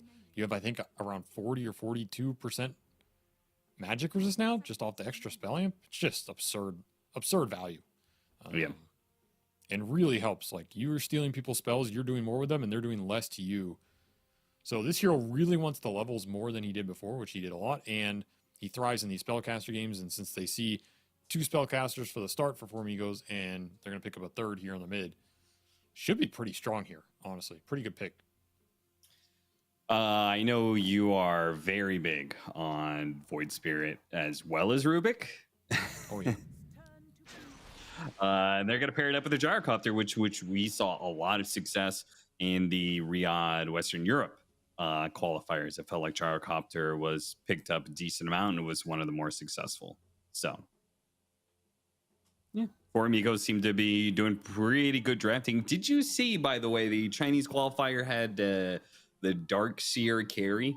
Yeah, I did see that. Safe lane Darkseer. I mean, really, it was an OD carry, it looked like, but, you know. Yeah, I mean, I clicked on his items, and he had, like, Ags, Crimson Heart, and stuff. I don't know how much carrying he really did being 3 and 4, but this hero is interesting. Like, these heroes that just gain a bunch of extra benefits from the stats. Darkseer's in there, Rubik's in there, Void Spirit's in there. I guess you could maybe argue Storm a little bit with Galvanize. They just seem really good. Like, it's like, I go back to, it's hard to give heroes in Dota extra stats and not have them be broken, because it just skews everything they do up faster and better than everybody else, even if some of the other stuff looks flashier, right? Like, stats are reliable. You're going to get them every time. They're going to do work every time. It just skews the win rate. So I'm kind of a big believer in that. I still think Void Spirit, by the end of whatever we're on, like EWC or TI, I think this hero is going to be potentially first phase. I just think he's so stupid with what he does scaling wise. If people can figure out the early game, he's a beast. But the Meepo comes out. You forgot about the Meepo. Yeah. Let it through. I mean, did they forget about the Meepo? Is their lineup that bad against Meepo? I don't think it's as bad as the lineups that we saw on, like, the Western Europe qualifier, where it was just like, oh god, they got Meepo. They have no answer to it. They have only single target. I think Dark Willow and Gyro are okay, but to be honest, I think you need really specific answers to this hero, theoretically, to beat him. Doesn't mean he's going to be executed on an insane level. Like, obviously, the hero can always just lose because you get outplayed. But on a theoretical level, I think you need a very direct answer to him, either in absurd single target physical DPS or overwhelming AoE control, and you push the game very late. Yeah. In the ultra late game, this hero can sometimes have a rough time because he's not a BKB utilizer, and he just gets stuck in, like, the mosh pit of spells that you have for him. So that is one route you can go, but that's a scary route because the hero snowballs so fast, and a lot of times those lineups can't slow him down. So I think from, like, a theory standpoint, it's a very difficult hero to stop as a later pick, even if you have 1 or 2 good Meepo counters on paper. The hero just doesn't care. I think you'll like this suggestion. Oh my god, they banned it. No way. I was going to suggest Elder Titan 3 with a Dark Willow 4. That sounds sick right now, but damn, Nouns just call it out. They ban it. Ban the what would have been a kind of wacky pickup. You want to know my other suggestion? Okay, go ahead. Magnus.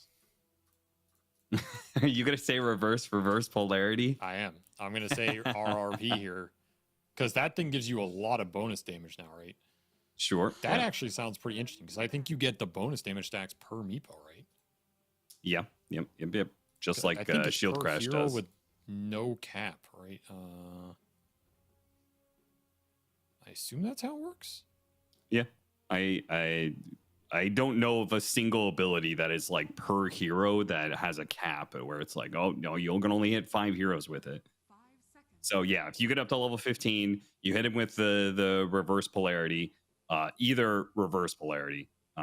It works for either one, right? You can you get a lot of stats. You get plus 12 stats per hero hit. Obviously, with a Meepo, that unlocks a crazy amount of stats that you can get on a universal hero. So the hero is going to be exceptionally tanky, hit very hard. Mirana is going to be the last pickup. We saw Mirana earlier in the qualifier, carry Mirana with the Solar Eclipse build, which was kind of interesting. I actually think the RRP is interesting versus Meepo, because you get a crap ton of damage. You have the Empower for the Void and the Gyro, which is just good. And then you split the Meepo up in the fight. Yeah. Which is actually not bad, right? Because then you just, like, RP one back, the others get split. He can't necessarily mega Meepo as easily in certain situations, or, like, save that Meepo that gets isolated and you just burst it down. I don't know. Sounds kind of cool to me. I think it's good for their lineup too. but maybe that's like too fancy. And I don't think Monkeys Forever is going to play Mag. I don't think he's a Mag player. So other options: Winter Wyvern, Earthshaker, Slardar. He would play Wyvern. No, Night Night Stalker. Stalker. Don't think it's very good versus Meepo, but is good versus like the Rubik Storm here. Maybe they feel like they have enough. Honestly, so I think with Meepo at a certain point, you just have to trust your execution here. And since they probably know they're like the underdogs here, you know, you'd rather probably just play something you're confident with than like, let's play Wyvern and see if it works. And then you just get outlaned and you lose the game in 10 minutes, right? Yeah. Which could happen anyway. But yeah, I actually think a lot of team fight. Do you know if secondary strikes is AoE damage, like the secondary hit? I assume it is. In which case, it sounds really good against Meepo. Because it just does like another little call down around the hero. So I would assume that it's still AoE damage. I actually think that one was actually underutilized anyway, because I think the damage is pretty strong on that. But I could see it. I mean, if it procs on all the Meepos, that'd be kind of insane. Yeah, exactly, right. I don't know. I guess we'll have to see. Maybe it does, and then maybe that's why they feel like they don't need another Meepo answer. They're just gonna unload the big guns on this guy. Yeah, come into play. I still think. So the thing about the Meepo is it's still scary in this type of game because one, you have another carry in Storm Spirit, right? We've seen this hero just carry late games. Like you get Parasma, you get Galvanized Axe. He's a beast. Yeah. And then you have Darkseer to carry the team fight. So in theory, even if Yuma dies in the fight, like you still can win this game as Nouns, right? Because he just soaks up so much damage. He goes in, he's annoying, you make him Meepo. You kill him, you still got a lot to worry about here, which I think the scariest part of Meepo is. He has one of the highest effective HPs in the game, and sometimes he doesn't even need to be the true one. Yeah. So I think Nouns, yeah, you might be able to answer this Meepo, but I still like generally what they have. The one downside with their lineup is I think there's not a lot to combo with this Darkseer here. Like you have two range supports with no AoE spells. You have a Storm who can kind of use Ion Shell, but honestly, it's not that reliable because of how the heroes jump in the fight differently. And Meepo, like you can Ion Shell Meepo, but it doesn't really change much, to be honest. Like the hero is just going to do his thing, right? Extra magic damage, who cares? So I don't really know what the Darkseer is really supposed to be doing in this draft, other than they just stole it from the Clock Darkseer combination. And I mean, the hero is just generally good. Like you're never going to feel bad about having Darkseer, but it is not like some insane Darkseer lineup, that's for sure. Getting into game one, we had another little twist. This one is also very interesting, very fitting for the game. Mirana took Solar Flare, where I really don't like this ability. I think Moonlight Shadow just gives you way too much utility, but Solar Flare with Meepo does sound pretty crazy, right? Increased attack speed and damage on all the Meepos. That is going to be, I mean, chances are a fight is probably, if Meepo's hitting you for, 2 or 3 seconds, Meepo is probably already winning that fight, but now it's going to have a much bigger effect. So that'll be interesting to see the Meepos just crush the gyrocopter at some point in time, thanks to a little bit of help there from Solar Flare. Yeah, that's a nice little cheesy combo. I mean, you also got to remember you can get the evasion on that spell as well. So like every Meepo getting 80 attack speed, 80 damage, and 20% evasion for like 10 seconds past the maximum, it sounds pretty absurd. Yeah, for sure. So all right, we are a strong ball. I'll give him that. Yeah. We are going to get 3 bounty runes over to For Amigos, so good start for them there. Already beating Nouns. There you go. Underdogs for what? Monkeys forever. Come into play today. I think these lanes should be pretty even, to be honest. I don't see Nouns losing the safe lane, but I also don't see them punishing Monkeys forever, and I think mid is kind of a wash lane. I think Storm maybe wins this a little, but honestly, it's hard to punish this Void Spirit without having a cheese hero, I think. His base damage scales so fast with extra stats and everything. This hero can have close to, I think, 90 damage at least, like level 3 to 4. just ridiculously hard to outCS this guy, and it's gonna be a tough match for Copy. But First Blood does go to Yuma, just runs down the Dark Willow level 1. An arrow landed, and that's all it took. Okay, little net arrow combination. I mean, that is not a kill that should happen, but Nouns will gladly take it here. First Blood for the Meepo. Not too shabby. Also just pulling for... Trying to pull. This is an awkward lane. I mean, what do you do with the Rubik darts? Like, this is this is one of those lanes that are just like no synergy. You can just try and push and pull, I guess, get as much XP for the Rubik as possible. We have seen Lelis do a decent amount of stacking as well. So this is a hero he can stack with, maybe prepare, especially that hard camp for the Meepo or the Storm. That would be super juicy here. If you don't feel like you want to play the lane, that's the direction I'd go. Push it in, pull big camp, stack the other big camp, and then you're just gonna ramp the XP as fast as possible. That sounds pretty juicy. They are winning in CS in all 3 lanes, doing pretty well. I mean, it's not like they're absolutely crushing it or anything, but they are winning by a small little margin on all the lanes. Seems like the mid matchup is going all right for RCY.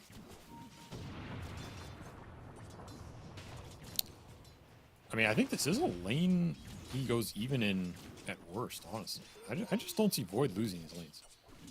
Stats are too good, man. Did you talk about the fact that Night Stalker went Blinding Void as opposed to the nighttime daytime swap that I feel like I've seen every single pro player take, even though the win rate for Blinding Void is extremely high. Yeah, I don't like that other facet, by the way. I don't think it's good enough to justify a facet pick on a hero. Like, I'm not saying this one's better, but I think that one is very underwhelming to me. Because, okay, sure, your first 5 minutes are good, but honestly, I don't think Night Stalker's problem was the first 5 minutes of the lane.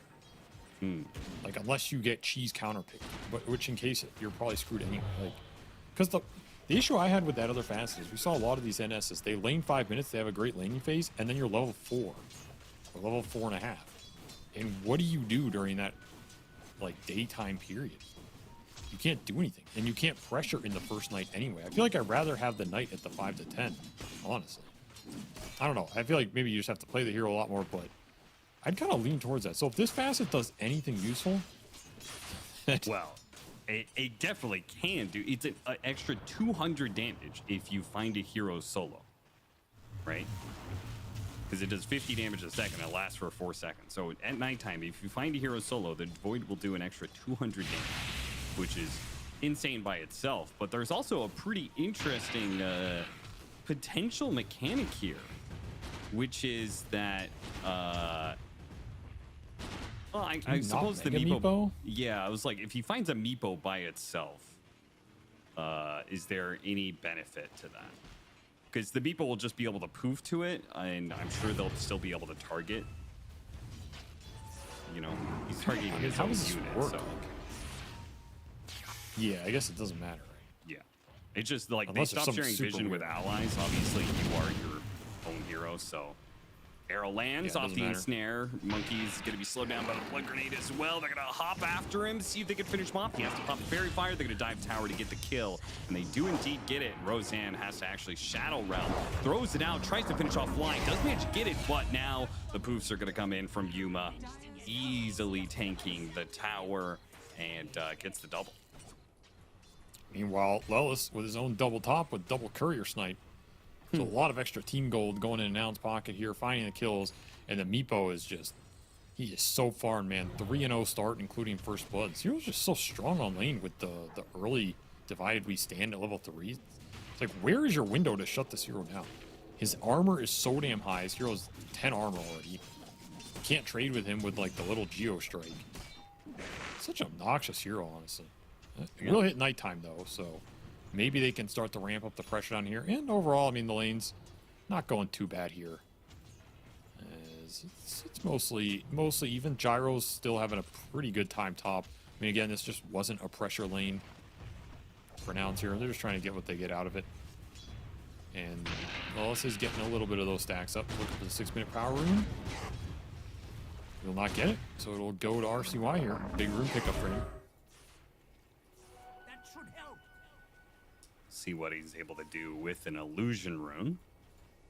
Radiant are Feel like there's probably not too much that Dispel does in this situation, but tried to hit the Bramble, misses. And hard kill to get anyway. Albino Zebra is watching Yuma farm down here.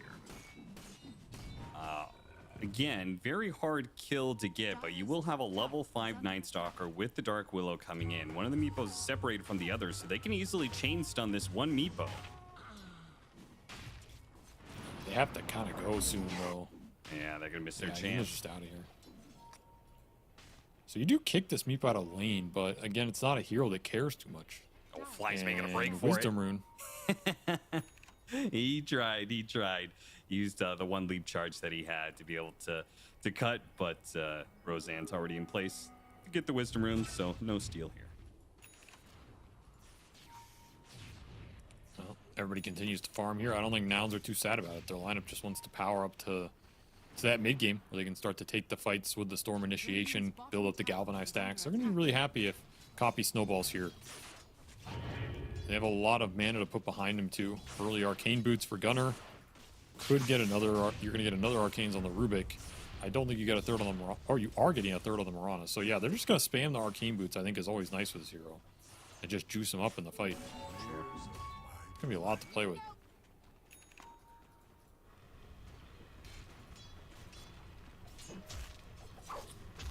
Not too much going on in this game, though.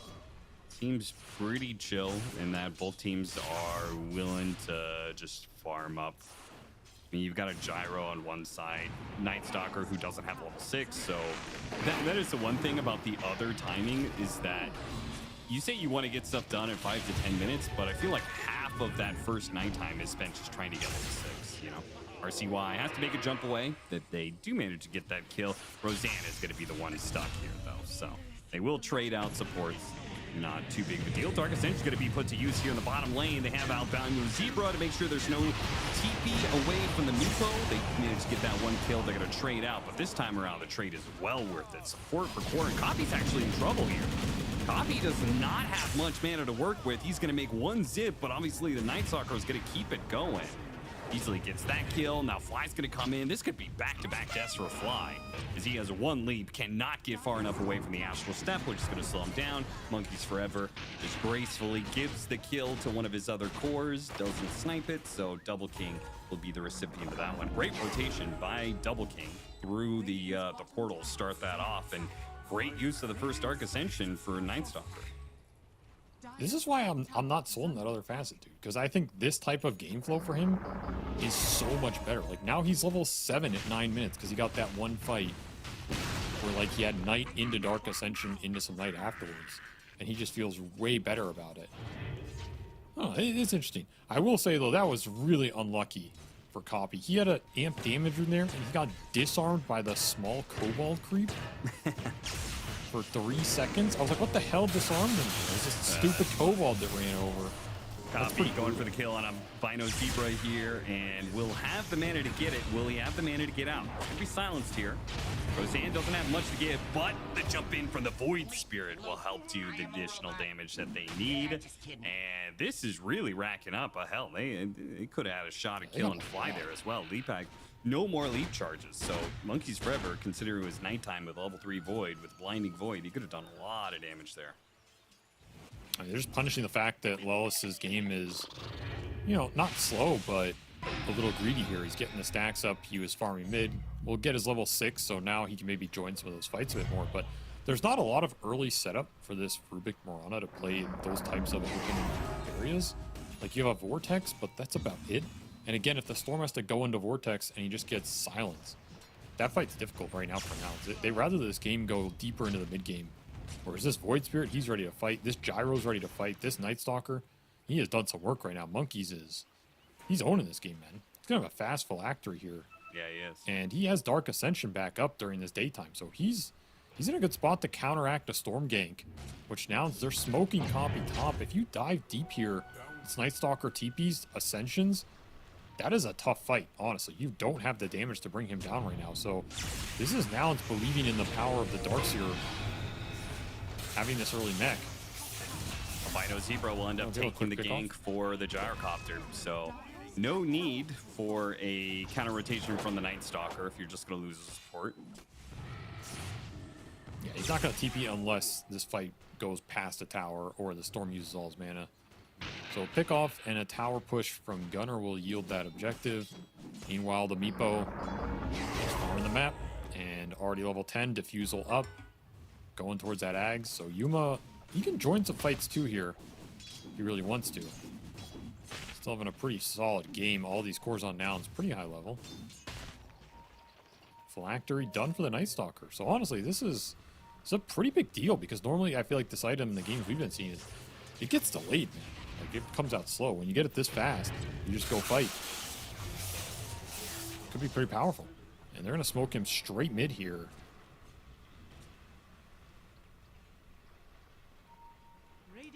It's a hard fight to force around a tier 1 tower with a Darkseer. But the Darkseer, if he drifts too far away from the tower, maybe that is a pickoff. They're going to pop the Dark Ascension. He's going to be stunned during his surge here, so this is very good. You're easily going to be able to get that kill. And now they're going to go for copy as well. Got a grab on him. Not good enough. They'll go after Flying next with the Dark Ascension still up. He has a Void, and that'll take him out. Damn. So much damage if you get hit by the early Phylactery level 4 Void with Blinding. That is going to do heavy damage. Holy crap. Yeah, it ends up being like a 600 damage nuke or something, man. That's just kind of insane. So that'll be Dark Ascension out. They're gonna man up for this tower. This is a little greedy though. The Meepo wants to fight this. You got terrorized. No nighttime. If things start looking a little bad. Drop the gyro ults. We're gonna see that in a play. Stolen also. That's a nasty one. That is a nasty one. Lelis. Oh. What a hit from him. That's gonna give them the extra kill in the Gyrocopter. And God damn. has one more lead to go. They're going to grab him inside of the Conks. Maybe not quite what they wanted, though. They have to back out with Copy. Coming back in with plenty of mana to go. They're just going to rip apart For Amigos. It was all going so well, too, but this fight was just not it. I mean, that was an unwarranted stay for sure, right? Like, there's no way you're just hitting this tower with daytime, everybody respawning, a Meepo that you know is the most farmed hero in this game. That was gifting Nouns a good fight there, and you just lost all your momentum, lost your mid tower, huge amount of levels into the Meepo, and man, that stolen call down was not the spell you wanted to give away there. I think it procced on 4 heroes, maybe? Yeah. Just a ridiculous amount of value here for Lelis. And you have that bonus AoE, He did 4,000 damage that fight. Yeah, that was... How does a Rubik do 4,000 damage in 12 minutes? It's like almost impossible. You couldn't do it if you went in demo lobby with like Black Hole. Well, call down secondary strike, I guess, is a two-edged sword. That is unfortunate for For Amigos. I thought it was just going to be a simple terrorize. Maybe they lose the Night Stalker. But I thought they were just going to terrorize and back out. Instead, they got wiped. I mean, Roseanne bedlammed the NS, which I think was just not the right call. Because I agree, if you terrorize there, maybe you get 1 or 2 more heroes out. But, of course, when you throw that, your ult's locked in. So now it's taking commanding control of this game now during that daytime interval. We'll hit night again here. So you have an opportunity to try and retake something on the map. But, damn, you threw away a lot. And it's tough when you throw away those leads versus Meepo, because, I mean, he just takes over everything. And that Ags is, I believe it's done? Yeah. I also think it's really bad for Night Stalker, because when you're ahead, I think it's easy to play Knights and just stay grouped up. But, you know, if you're behind, you feel like you need to split up more in order to get back in the game, which leads to those free pickoffs for the Night Stalker. This sort of game, Nouns could just hold their lead just by playing on their side of the map, playing under towers, and playing grouped up. You also just don't jungle that fast on this hero. This hero's pretty slow in the jungle, so you want to be fighting. And if you're behind, you can't find those fights as often, then the hero just loses so much. all these time periods. Monkeys right now, he's running around trying to find a fight. They're smoking down mid. It feels a little forced, but they don't really have a choice because Monkeys doesn't want to go hit jungle here. I don't think they're too pressured, like, ultimately in the ultra late scale-wise, but again, you're not going to be happy in this next 5 minutes if you don't find that fight, because Meepo is just going to clear the map, and your NS is going to be, you know, killing 1 or 2 creeps here or there. It's not an even battle. Spreading out, trying to find a kill somewhere around the map, but they are desperate.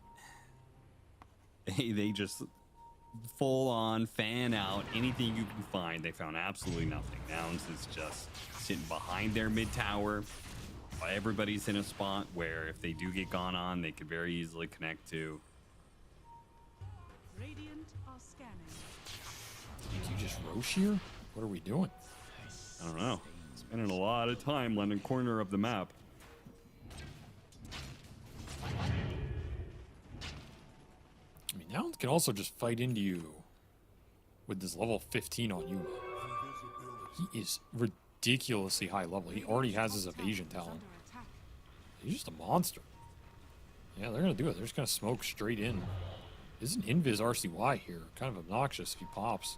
Yeah, that's a weird one for now. They have vision of him, but he gets away. Oh, random sentry. Damn, that random sentry almost screwed him big time. That was... Yeah. Oh, look at a gunner here. Steal a centaur. Okay. It sends a message right there. Yeah. The message being Not that Monkeys Forever is poor and really needs gold. Yeah. But it's still a message, so you got that going. Unfortunately, you didn't do Rosh, so you're going to lose Rosh. Losing Rosh with a Night Stalker with all 5 heroes up during nighttime. That doesn't seem right. I'm going to try and contest this, but it's nowhere close. You will get the fight afterwards if you're confident to take that, but I don't know if you are. 2 lives on this Meepo? Level 15? I don't know, man. The game's just slipping away. Another smoke gank for Amigos. Does not look like it's going to land unless they really want to force this fight.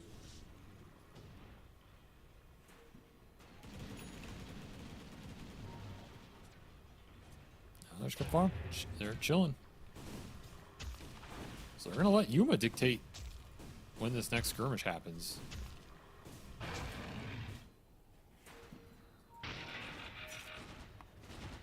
At least Double King stealing some stacks. It's not too bad.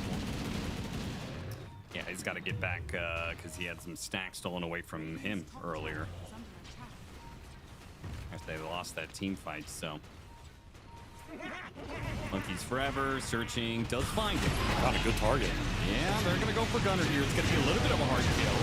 Takes a little bit to get there, but they finally do. And Laylas gets jumped, not only hit by the Gyrocopter ultimate there, but also jumped by the Void Spirit. The Terrorize goes down, pushes back the Meepo, who is controlling of the Void Spirit. A good Terrorize this time around. Monkeys Forever goes in for the kill and gets it. Nice use of the Blink Dagger 2 times in that fight by Monkeys Forever to catch the back line, particularly behind a Albino Zebra, who in too deep gets caught by the Meepo. But great team fight, good exchange for the Amigos. Yeah, they're very happy with that. Brought everybody to that fight. Got a 2-for-1. Got the Darkseer.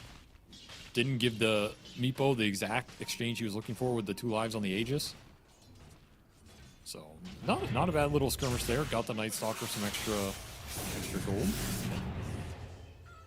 You're going to have to think about this Storm BKB. That's going to be pretty strong because you don't really have anything for it in this game. I feel like Nouns know it. Toppy knows it. He's just going second item BKB here. And that is a big pickoff. As Meepo just solo killed your carry. Yeah, he is fully online with the Acceptor and Disperser, so he can hunt you down. It's very hard to kill him. Dire's bottom tower is And under attack. it's also daytime for a good window of time here. Roseanne just dead. Didn't have Shadow Realm. It's on cooldown for a little bit, and Copy had a regen rune, so he was willing to make that kind of dive. Things looking very grim now for Amigos. I just don't know what you do about this Storm BKB. It removes all the control you have for him, guarantees that initiation and team fight for Nouns. You still have this Meepo running rampant. Level 18 now. Stats are just through the roof. I think you need the BKB Gyro for sure. You need this Ag's Void Spirit, but this Ag's Void Spirit's also not going to do well into the Storm BKB. Tough situation. I mean, this is the type of game Meepo puts you in, where if you mess up a little, he just racks up the net worth lead, and then suddenly it's really hard to team fight him. And you can still go ultra late here and beat the Meepo there, but your opportunity to do that is just so limited because he puts his team in such a strong position. Everybody on Nouns is getting so much farm because of how the Meepo's controlling the map. You just can't find these good fights to pull yourself back. Right now, For Amigos struggling to find those openings as Yuma cleans everything up. His Aegis is out. They look for him bottom. Missed the jump there, but this Meepo being left alone. What a misplay. Yeah. Yeah, you were clicked on the wrong Meepo. So he's gonna finish up the Tormentor, but I mean, still giving up the Aegis like that for free. A little unnecessary. Monkeys forever, though. He did have to use Dark Ascension for that to make sure they actually got the kill, and is not going to be finding anything else for it. So Nouns are going to be extremely strong for the next 90 seconds.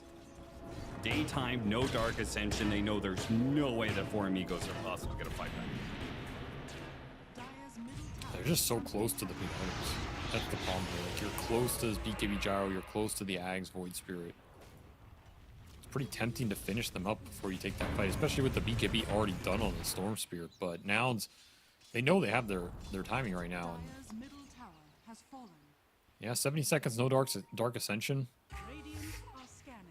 Can you get through this period if you're For Amigos? Can you farm the map, get your items, get that next NSO? Night Stalker, no way out of the net. They're not gonna have BKB for a while. I mean, Monkeys went back and bought his shard to kind of speed up his farming speed. You said that's one of the downsides of Night Stalker, just really bad neutrals. So the shard usually helps with that. RCY just uses Manta to hit the mid tower, which means he had no dispel to stop the chain and snare. He'll get the mid tier 1 tower, but lose his life in the process. Level 21 on this Meepo. He is basically a level a minute here. Yeah, this hero's getting banned next game, I'll tell you that much. Yeah. This is the ultimate demoralizer in the meta right now. You lose to Meepo, you're not losing to it again because it's not going to be in the next draft. You know, I guess in some ways, you know how he used the Manta and it kills it. If he finished off his Aghanim Scepter, if he times the Resonant Pulse, he should always be able to get away from Meepo by himself. Because he would just chain silence him to a point where the ensnare runs off. Yeah, but how are you killing him? It's the... Well, you got to focus on survival first, you know? I feel like surviving versus Meepo is not that good. I feel like killing Meepo is what you're supposed to be doing.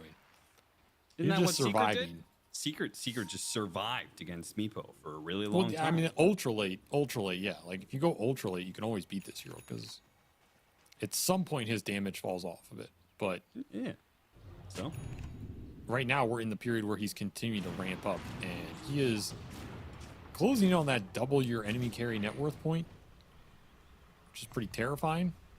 This is where he just ends the game. The question is, can you deal with him right now? You know, surviving him right now does not matter because he's going to take your base. You have to be able to kill him right now. That's going to be the tough ask here of the For Amigos. But they will smoke out. It is nighttime. They have the BKB Gyro. They have the Ag's Void Spirit. It's as good as it gets right here. They even have a high ground ward. Does not see the enemy. a lot of AoE silences. If they can go on something that's not Storm Spirit, Storm's running into them right now. They don't want to break their smoke on him. If you're gonna go back for the Storm, I mean, there's just... He has BKB, though. I mean, maybe they just think they're gonna get the BKB out of him. You have to, like, hookshot him in the other side of the map. To haste Rune. They're trying to, like, blind terrorize him to get a chain stun out of this. This is not good. Gonna run after him, force him to use the BKB. I'm not even sure if he's gonna have to because the haste rune, yeah. He doesn't even have to use BKB. So they're gonna have to TP back. For Amigos are in a position where they can poke at the high ground if they want. Just see if they can get For Amigos to come back.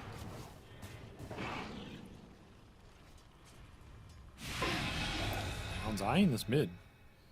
Would be happy to just jump somebody here right outside the For Amigos base, get a fight there. They're just gonna Rax them if they win that. But Storm's not with them, so a little hesitant.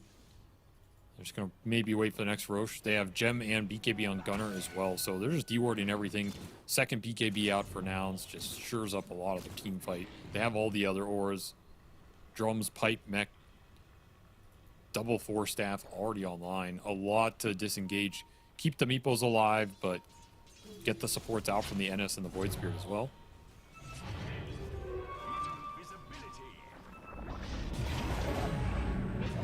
Nice to simulate quick reaction from RCY to get away from the vacuum into Earthbind combo. Not what I anticipated seeing. Just push the other lane. I mean, can you go high ground here if you're Nouns? It feels kind of throwy, but you do have the Meepo. And if For Amigos aren't really going to do anything about it, I don't know. It's kind of tempting me here, but I doubt they will, just because you got to be thinking about this next Roche.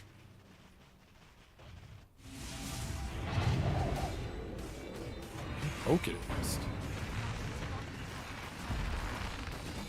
Okay, he's just getting a lot of damage here. This is... You got a glyph. That was valuable. Didn't even use Solar Flare yet. Oh, they're checking Wisdom Rune. Albino Zebra got scanned here. Yuma's gonna jump on it. And he gets the Void Spirit. They're gonna jump on the Meepo. The team is teleporting in fast, so they know For Amigos, they cannot stick around. They're gonna TP out RCY. He makes it out. Monkeys will be fine as he has a lot of mobility. Blink Dagger, Ogre Sealed Totem. Well, he got the rune. But Fly took theirs, so not that good a trade. Roche is up. Ryan, the gyro mid. Double King got his TP canceled. TP'd right in front of Copy. So he gets that canceled. He's gonna probably have to use his BKB here, and even then, he's still in potentially some trouble here as the Meepos are gonna get it thrown at him, slowing him down. The BKB wears out, now he's dead. Night Stalker tried to go for the back line. Monkeys Forever finds that all of Nouns are here and ready to fight back. And the question of when and how are they going to be able to break high ground becomes apparent. You get it through a pick off on the Gyrocopter.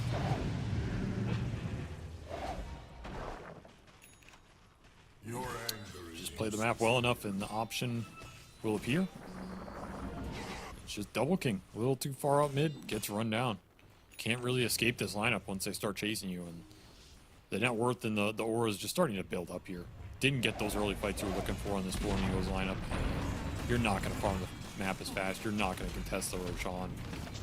And now these auras are just making the team fight hell.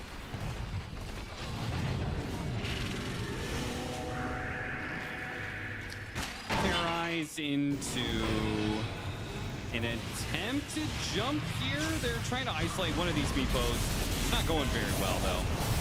And the Storm Spirit will isolate a support. Kills him. Now Double King, who doesn't have these BKB still, is going to be chain Earthbound to a spot. Roseanne comes back. A buyback into a dieback. Can't even get the Shadow Realm back up. And to make things worse, it's daytime. So it's on. Hey, look at the barrage there. Oh, I really got a rampage, but I mean, that barrage is pretty cool at the end. Unfortunately, Meepo has extra magic resist, so when your only real AoE is the spell damage, it just feels bad. I mean, they got Meepo. Let's be honest here, Austin. They're underdogs. They honestly played that first 10 or 15 minutes fine. You know, I think that was... They weren't even that bad in that bad of a position, but Meepo just puts the onus of execution on you to such a high level that the second you mess up once, the second you gave Nouns that team fight mid, during that daytime, Yuma comes with his, you know, diffusal, little extra stat timing, and you get wiped. It just feels like there's no going back. Like everything starts to snowball from there. You lose Roche, You lose more towers, you lose more map control, you're losing tormentors. Suddenly someone gets picked off randomly by the Meepo once. Now you're in a 4v5 situation. The hero just takes advantage of all these little mistakes, and yeah, it's a tough hero to play against. I think we're going to see a ban game too. And it's also good value for Nouns to bring the Meepo out here because, again, you're reminding some teams down the stretch in this qualifier that you have that trick up your sleeve. Right. Yeah, it was this fight right here. This is the fight that, like, literally it was, they were a little bit behind according to Total Plus. Man, what a great ulti steal from Laylas. Yeah, that was nasty, dude. That was, like, well, it's just, I mean, he basically just won the game here, right? I think Nouns do fine in this fight without that, but, like, they don't wipe everybody here or put For Amigos in such a bad position without those Rubik steals. And damn, I mean, 4,000 damage from Rubik at a 12-minute fight is just, like, that is literally almost impossible. You need an insane spell, insane good cast on it, and he just had it all there. The dream for Leslau. This makes game one look easy. And of course, at this point, I mean, your EHP on this hero is just way too ridiculous. That's the scary part. It's a 30-minute timing on Meepo, not some sort of 60 or 70-minute timing. It's this part of the game, can you get through it? And if you can't, which there's not a lot of lineups that can, it's just done. Yeah, it was rough. I mean, that was a 20-25%, win chance thrown out the window on that fight, right? It went from like a pretty close, like 55-45 game or something like that. And then now that just one blunder against Meepo just kills your game. And kind of again what we would kind of expect from a team that is not as professional or as not putting as much practice and work as a professional team like Nouns, that you do encounter those kind of slip-ups. But again, the highlights, the laning phase was pretty even between these two teams. For Amigos did very well for themselves. There was something kind of going on with Monkey Forever's Night Stalker that was doing all right. At the end of the day, it was not enough to be able to take over the game like they were ultimately looking for on For Amigos, and that means they are now one game in the hole in this best of three against a very strong Nouns team. We are going to go to a break, and we're going to come back with game two to see whether or not For Amigos will let themselves get Meepo'd again. Probably not. The official headset of PGL tournaments. Now, with a wireless version. Experience unparalleled speed and reliability with the latest wireless technology, advanced hybrid ANC, and built-in EQ for your favorite game. Designed with elegance and durability, and extreme noise-canceling microphone. Always stay one step ahead with Aspire Wireless.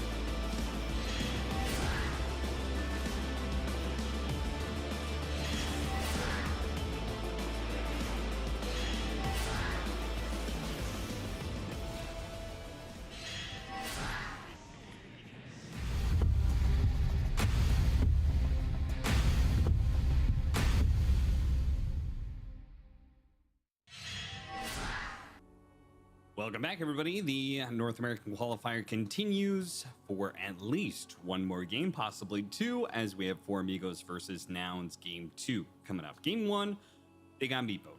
What can you do? Not much you could do about that, right, Avery? I mean, you can play better or you can ban it. But yeah, otherwise, I mean, the first time, okay, you get got. The second time, it's on you. So we'll see here what happens. I don't think Nouns are going to first pick that hero, though, so I don't think you have to first phase ban it, but you're going to ban it somewhere along the road. You only have maybe 1 or 2 bans in that second phase, so you're going to have to pick carefully here. But it should be at least a fair game outside of the cheese. You know, if you don't get cheese, then at least maybe we'll see what For Amigos have up their sleeve going into that mid game where that matchup is not as difficult. Because that one's just brutal, man. Like, you're playing versus a better team. They have Yuma's signature hero, and it's a cheese hero. That's a little too much. A little too much for me. Yeah. Yeah, I mean, we were talking about the introduction of these two teams. It's supposed to be Monkeys Forever pulling out some cheese, some Broodmother or something. Instead, they're the ones who That's what I'm saying. cheese, like, man. What is his cheeses patch, though? I don't even know. I guess, is it Brewmaster? Is it, like, no one's playing the Brood? No one's playing Visages and stuff, so, like, I don't know. I feel like his hero pool is not as good right now as it has been. You know, maybe he has to find some crazier stuff. And dare I saw say, Mar maybe play that Witch Doctor. Broodmother with the newly buffed necrotic webs. 10 seconds remaining. Okay, could be interesting. I mean, that hero is always interesting, right? It's one of those heroes that Remaining. feels like every time it gets changed, there's something about it that's broken, but it takes a long time for people to figure out. So you gotta like leave it to like the Brood spammers to really figure out that exact build. Like even that patch where, if you remember, there was the patch where Brood became a mid hero, Koikfa and Matu were playing it. Like that took a long time to develop that, where you had the ancient camps mid and you were going over the cliffs with Mask Madness, Deso. Like that lasted for about a month before it got nerfed. But that's the kind of thing Brood is. Like you have to figure out that exact, okay, here's my farming pattern and my item buildup, and here's why, how I'm abusing it. You know, maybe it's like the Bloodthorn patch that Ace was abusing, or it's the Pipe patch that Neto was abusing. But it has to be something like that with that hero. And until we see that, you're just not going to see Brood in most of these games. But they'll go for something pretty standard here. The Clockwork, they did ban out that Storm, which I think is pretty fair. Copy owns that hero. Nouns have been owning with it. They're very happy to first pick it. If you're not confident enough to take it up, then yeah, I agree with the Storm ban here. That hero just does so much. All right, final ban coming up. Clockwork and Rubik gonna be the exchange. Feel like that's pretty fair most of the time. I like Rubik more than Clock, but yeah, I mean they're just support openings here, nothing crazy. I think these bans for For Amigos definitely Meepo +1. The +1 a little tricky. Could be the Zeus, could be another mid if you're trying to like win this mid exchange with a pick down the line. Tough to call, but I'm definitely banning Meepo +1 here. I'll tell you that much. For Amigos is going to go through some of their ban time to think about it. You know, I forgot that Broodmother, I was looking at it. Broodmother still has that same shard where you get the Insatiable Hunger gives you more and more bonus damage as it goes on. 4% per second for a potential duration of 16 seconds. That has to combo up if you take the Feeding Frenzy, right? That has to work with the spiders. Now, it's percentage-based damage on spiders that are not hitting that hard, but I do kind of wonder, you know, if you're getting, you know, a bonus of 150, 200% base attack damage, that's still going to add up to something crazy on the spiders if they're hitting supports. Now, if they're hitting some strength car with 5,000 HP, maybe that doesn't do anything, but it would definitely kill the backline heroes very quickly. Could see some potential. I mean, that honestly requires, like, I'd have to go in demo lobby and try out items and see what that hero actually does, you know? Like, I don't think there's a single person watching this game right now, and however many thousands of people, that can tell me with 100% certainty this is the Brood build right now, right? It's just, I refuse to believe it. So, will we see it here for Monkeys? Maybe, but I doubt it. And I was thinking they might ban Ursa, because it's been a Heroes Nouns have gone to. They went to it in that best of 5 versus Shopify. it's a hero that accelerates the game, but they don't get the Meepo ban, which tells me they're going to soft pick some preemptive counter, maybe something like the Wyvern or even the Elder Titan. I mean, ET Clock is pretty bad, but Phoenix is out. I think Ursa's also a decent answer to the Meepo in some ways. So when you ban that, it also makes it weird. Maybe pick up Leshrac. They plan on. It's okay. I mean, I think the only preemptive counters that are like good meta heroes are Wyvern, Leshrac, maybe like Timbersaw or Troll. Nouns, turn to pick. But if you're they locked ban down, ET, they're going Meepo, man. Like they're threatening it. Yeah. I think it has to be Wyvern. I mean, from a Nouns perspective, though, do you actually want a Meepo here? That's another question. Yeah, I mean, you could just like force them to preemptively pick some things and just not go Meepo at all. I mean, also, if you're just confident you're going to win this series, which you should be, yeah. Like, is there a need to play Meepo twice, right? Well, simultaneously, is there need to show anything else? Maybe not, but I think that argument is like, it's a double-edged sword, because like, yeah, you're not showing anything, but you're also not getting to play more stuff, right? Yeah, and you're not gaining the confidence of like how it feels and all that. I'd rather just. But play your more already stuff. team is pretty confident, right? You won the previous qualifiers. Yeah, true. Let's see. Could go either way, honestly. I could see it go either way, but they're definitely kind of prepping. They're threatening it at least, right? With ET ban, like I don't think you ban ET there, even though it's a good matchup versus Rubik and it's okay versus Darkseer. Like, for me, it's not good enough to justify Rubik or Elder Titan Clock to ban that unless you're again threatening the Meepo. So, For Amigos are definitely thinking about it here. Go back for the gyro. I mean, you could Wyvern, but the problem with the Wyvern is if they don't Meepo, it's just like a dead Wyvern game. Oh, so the okay. Warlock, that's interesting. I mean, that is a Meepo counter for sure. Yeah. And it's a hero that has some increased potential. They're still going to Meepo. Oh, boy. Oh, boy. This is, I don't think Warlock is a harder counter to Meepo than Wyvern is, though. No, he's not. But what I was saying, like, if you Wyvern there and they just go some Spellcaster Darkseer lineup, you feel really bad, right? Because what the hell is Wyvern doing? Like, Wyvern's really bad against Darkseer, and it's pretty bad against Rubik. So you might have opened yourself too much. I mean, you knew it was coming, though, so I feel like you still should have, but Warlock's not bad, right? You have Flak here. All of his spells are kind of annoying outside of Golem. It's a better hero, slightly okay on lane versus the Darkseer with some extra heals and stuff. Like, Bond's upheaval is strong versus people, but you have Darkseer as well who can surge people out of it, be really annoying in the fight, buy Pipe and Greaves, which are both really bad for you as a Warlock. So yeah, I'm not super sold on the pick here, but it's the same lineup as last game from Nouns. They just gave it to him. All right. Tidehunter doesn't kill the Meepo, but can survive off of Meepo. If you get like a Vlad's build, you hit a bunch of Meepos with Anchor Smash. I assume he's going to go the damage block build. Do you think Warlock is going to go the Grimoire build or the scaling golems build? Fasten. I have no idea, dude. I have no idea. So Insania showed me a clip of one of his pubs where the Grimoire, if you can be a part of kills early, it does give you a lot of experience. He was level 7x7 as 5-position Warlock because he was able to be a part of like 5 kills. And he went from level 4 to level 7, popping his Grimoire. It was crazy. Yeah, I mean, I guess if you snowball with this hero, it just becomes insane. I mean, I'm probably going that fast because I don't think this champion does much in a normal game. In a normal game, it does a lot in pubs. There are immediately everybody. There is definitely, I guarantee, like half of the Dota playing population jumped out of their seats and was like, "Those golems kicked my ass in this one game." But I agree, in a pro game, probably not.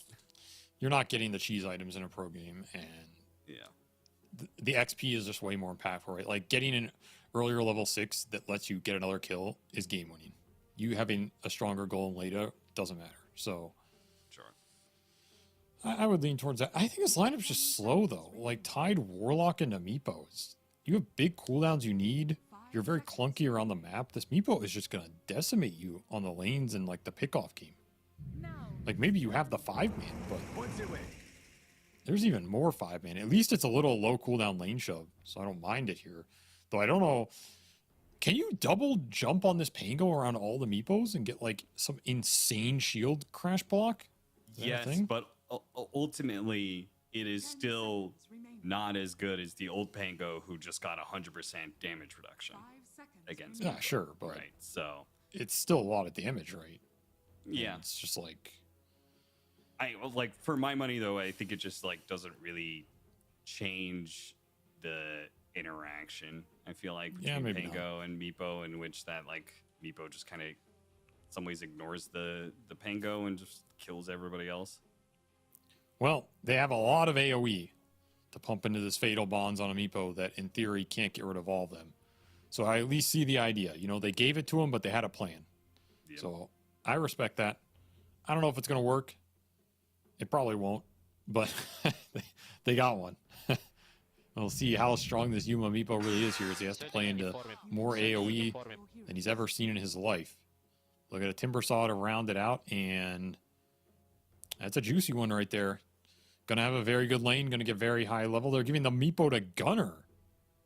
The carry Darkseer. Oh boy. They got two Meepo players. That's something a little different. All right, so Yuma's going to be going the quick wit carry Darkseer. So this makes more sense to me as to why they picked Meepo again, because now they're trying to demonstrate that they have some flex threat on the hero as well, right? Yeah. Which makes it picking it a second time here. That's like the tournament value, which you have to think about when you're trying to qualify for TI. So that actually makes more sense to me that they were willing to pick this Meepo again and go that way. Very interesting swap. I don't think Gunner's Meepo is as good as Yuma's, but it does play the hero. And since it's an awful Meepo game on paper, I guess putting it in the off lane is less consequential. Though I don't know, is this carry Darkseer super good here? Maybe it is. I have no idea what carry Darkseer does in this game. I guess we're about to find out. Yeah. I mean, the big thing about carry Darkseer is you are going to get a faster Ags. So it still comes down to, is it a good Darkseer game, as in, can you create strong illusions?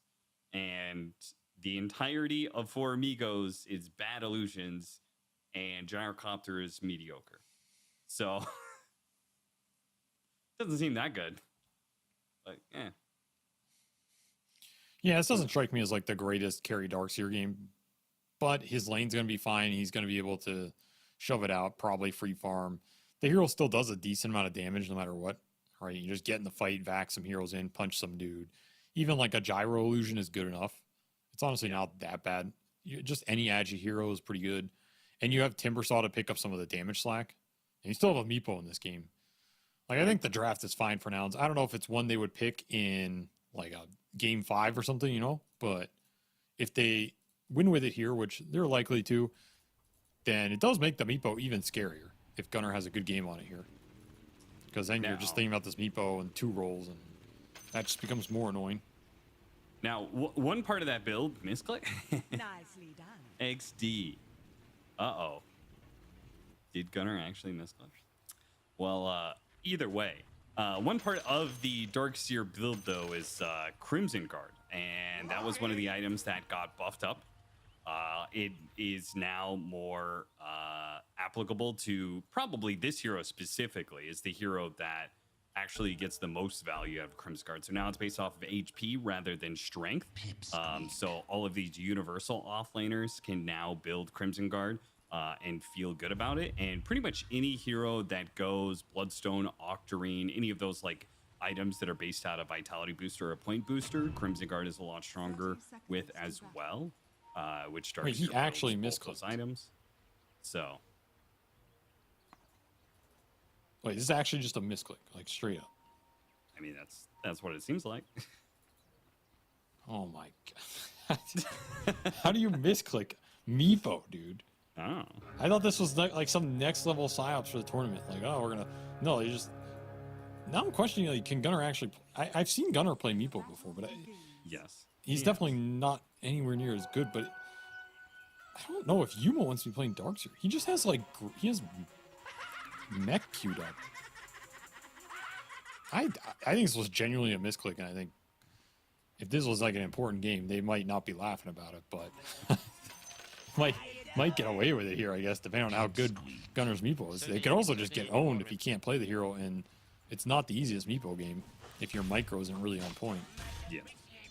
So where I was going with it, by the way, is the Crimson Guard thing, is that Crimson Guard versus Gyrocopter. And now that Crimson Guard got buffed up, right? I feel like this item is kind of legit now, and surely Gyrocopter's got to be one of the heroes that it's a good pickup for, right? Oh, 100%. Crimson destroys certain carries into it. They just can't play into it. Gyro is kind of one of them. The worst is Troll, for sure. That hero just does nothing in the Crimson Guard at all. So if we see that item come back in the meta, and teams actually remember the matchups, yeah, you're going to decimate some of these weak base attack agi carries that just can't punch through it. You just do 0 damage, completely takes it. It was crazy. I played a Centaur game against Troll, and I built Crimson Guard, and I had like 200 damage block. He literally did nothing.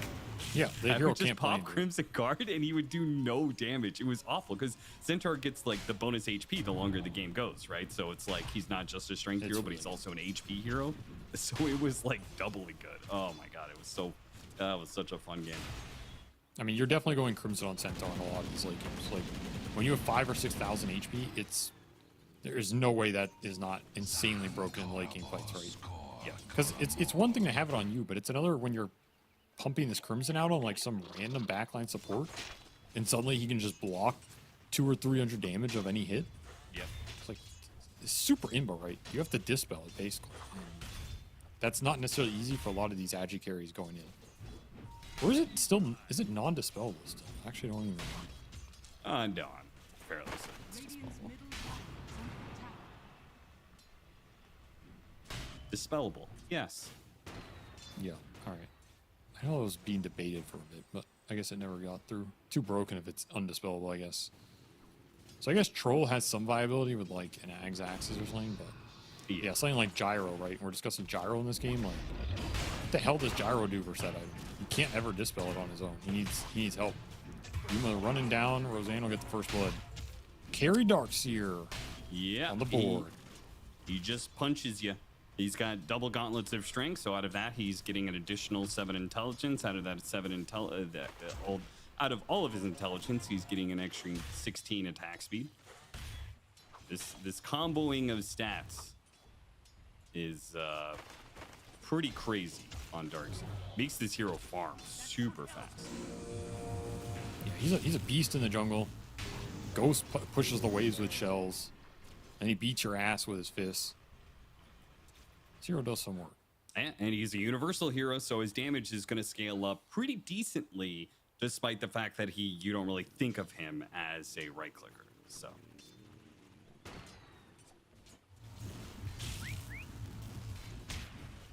Dodge out the cogs and get a freebie. Plus 16 here.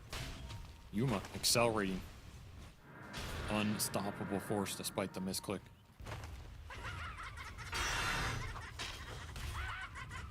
Did take the double jump on the Pango. Yep. So I guess there's enough value in this game. Could be pretty cool in the fights. You can actually land him on a bunch of heroes, just get some massive shield. All right, now he's absorbing 270 damage, so he'll be okay to swashbuckle away. And that new range he's missing out. It's terrible. Oh, it's so so bad. Like, is this hero playable actually? I don't know. I did not feel like it was playable the last time I played. Yeah, I don't think Pango. Swashbuckle. I mean, thank God. Too terrible. I'm not arguing against it. I'm very happy this hero is not playable, I'll tell you that much. But I think every support hero in the entire game of Dota 2, and probably a lot of mids, rejoice this hero is dead. But since we are seeing it here, I guess the question is, how dead is he? I feel like he's pretty dead.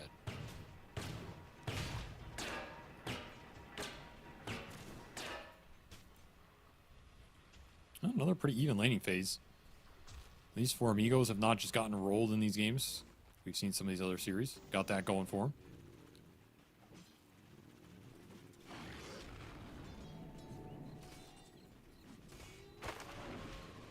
Even getting some stacks up for the Tide Hunter. So Monkey's not doing too bad for himself. Once again on the lane. Bonds are going to get some extra creeps down bottom for the gyro. And they're making the most out of this laning phase. Even up in net worth, doing pretty well. And Gunner is not having a good time down there, honestly. He's not farming well. It's been like half trying to stack this big camp, but I don't know if his micro's just bad or like the timings are off. It's looking rough for him though. And they're going to get the gank on copy. That's a big one. Before the level 6 on the Timber. Just found it off the spam, dude. Yeah, very nice. Which means RCY still has his ultimate available. Doesn't have the mana for it right now, but we'll see if he gets the 6-minute rune. And they need this Pango to do well because they are a lineup that is going to scale decently with kills, right? They have the Black Grimoire for the Warlock. And so if he can be a part of any kills, boom, bonus experience. But then also the Tide Hunter gets the extra damage block. He is part of the kills, right? He gets an extra damage block on the Kraken Shell with this facet, which would add up a lot against the Meepo. Now, Monkeys Forever is probably going to get run down here. Looks like Gunner does manage to find a kill in the jungle there. They just caught up by Zebra by himself. Monkeys Forever is going to be good, though. He gets away from the darks here and pulls the wave along with him. Still very even here, looking for the 7-minute wisdom runes and still looking for a bunch of stacks. Both teams are trying to stack up the triangle because they definitely have heroes that want to go clear it. Potentially even these mids. Trying to get as big as possible here, as fast as possible. Bottle refill out mid will also get a D-ward for Albino Zebra. Nice XP for him. But Yuma going for the steal here. Is anybody going to stop him? You can't let him do this to you. Roseanne's gonna be too late. Cogs push him away, hit him with the cog. No. The He slow did his from best. the wall, dude. But the slow was just gonna enough, die here and now too? Roseanne's gonna die as well. So Yuma gets big experience out of this one. Okay, maybe he doesn't try and run him down, and maybe Didn't just serve focus you. on survival instead. The cogs, he's throwing out cogs at you, trying to get in front of him. Okay, Yuma's gonna be stuck. Roseanne goes back and dies. Why? But at least they get the kill. Maybe he thought he was going to TP out. I wanted to make sure they get the stun.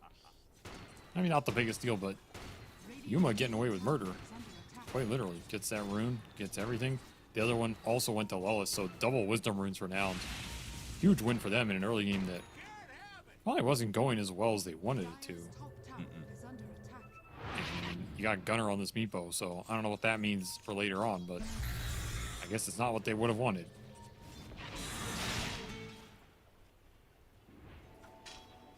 Aiming a rune. Ooh, shield rune for a Timber Saw. That is unfortunate. Roseanne needs to be careful here. This Timber Saw is not that easy to kill.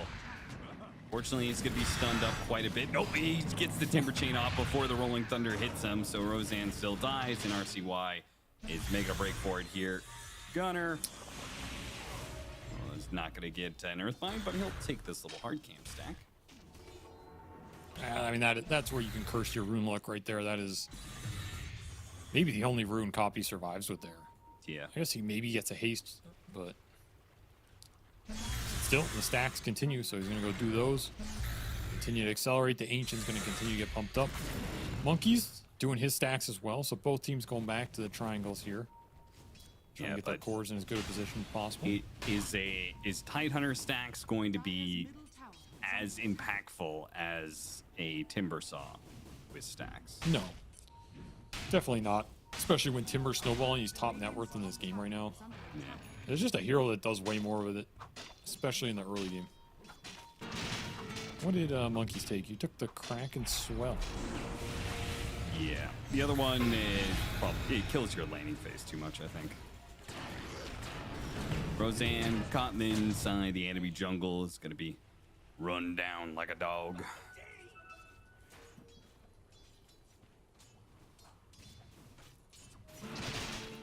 For Amigos just want some XP right now. There's 2 Grimoire charges. Yeah, So in theory, this Warlock's pretty close to 6. He is 6. Or does he just have it? Oh, he just has it. Damn, If he 250 wanted. each. Yeah, you start off with 1 charge too. So he has been a part of 1 kill and can get an extra 500 experience. This is pretty strong. Yeah, it is. I mean, this was one of the hero's biggest weaknesses is like getting XP in the early game and competitive. Because in pubs, you can always get experience on Warlock in pubs because people just die randomly and like the laning's not as difficult. But in competitive, it's generally pretty hard, honestly, because you're not allowed to pull as much. Like people are really good about stopping your pulling and using that small camp and these types of things. And then they're not going to feed on lane as much to Warlock because he doesn't have that much kill threat. He just has resource wear, so. As long as you're good about your management, it's pretty hard to die to the hero. Sure. And then you just end up being really low XP. So the fact he has this mechanism is...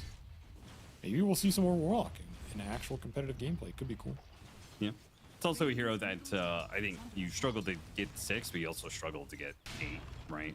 Where you want maxed out, or 9 rather, you want maxed out Upheaval and Fatal Bonds as early as possible. Those abilities are like very team fight impactful, but a lot of times you're sitting on level 2 or 3 of them because you can't get experience anyway, like you're saying. So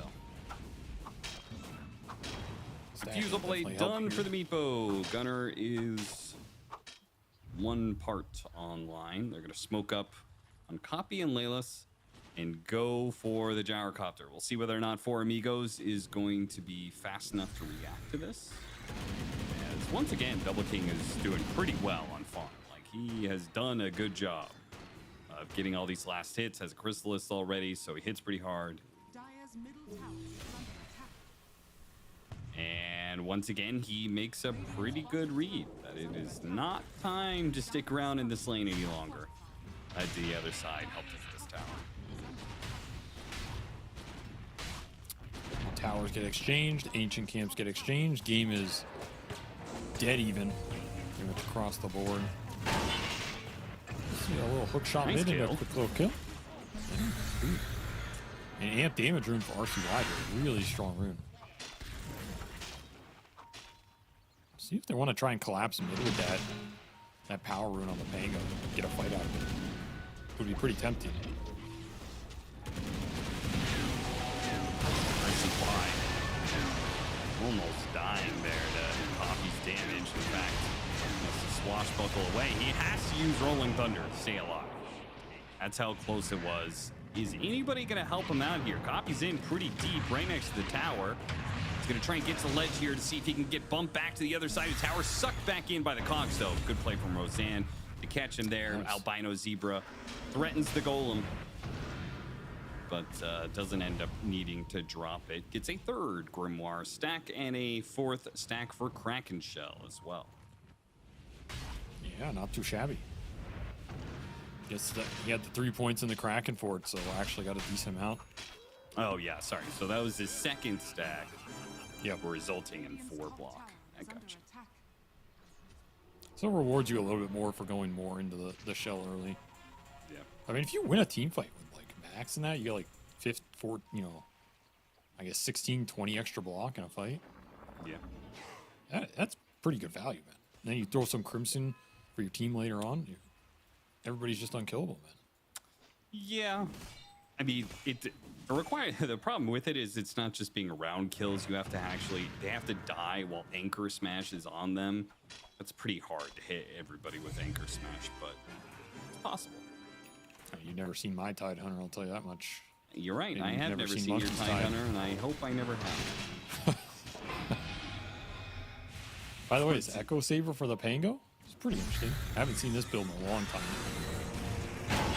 Big burst, Roseanne just trying to set up a Rolling Thunder here. They're going to drop the Golem, obtaining the stun with the Rolling Thunder. It's doing a lot here to Copy. They just need more damage, but of course, their damage is the Pango.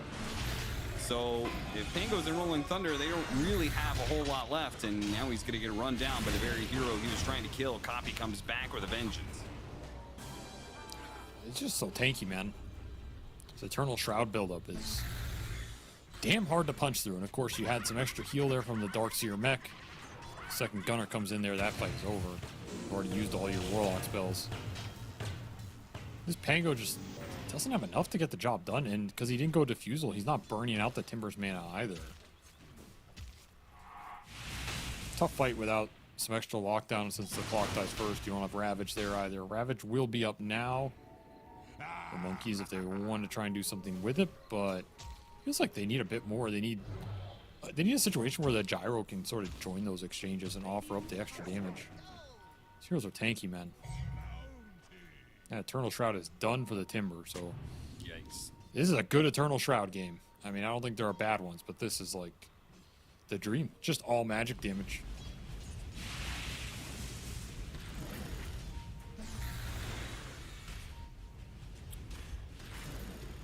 Time to farm more stacks. Because they are going to be hard pressed to win a team fight if Copy's sit in front. But they're going to go for it. They're going to try and push this tower a little bit. Double King's going to join him with his fresh Aghanim Scepter. And now the Darkseer starts making his way across. Level 12 Timbersaw. They take the tower, though, before Nouns really has a response. They're actually going to jump Coffee here. Could not get the Cogs pushback, though. This makes things awkward. They're going to be diving deep into a tier 2. They have Fatal Bonds on all of these heroes, though. This is a very good Fatal Bonds. It's going to lead into some kills for sure. Yuma and Fly are both going to die. Laylas gets low, as does Copy. They both have to go back to the top. Yeah, that was a nasty Bonds right there. Saw the power of it. These heroes were melting, no dispels up yet. Don't have that Greaves on the Darkseer or anything to get rid of it. Fly just died to the Bonds take out. Look at that damage number. And as a result, he's level 9 without using the Black Grimoire. So all this talk about still 5 the charges. Grimoire being used to get you to level 6 or get you to maxed out of these basic abilities, my man's holding it to get to level 20 or something. I mean, it's got to be level 12, I guess. Yeah. That might be a little greedy, but I feel like popping it here is not necessarily bad either if you take the extra Bonds talent, because you are picking this hero for Bonds in this game, so Sure. it's not bad to have an extra 4% across all the meepos or whatever. Level 4 Upheaval Stolen is worth noting here. Pretty good spell for Lulz to have, especially with some extra AoE, and the fact that they're going to force Roche. His Upheaval on the Rubik could actually make this contest pretty difficult if Lulz can just sit somewhere and channel it. But thankfully, they left the pit. They do not stand in front of it. Gunner backs out, and they're going to go back to doing it themselves. 100% you do this, because there's no way you should be afraid of a 5v5 fight around a clump there. So last game they did not get this Roach. This time they will actually get it here.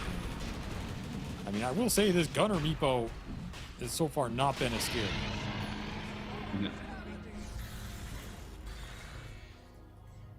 I mean, you just gotta get them a little time to cook, you know? That's true. That's true. Trying to remember how to play this hero. He thought he didn't have to play it anymore now that he's on offlaner instead of a mid. That's right. Surprise. Still not entirely convinced this was a misclick, but it probably was.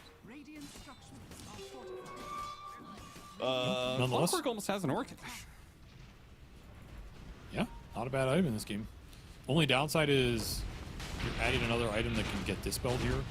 You already have to be thinking about, like, the fact Nouns want to get rid of this Fatal Bonds in these team fights. So that part I dislike, but it is very good against the lineup. Cool. Sure. Copy pops out and almost one-shots Double King's Aegis. Go back for Monkeys Forever, committed to take the tier 2 tower, and Earthbind is gonna actually, the hit from Fly finishes off the Aegis. Now, the Orchid did come into play, and that'll end up killing the Marauder, but on a second life, can Double King survive here? RCY hits him with a double jump. They have Rolling Thunder if he can get it off a big Bonds. If they can do the damage, they are destroying them now. Look at Coffee. His HP, he just got demolished as the Fatal Bonds on all the Meepos plus the Timber Saw. He got destroyed by Meepo.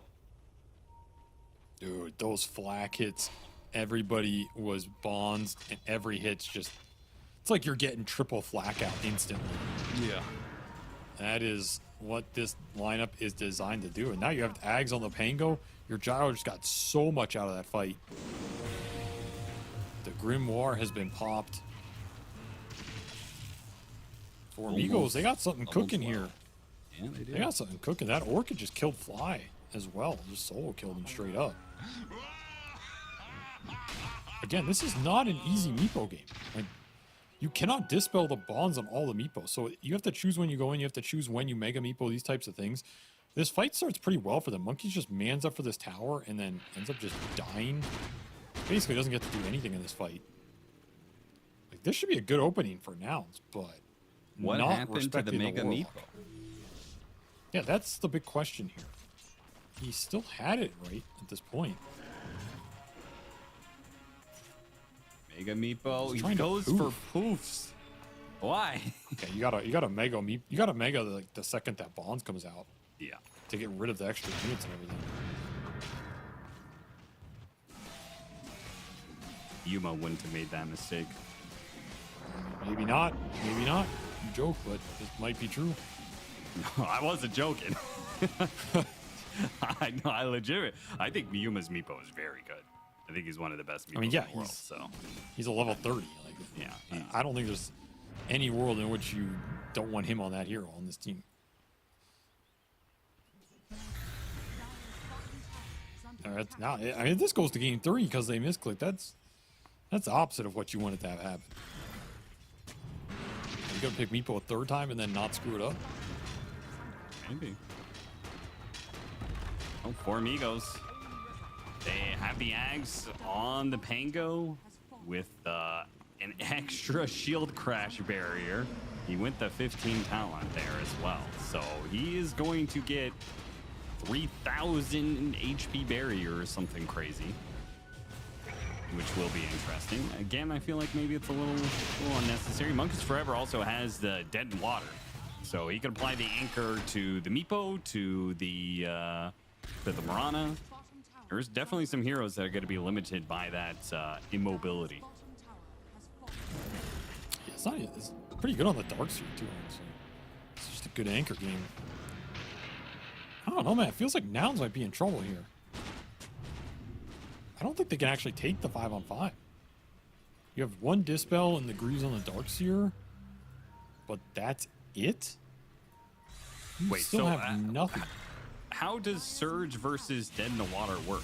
Because one ability forces your movement speed to 100. The other ability forces your movement speed to max. So which one wins? I assume Anchor wins. But I guess I didn't think about that. I'm not sure. I thought Anchor wins. Because, like, or... I didn't think it did.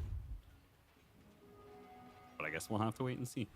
Like, if you anchor Bloodseeker, doesn't it slow him down? I don't know. Yeah, but Bloodseeker isn't forced max movement speed. Like Yeah, I guess, but... Smoke across. Smoke that we saw For Amigos get into this kind of Surge situation. You can't. Yeah, you cannot be slowed with Surge. It's like a sub ability. Yeah. So that one I think doesn't. So the smoke is going to pop into Fly. They'll get that pick off. Not too bad, but not what they were looking for. They're going to quickly go to the other side of the map. RCY finds his channeling interrupted by his illusion rune popping. That's okay. Get to the other side of the map here. And Roseanne is going to be spotted. Really vacuumed in. The team is not too far away. If Roseanne can just trade a little bit of time, there goes the Ravage. Catching all of these heroes, and now they're rolling Thunder on through all of them. Are they going to have enough damage to be able to get through this mech pipe, though? Bouncing Warlock's back coming. and forth. It's not too easy. Now the Warlock's here. Hits him with the Golems. Where's the Fatal Bonds, though? Didn't manage to get the Fatal Bonds off. Got a stun onto the Darkseer, though, off the missile, and RCY is still chasing after the Meepo. Gunner in trouble, starts Mega Meepoing. One of the Meepos left behind, though. Poofs up. He gives it the Disperser to try and get it away. He's going to hide the Meepo over the side. They're both going to jump forward, but they're going to jump the Meepo that's leading the charge, and the weak Meepos follow suit. fly. He's going to be chased after underneath the tier 3 tower, but great fight into the tier 3 too. I mean, this is just a dream engagement for For Amigos. Didn't even need the bonds for it too. No. That's the scary part. They just beat you straight up with this Pangolier going in. Crushing it in terms of the damage and the sustain. The stolen upheaval is a problem. why not They done. need to stop it. They need to stop this stolen upheaval, and that's why they jump in. They get him. Rana's going to be leashed by Dead in the Water, and the fly cannon shots are coming in. Not quite enough to kill him. It was a close call. Yuma has to pop the greaves and the pipe to make sure that he stays alive. But that means it's on cooldown with the meatballs coming back up in 2 seconds. Barracks are dying fast. It's going to be ranged. Going to commit for the melee. See if they get out. Yuma vacuum in. Hog is trying to keep Nouns back, and yeah, they get a full lane to barracks and back out. For Amigos. Crushing it now. 11,000 net worth lead, and they could set up for Roshan on top of it. You see Mookie's Forever's already scribbling that. He knows the script. One objective to another. I mean, this is a very different game than that game 1. It's a lot of it is the difference in the Meepo, but it does feel like they have a lot more answers to it. And this Bonds it's obnoxious here, man. It is really annoying for this hero when you have so much AoE damage. It makes all your spell damage scale a lot better here. Yeah, it makes that secondary strikes from the gyrocopter do more. It makes the flat cannon do more. It makes it harder for your team, right? Winter Wyvern is an answer to the Meepo itself. Meepo just kills itself. But his Fatal Bonds, it hits all the Meepos, but then it also hits like another hero or two. And that hero or two is going to be in big trouble.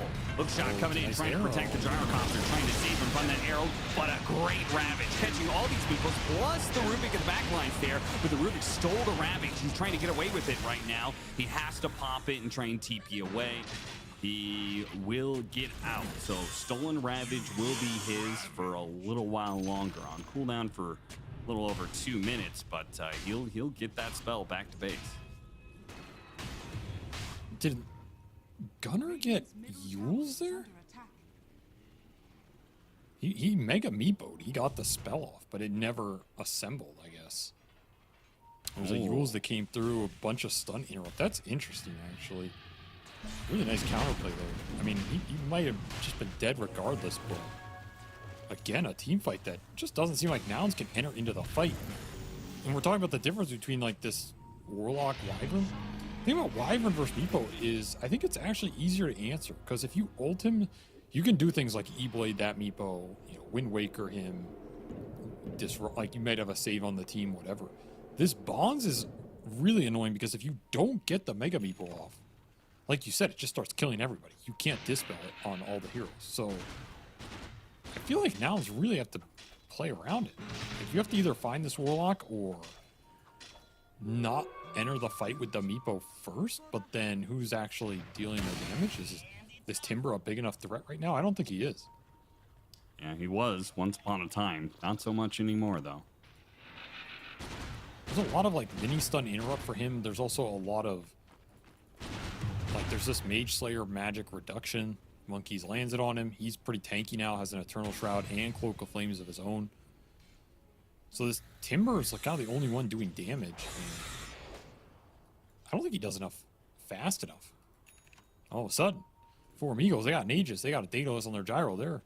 They're looking to maybe push another lane here. Coming alive in this game too. Scotty done for the Pangolier. Do have a Ravage on the Rubik up in 30. This Pango's getting crazy tanky.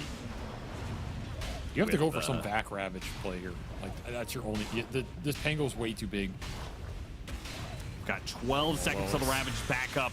But Leyless, he's been spotted by RCY, gets killed instantly by the level 20 Pangolier with a shield crash. It's doing big damage now. And he's gonna hop around Monkeys Forever. He's blown his own Ravage. They're gonna get the Fatal Bonds with the Golem on out. The Meepos are being controlled up right now. Where's the Mega Meepo? Finally pops it. But some of the damage is already done. The Darkseer is dead. They turn back. Okay, wow, that was a fast death on the Pango, but the Timbersaw is going to be traded out for it, and Gunner's Mega Meatball is only going to last so long here. He has to use that extra movement speed. He didn't get out. He didn't use the disperser to run away fast enough. The upheaval is holding him in, but they're just going to call it. They just call GG, and For Amigos will even out the series. Dude, they do not look bad at all in this VO3. Monkey's having a laugh right now. I mean, definitely a misclick, like, the more we watch this game, right? Like, a lot does come down to it, but they got some morale right now. They're feeling themselves. A game victory for them, going to a game 3 here. Are we going to see Meepo a third time? Who's going to click it here? I think Gunner's going to double check his hero icon probably for the rest of his life from now on. This is not the qualifier you want to be misclicking heroes in. And I mean, his Meepo is definitely just not as good as Yuma's. But I do think the answers were creative, right? Maybe not ones Nouns expected here with this kind of lineup. And man, this Warlock did work, dude. This Warlock Pango combination, just going in the fight, flat cannon going through. It made sense. They just made a situation where the 5-on-5 was impossible for Meepo to enter. And that's hard to do these days. There's not a lot of heroes that create that situation. So, hey, they were ready for this. Meepo came up with some answers. Made it look pretty cool. Looked pretty fun to me, honestly. Yeah, absolutely. Nice now we're left in a best of 1, effectively, between For Amigos and Nouns. Because if you're Nouns, you're like, okay, we Meepoed them once, Meepoed them twice. The Meepo second time, Gunner misclicked it, and so, you know, okay, whatever, that's just a whatever game. For Amigos are like, okay, well, it's not going to be a Meepo game either, so we're kind of just left in this best of 1. Normally you could say you have momentum on a team, and maybe For Amigos has some momentum, but I'm sure part of it is just like, you know, they're also probably thinking about the Meepo misclick. What a team fight, though, this one, with his Fatal Bond showing up. Gunner not activating the Mega Meepo fast enough and gets shredded, but also shreds his team in the process, destroys his own Timbersaw by just existing. And they just got that time and time again. Every single time Fatal Bonds into Ravage, gives them a good amount of time to get damage out, even if the Mega Meepo was to come into play. In some ways, most of the damage would already be done. Most of the Meepos are already below. The backlines, whoever's tied to the Meepos, are probably going to be already dead. So it was just nicely put together combos by For Amigos. And that's the thing, right? Like, this Meepo is arguably the hardest hero in Dota to play if you haven't been playing it. So all these fights, like, you don't Mega Meepo instantly when his bonds comes out. That makes or breaks one of these fights. And Gunner's just... it's not fast enough here. Not that it's an easy Meepo game, but again, when you're picking the Meepo like Nouns was, knowing it's going to get countered, part of that is you have Yuma who's so confident on it to make that difference a little smaller. So, yeah, that's a rough game for them, but they're gonna shake it off, try and go game 3 here. I mean, they're probably still very favored for game 3, but now, I mean, anything can happen, right? We did not think this series was going to go the distance, and all of a sudden, you do not want to choke a game 3 here and just all of a sudden end up in the lower bracket or whatever in a TI qualifier. Not going to do a lot for your confidence. Go from beating Shopify to losing first round. Would not be a good look for Nouns, but they do have another chance, obviously. We are going to be going to a game 3 rather soon. Shout out to Roseanne for the bounce back there. I mean, felt like he was, in this game, was having a rough one, but still managed to get to his Orchid, which he used very effectively in that game to get a couple of kills. And then we even saw potentially that Yule's play that you were talking about to try and counter the Mega Meepo. RCY, though, the Pango matchup versus Meepo still goes the way of the Pango. Just so, I mean, nowadays, I guess the swashbuckle being so neutered, you really can focus on the shield crash aspect of the hero and get all the shield crash talents, which he did at 15 and 20. The 21 being an extra, even more radius, but also more damage, which with the double jump, you know, that, you know, it's an extra 125 damage, which means you're getting an extra 180 something, 190 something out of it with the double jump. So pretty good. I think his build was really interesting. Like, he's super tanky. He's really annoying with Echo Scotty when he's just hitting you like casually, right? And he's kind of just playing as like a frontline tank disruptor who deals damage over time on all these jumps, just adding up and adding up and adding up. Kind of a cool idea of how to play the new style of a hero that, again, I thought it was like some good creativity in this game from For Amigos. Impressive. Okay, we're going to go to a break, come back with game 3 of For Amigos versus Nouns. The official headset of PGL tournaments. Now, with a wireless version. Experience unparalleled speed and reliability with the latest wireless technology, advanced hybrid ANC, and built-in EQ for your favorite game. Designed with elegance and durability, and extreme noise-canceling microphone. Always stay one step ahead with Aspire Wireless.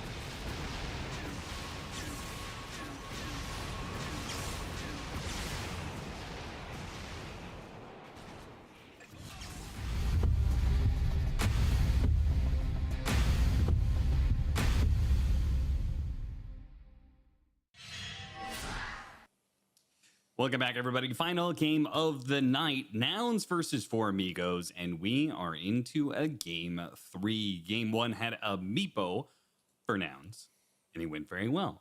Game 2 had a meepo that Gunner played for Nouns, and it did not go very well. So now we're going into game 3. Guess the question is, Avery, are we going to see a third meepo? Is it going to be in the hands of Yuma this time, or are we going to get a normal game? I mean, we might. I wouldn't put it past them. They might want like a vengeance game, you know.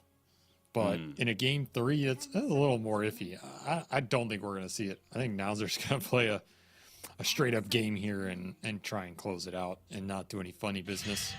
But who knows? If it's, they can always just leave it in the pool, right? And if For Amigos don't want to ban it, but they're thinking about it, you still get value out of the hero. Sure. 10 seconds remaining. Reminder that the winner of this will move on to play Apex Genesis, who have not been tested yet in this qualifier. They were tested by having to play through the open qualifier, obviously, but they did not have to play their initial playoff series because La Correntada had to forfeit due to the fact that one of their players could not make it in time for the match. So they would be matched up against a team who is in the semifinals without having to play a game. So I feel like you're in a pretty good position, even if Apex Genesis is, like got some well-known names and stuff like that. They didn't have to play their previous series to get there. So you might have an easy way to get to the upper bracket final. Just don't know. Shopify versus Grin Esports is going to be the other semi-bracket final. If you guys saw Grin versus the Hut today, Grin looks pretty strong. I mean, they destroyed the Hut, that's for sure. 10 seconds remaining. I mean, some of these stacks are not as weak as I think people think. Yeah. Like, it's not that they're going to beat someone in a BO5 or something, but they're not bad players for the region. And they can definitely win some games, as we saw here. So you don't want to just fool around too much. You don't want to misclick too much. We'll get a tiny Weaver trade. Pretty interesting switch. I still like the Storm ban. I think Storm is just, it's got to be a ban against this Noun squad. And if you can fit it in there and you're not afraid of other stuff, then you're just happy about most exchanges. See who ends up playing this Tiny, but I feel like support Tiny is not inherently bad against this Weaver. Gives you some combo capability, ability to stun him, high armor hero. The bug is just really annoying for this hero if you're not a core because you don't have the attack speed. That's like the downside. And we have seen this Weaver do some serious work in a lot of these games in the last month. So it's a hero you have to respect. You have to make his life difficult in the fights. You have to not give up the kills on lane. You have to have a strong 5 who can lane against the Weaver as well. Because that 4 support Weaver threat is always so high. And of course, it's a flex hero in the end. So you have to kind of commit to stopping the hero, but also stop him on multiple different paths. And that can be really tricky. We'll ban the Meepo. I think I've gained about 400, 500 MMR so far in this new patch. And I will say that Weaver felt like the freest MMR. Support Weaver felt so good. That hero just feels great when you're ahead, obviously, because you're getting these earn charges and you're hunting people down. You have both the Shikuchi and the bugs are really debilitating, especially for backline supports who have no armor. So the bugs just demolish them very easily. You get free Geminate attacks starting from very early on, as it's your N8 now. And then even if you're behind, it is by far the trying to think, is it the absolute best support to cut waves with? It might be, like from a 4 or 5 position. I mean, it's one of the most mobile heroes, so you can easily get to that position in the first place, and you can clear the wave, not as quickly as other heroes can, but pretty consistently. I mean, he's one of the best. It's like Weaver, Hoodwink, Caudle are usually the top 3 in any given patch. I think Hoodwink with like Gleipnir is pretty annoying. It can be equally as hard to catch on the map, but right now those two, this Caudle and Hoodwink we haven't seen as much, whereas we're seeing this hero a lot. They're going to take the Treant, which is a hero I think we've seen a bit more of. We're starting to see more of him. His laning is just very solid. Still does Treant things. Nothing crazy about the hero, but just does what he does. I think it's also a hero that could be interesting versus this Weaver in certain situations, but I don't think For Amigos would have taken it here at all. Just not a support pairing they're looking for. I think they're probably looking... They would have taken that Dark Willow if it didn't get banned, I think. Now this pick's a bit trickier because you want kind of a ranged 5 with a stun that lanes the Weaver, but that's a lot.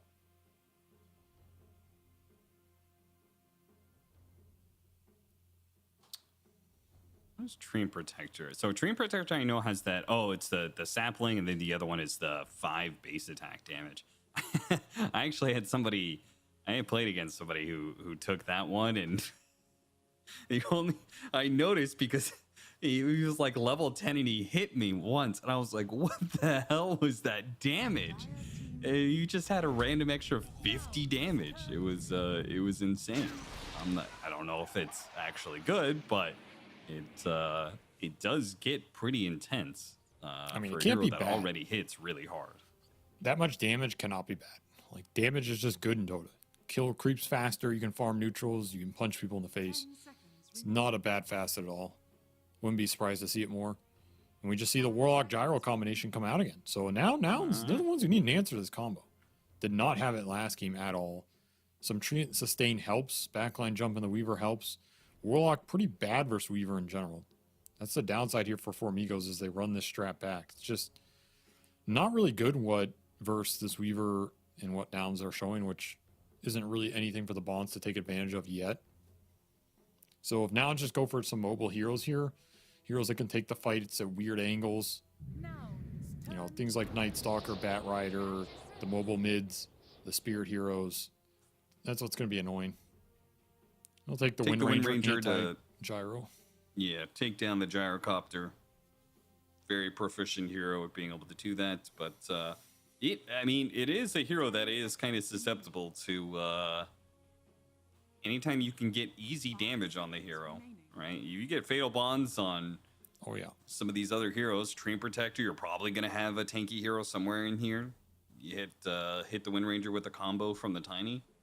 She may not be able to man up on the Gyrocopter if we get the right setup here for the Amigos.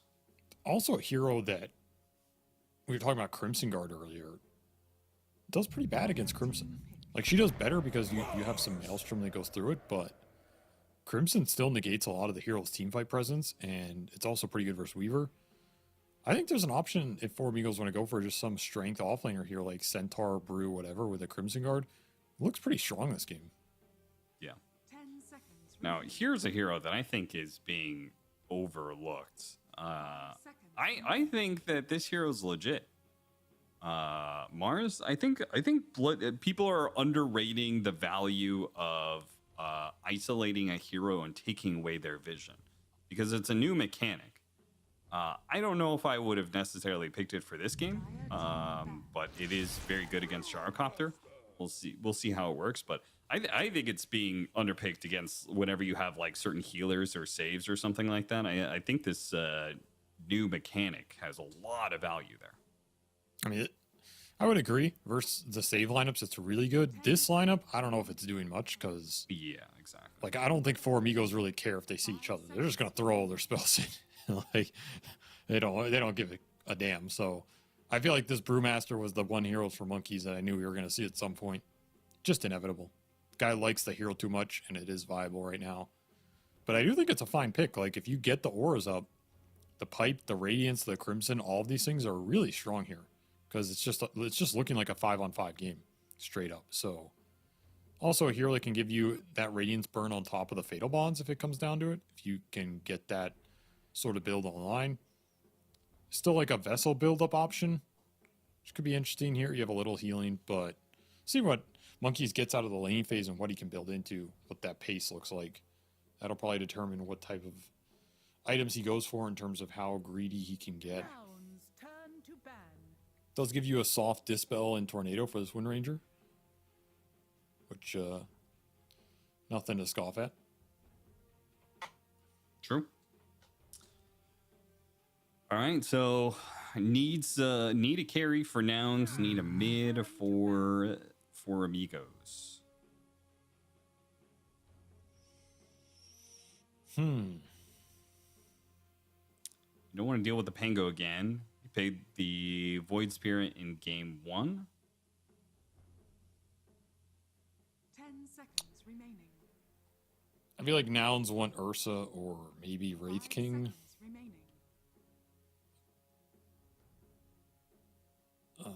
There is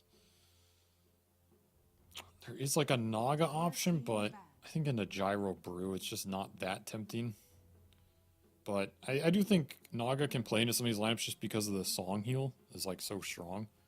Like you throw out Bonds, you throw out Brutalty, you just Song and reset all that. With like the Weaver Ranger, it might be enough that you can just take the fight and win it anyway. 10 seconds remaining. And their lineup can benefit from the lane shove because they have a lot of pickoff. 5 seconds. So I actually think Naga's not out of the question here, even though if on paper you have some core answers. I think the hero can function in a different way this patch. Dire team But I'd be thinking about this Ursa and Wraith King for sure. They'll be in the For Void Spirit, Amigos. so okay. They RCY's most played heroes, Pango and Invoker, both get banned away. As ones after that, Avery, which one do you like between Ember, Puck, and Tinker? Yeah, I was thinking about the Ember Puck. I think Ember looks pretty good here. Solid matchup versus the Ranger and the Weaver. You get some extra chain route.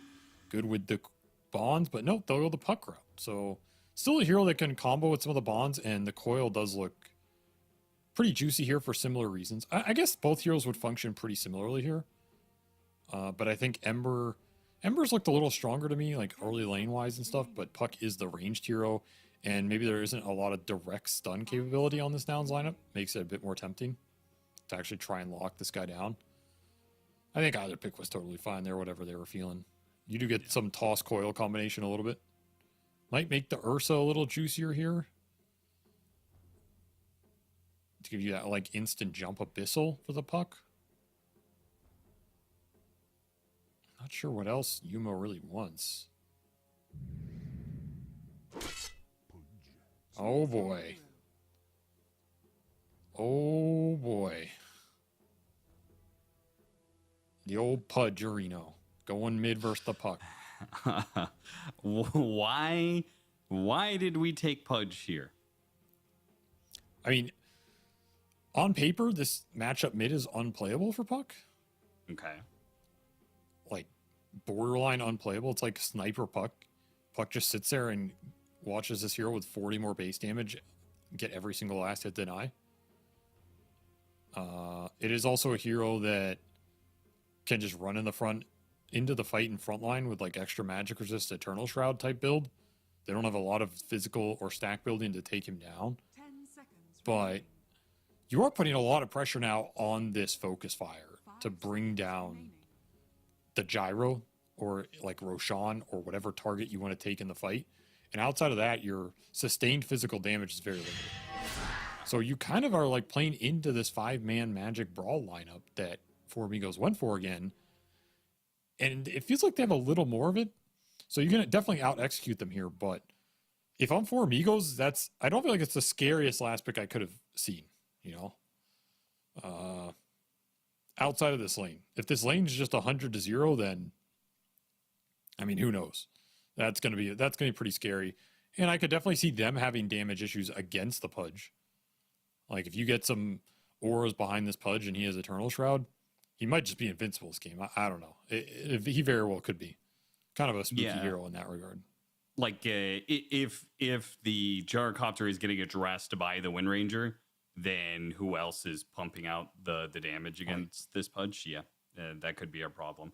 But if the Gyrocopter is alive and they get Fatal Bonds, Golem off, then it feels like the For Amigos are still set up in a situation where their 5-man, I'm not going to say automatically wins, but, I think it's pretty hard to beat that combination of spells.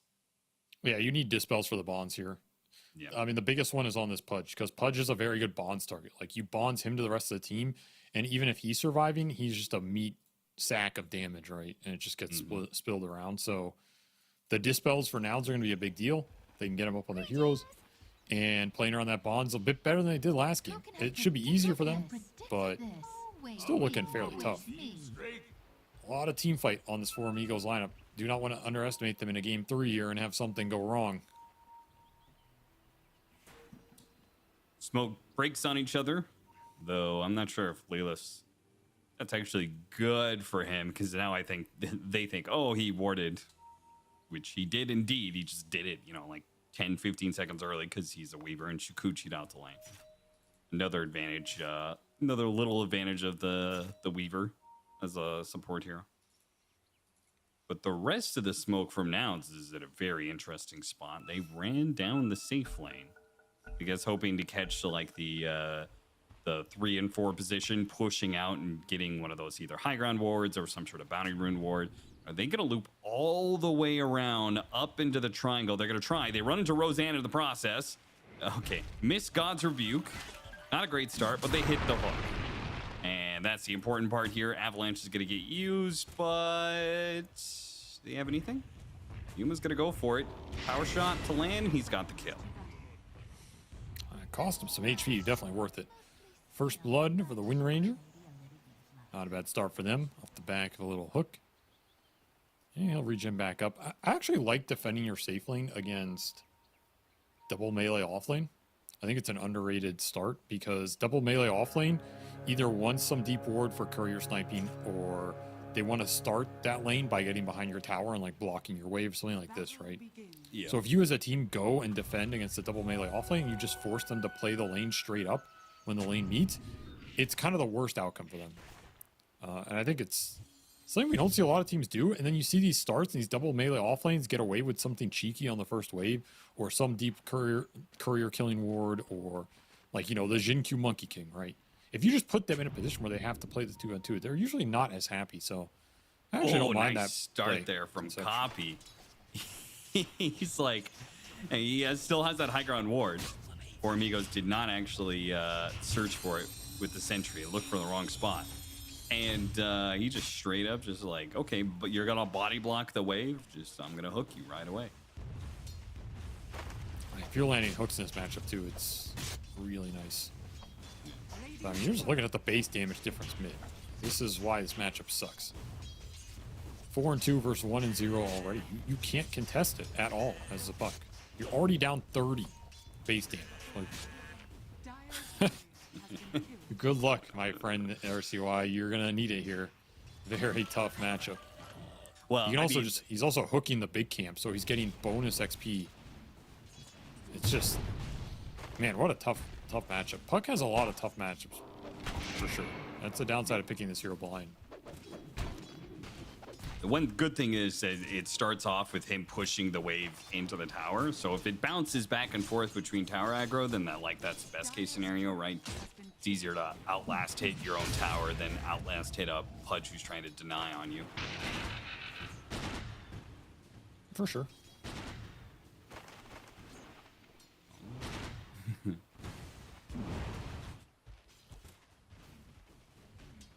also have to think about the water runes on this lane. Like, both mid heroes can orb or hook for some of these water runes, but sometimes you get caught trying to go for it, and it gets that like weird situation. So very interesting lane mid. I expect these silence to go mostly even again. Just a bunch of lane shoving lanes. You might see this Warlock die top though. I think this is a scary lane for Albino Zebra to be up super far in. Yeah. Just, you get Sakuchin on with Bug and like some Spear lands, you're dead. Yeah, again, Weaver is like a pretty unique hero in that regard. It's probably one of the best heroes to play like away from its core hero. And so he's just gonna constantly be kind of like behind you all the time. Monkey's forever trying to make a run for it. One last hit though from the Wind Ranger will do the damage necessary. It's also a very strong combination of a lane for Nouns. Sustain into Wind Ranger, who had first blood and double bracer already up. Just so much stats to try and get through for a double melee off lane. Another reason securing that lane early for Nouns was very logical here. They're winning the lanes pretty hard. They have three favorable lane setups, I want to say. I mean, this gyro lane can be a wash, but Warlock pushes it in. Weaver was never going to give the Warlock a camp here. So Mars is going to free farm. I don't feel like For Amigos are too happy in any of these lanes. They just kind of got to get through them and look for the team fight. Noun's going to try and take advantage of this early lead to out-farm them. Copy, just shoving in mid. Still free farming here, but RCY will farm into the tower.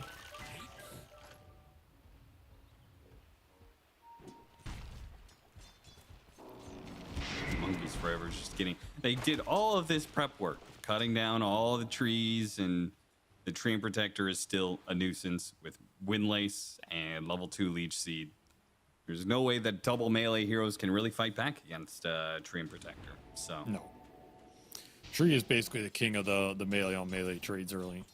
they're going to go Just not for a much kill on more. Monkeys Forever again. They at least pressure him. They do manage to get the kill on Double King in the top lane, while the bottom Water Rune was secured, while Monkeys Forever was being gone on Roseanne. He rotated over to secure that one. So Man, I thought it was going to be the Warlock going down top, but they end up just manning up on the gyro and it works out. Huge kill pickup for them. A lot of extra gold for Lullis, who's working towards that urn. Nouns crushing this laning phase right now. Again. Roseanne just used Avalanche to try and secure a last hit on a flank bearer creep. But the random Harpy Stormcrafter used Chain Lightning to last hit it instead. I mean, those things are devious. They'll outlast hit you. Gotta watch out for them. That's so unlucky, man. RCY finds that even his neutral camps, he cannot get farm for free. Yes, everything comes the hard way, it seems, on this mid lane matchup, as Lelis came over to kind of interrupt him there. Finally does manage to get his level 6, though. Hit by the hook. Copy, can he get the dismember? He does, and the damage is just Damn. enough. Perfectly executed. Might even just secure him the 6-minute power rune straight up. Might get a bunch of tower damage here, too. That's a big timing of a kill. Pudge hooks you in, and sometimes you just don't see it coming. He's still free farming that mid lane, plus neutral creeps on top of that kill. As a Bonds comes through bottom, but there's no Brewalt here, so not much follow-up threat. Yeah. Albino Zebra, I think he knows that he's just going to keep feeding the lane if he stays there. So he makes this rotation, then he goes back, he stacks. I assume he'll probably stick around for the Wisdom Rune. It does mean Double King is just going to have to find farm in the jungle somewhere, which is going to be difficult. And they're practically tri-laning, but still losing heroes. These lanes are going absolutely atrociously. Our support duo just doesn't have enough presence right now. Weaver, Treant are vastly outfighting these two. And There's Double the arena, King is Double King. dead again. Yeah, they're rotating in. Roseanne's trying to save him. Okay, he's actually alive for now. Lelis is the one to almost die here. In fact, if they could get damage on the Mars, maybe he would die, but won't be able to get enough in time.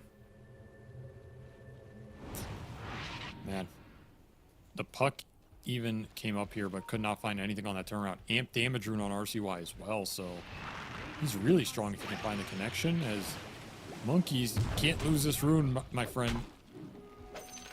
Oh my God, he lost fails to out-click Fly.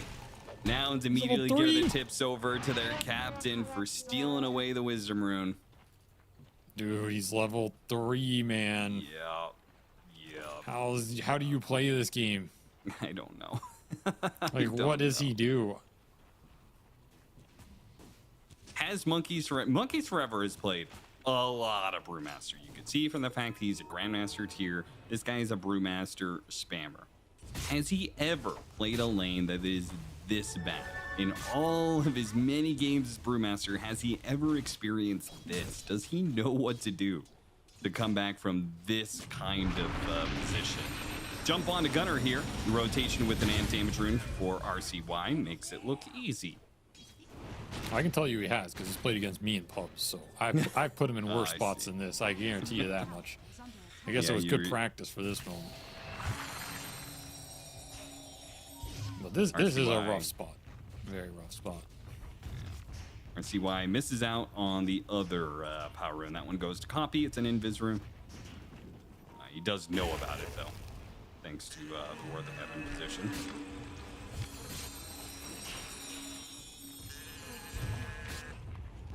Yeah, this Eternal Shroud's just going to be so fast here. So much extra net worth. Free farm lane, plus a kill, plus that big camp just getting farmed with hook off cooldown. Already level 9.5. Just cruising towards that Shroud, and there's not much answer to it. So much of your lineup is just predicated on magic damage. the move top with that invis. Should be free setup on a hero here. And Got him on the hook. boom. Easy peasy. The hook doesn't need to do much damage. Once you're in range of the Pudge, you are screwed. And they're going to run down the albino zebra warlock underneath tower as well. Poppy he's getting to full tank territory. He's got maxed out rod. He's going to have maxed out meat shield soon. He's got a little extra strength. And we'll see which one he takes here, the armor or the rod slow. I assume he's so far ahead, rod slow is going to feel a lot better. But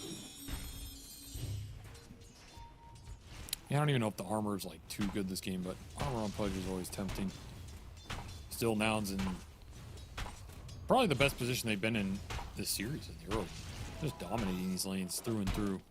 Monkey's just so far behind, man. He is really going to need some crazy ulti early on in this game to get the earn charges, to get the comeback. The supports also desperately need experience here.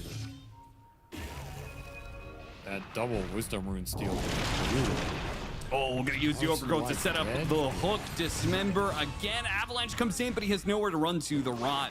Who is going to take him out alongside the urn that Leos already has. And now they're going to run down Roseanne. It's more and more flesh atop the heap that is Pudge, level 10 now. He's out of control, dude. Monkey's forever going to get run down as well. Yuma, I mean, that's easy. He's got focus fire, and Brewmaster doesn't have ultimate. It's free. Now just running the map right now. Kill after kill. There's not much to stop him. There's too much experience. Missing on the side of For Amigos, and it's turning into the food trough out here. RCY just uses orb. This is not going to be an easy getaway. He gets pinned. That's another kill. At least he didn't get the flesh heap. I mean, I guess you. How did he not get the flesh heap, though? Yeah, I don't know. All right, well. Keeps him at 8 strength, I guess. Well, that shroud is basically done. An 11-minute Eternal Shroud phase boots here. I wish For Amigos the best of luck. Because it's looking rough out here in this game 3. Oh, they have no wards that are staying up. They're all getting dewarded. Nothing is going right for the Amigos. Do have the Brewmaster ulti. They have Warlock ulti. Yeah, well, 4 tiny, so yeah, time to smoke and pray you get something going here. I guess, I mean, they don't even have coil up yet. Successful scan reads that there's a bunch of heroes behind the gyro, and Brewmasters show themselves on this tower. So presumably Nouns are just going to play away from this area. Farm mid, top, and jungle all at the same time. Maybe Fly gets caught, though. Got him on the Avalanche. Toss back into the neutral camp. Fly will try and slow down the death for as long as possible, but he is definitely going to be killed here. 12-2 now. 7,000 net worth lead for Nouns, but they do lose their 5 position here.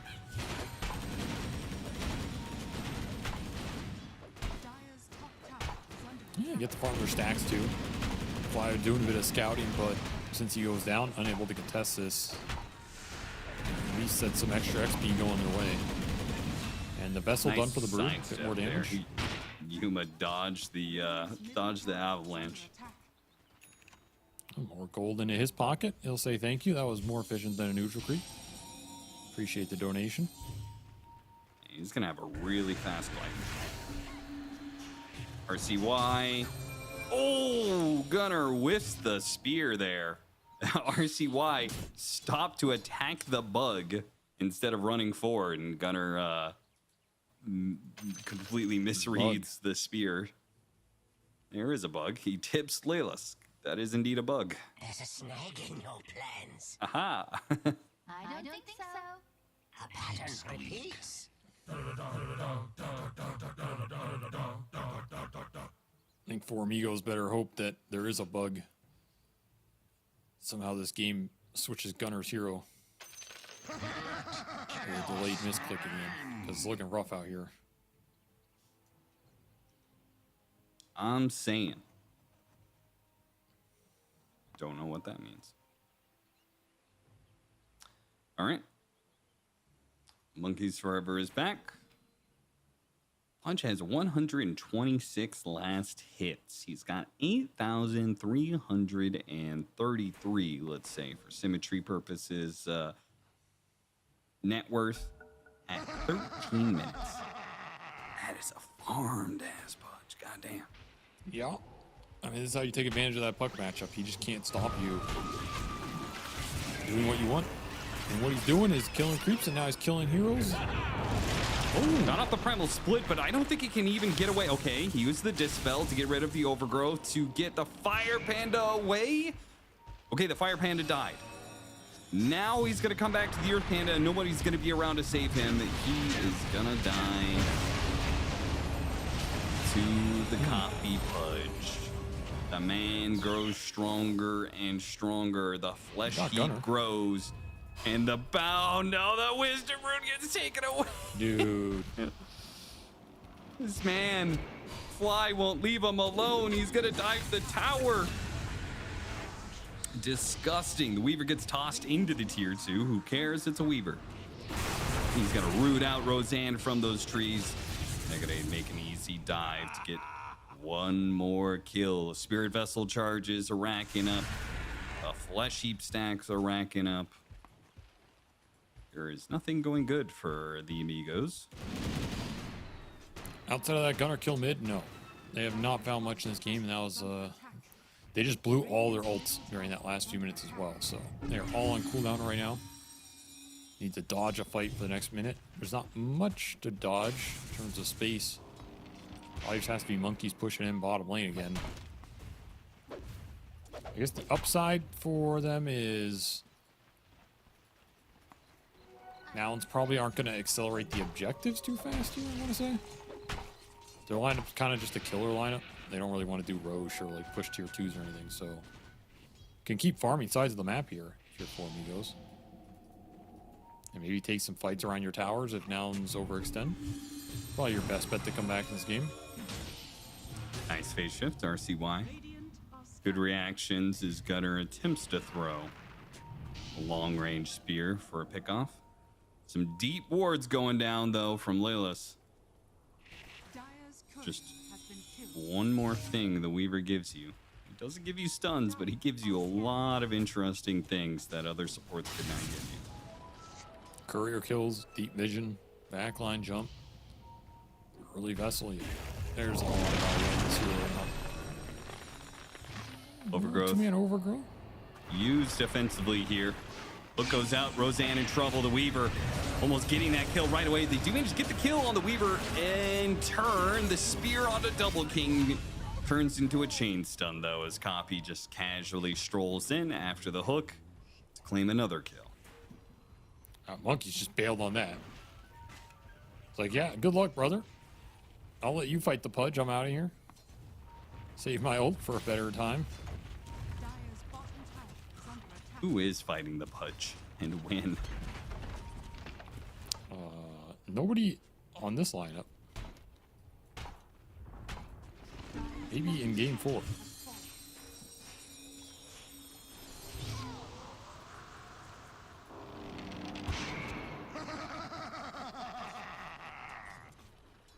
Well, they are pretty terrible about doing Roche, but they do have Weaver Wind Rangers, so Nouns could try and force it just because they're so far ahead.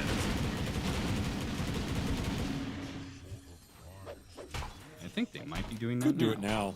Yeah, it's not super efficient, but it's efficient enough.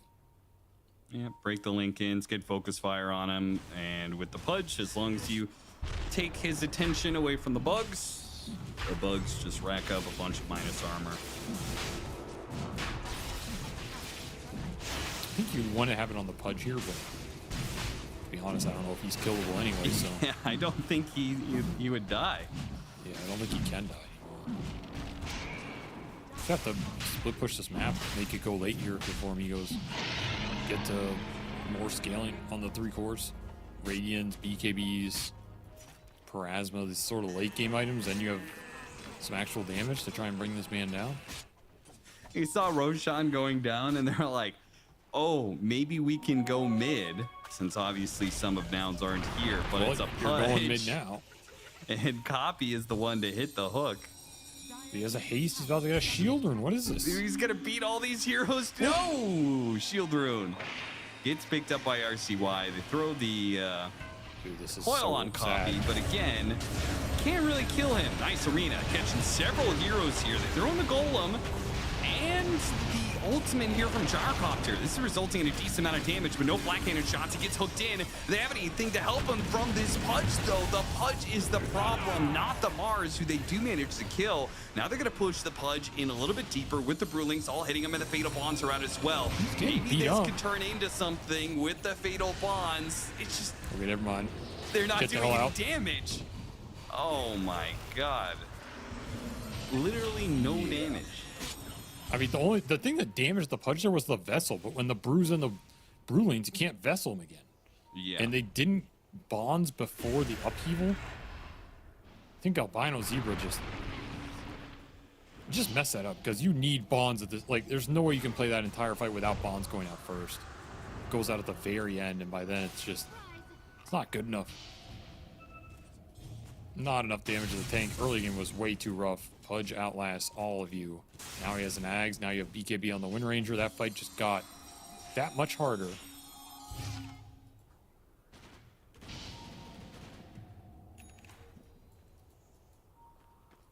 Orchid for the Weaver. Why not? You know? Make this Puck and Tiny's life even more miserable. Make the Maybe he's just going to solo kill this guy. He legitimately is going to get him close. The extra damage from the Mars makes it a whole lot easier. The Pudge is coming in from behind. Focus fire in Roseanne. On the other side of the map, no It's getting one side. corner. For sure. I think this is probably what people expected more within this series, but I guess it got made a little spicy, you know, before Nouns turned up the heat. Now they're just running away with it here. I mean, they get their BKBs online. That team fight just looks impossible. The Mars one's coming out very shortly here. This Radiance for Monkeys it's going to be a dream. He's going to have to finish it in the next game he plays, which is probably the pub game he queues up after this one, because I don't think it's getting built in this game. Pudge is going to have Blink Dagger soon. Got the hook on the Warlock, standing still during the upheaval. Plus 21.6 strength. He also took the 5 armor talent, which, you know, thought he was already kind of untouchable before that. Weaver Bugs will help you do Tormentor, which just makes this Weaver even stronger. I mean, he got a Wisdom Rune, though. RCY got a Wisdom Rune in this game. They did not lose all 6 of the first 6. Yeah, but That's a victory right there. they get... And you see them laughing about it. They got him. They know it. He gets 840 experience for himself and somebody else on his team, but they got 1,400 experience, 1,452 Whatever, man. experience for now. You take the moral victories, you know. You got a 200 experience value out of that. That was an ethical Wisdom Rune. Very ethical. You can't go 0-6 on Wisdom Runes, man. That's like, it just can't happen, you know. Your team's gonna be way too demoralized. So that was worth it. I think you could That's a use good exchange. Yuma is gonna lose his Aegis here. I think you might need an ethical GG. Yeah, we might be seeing one soon. Might see an ethical GG, a mercy GG. I think it's ethical to not prolong the suffering of I mean, Monkey these just wants 4 heroes involved. Zan's That's gonna all that's going die. on. Man just won his Radiance. And he's going to keep killing Small Crew's bottom until he gets there. He don't care what's happening in this game. One harpy at a Man's time. on a mission. It's like, keep holding down the fort, guys. I'm almost done farming. Just a Yeah, couple then more you can have camps. then you can have Don't radiance. click my in. gold. That damage over time will do nothing to Pudge. Dire's top Yeah, tower but what about all these other heroes? Gonna do something to them. Radiant structures are fortified. Well, it won't do anything to the BKB heroes. Are fortified. Okay, sure, but you know, these other ones could mess them up. Maybe. Oh no, he's gonna die. Not like Little this, progress dude. he had. He was just about to get 1/3 of the way to that relic. You'll find that progress halted just a bit longer. I mean, at least he's having fun with it. You know, Dire's bottom tower is you under can attack. shut down the brew, but you can't shut down monkeys forever. Radiant's middle tower is under I'll say attack. that much. This man is indomitable. Yeah. Dire's bottom tower. I don't know. He's looking pretty dominable right now. Roseanne. got Another the- hook. He's got the spirit of a TI winner. Only he's in the body of an NA pro player. Jackaro's dead. He died to a Weaver straight up. Oh God. He did not get vessel charges though. He had to Okay. go so. Oh my victory. God! Copy hits him on the hook. Okay. He threw the hook before he even jumped to the orb. That was nasty. Well, yeah, this game's over, Austin. If you didn't already understand, that's my I did. analysis. I did welcome. understand that. Yeah, it was very clear. Yeah, in I case think, there's anybody wondering. Yeah, this game is over now. I mean, this is why you take the highest MMR duo, casting duo in Dota. We understand that the game is over. You know. Yeah, exactly. Like, not everybody would be able to look at this game and know that Radiant is gonna be victorious in the end here, but that's why you study the game for 15 years. Yeah. So you could accurately tell the audience that the That's right. 32-5 game is very one-sided and has no hopes of coming back. Well, Dota I mean, Plus gives it a 2% chance. I was about to come say back, so. they do not give it 0. So I guess Gabe sees a world in which this 5-man wombo combo team fight somehow lands here. Okay, so what is the Doctor Strange, 5 billion permutations? It's not this one. This is not it wasn't the that. 1 in 14 billion. That was not it. I don't know what it is, but that one was definitely not the 1 in 14 trillion universes where they make the comeback. We have ruled that one out. Okay, so there's only 13.9 trillion more to go. You know, we got rid of one, boys.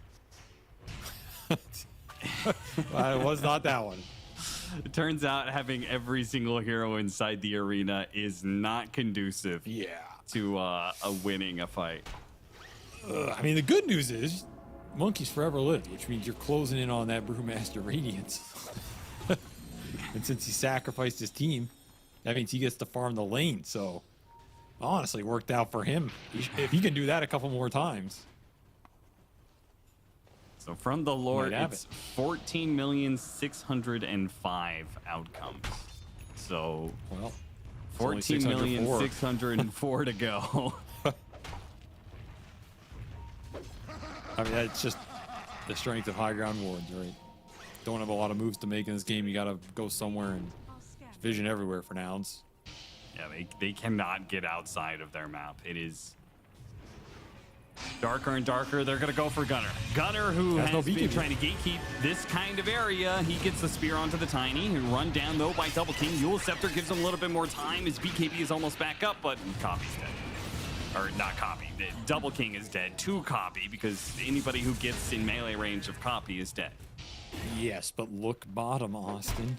The brew, the Brewmaster is He's got ratting it. right now. He's got He's it. about You to can't finish stop it up. him. He's It got is the inevitable. radiance. It is monkeys forever is inevitable. You cannot prevent him getting his item, no matter how bad he is losing. He has played 1,000 games like this in the last year alone. Probably thousands more in his lifetime. And now he will get his fight. He will have his Radiance fight. do or die. Right. Dire's middle barracks Rax defended here. The smoke has been popped. It's time, Austin. The Double tier 2%. threes. It's down to 1%. That's what I was about to say. Surely it was at 2% before that arena fight. Surely that was worth another percent. Yeah, they have lost 50% of their chances in the last 2 minutes here. Another way to put that, but that raise is done. They are smoked up. They have a tiny jump. They got to get vision somehow. Their wards are all top. Can still toss coil snap somebody here. I don't know how you find them, but it's your best chance. Oh, well, I mean, you stand under this ward over here, and you'll find him soon enough. The Gunner will find you. He gets off his BKB. Arena on 3. Turns around. For Amigos have nowhere to run. They just have to stand and fight with this radiance. It's I very don't think close. this They're is the almost doing. simulation either. The I thought we already Tree ruled Protector this one out. lost 700 HP. Didn't we? You're right. We This is just a saw repeat. this. Yeah, Yeah, this this is is a the repeat. same universe. This is the same. This is the same numbered universe. We just saw this and we just ruled it out. Why would you go back there again? You should have tried something different. The Watcher showed us a replay multiverse. Dire's middle barracks God damn it. Well, it was all business today for Nouns. You can say that much. They showed them Yeah. absolutely no mercy here in game 2. Well, Why I should mean, they? the business is following Insanius' lead and mispicking your hero during the draft. I mean, hey, if you're going to do that, it's better to do it early on in the event than in the grand finals. We'll say that much. They got it out of the way. 4-man bonds. Holy smokes, it's time. Yeah, if somebody could just drop a tactical nuke. There it is. The Toss combo. back. Going for the Tree Protector. The copy is healing through the damage. Is this the universe? Oh no! Is this the one? Monkeys Forever is Radiance. He's in trouble. He's been orchided. He doesn't have his ult anyway, so it doesn't matter. This was not the one either. Oh, they got fly. They got the gem. Yeah, Roseanne is making a break for it, but the inevitable Pudge shows up. What's going on in this You can fountain? hide, but you cannot run from the Pudge. Dire's bottom barracks. What? 42 strength, by the way. If anybody was keeping They're all- count. They're only down 40,000. It's true.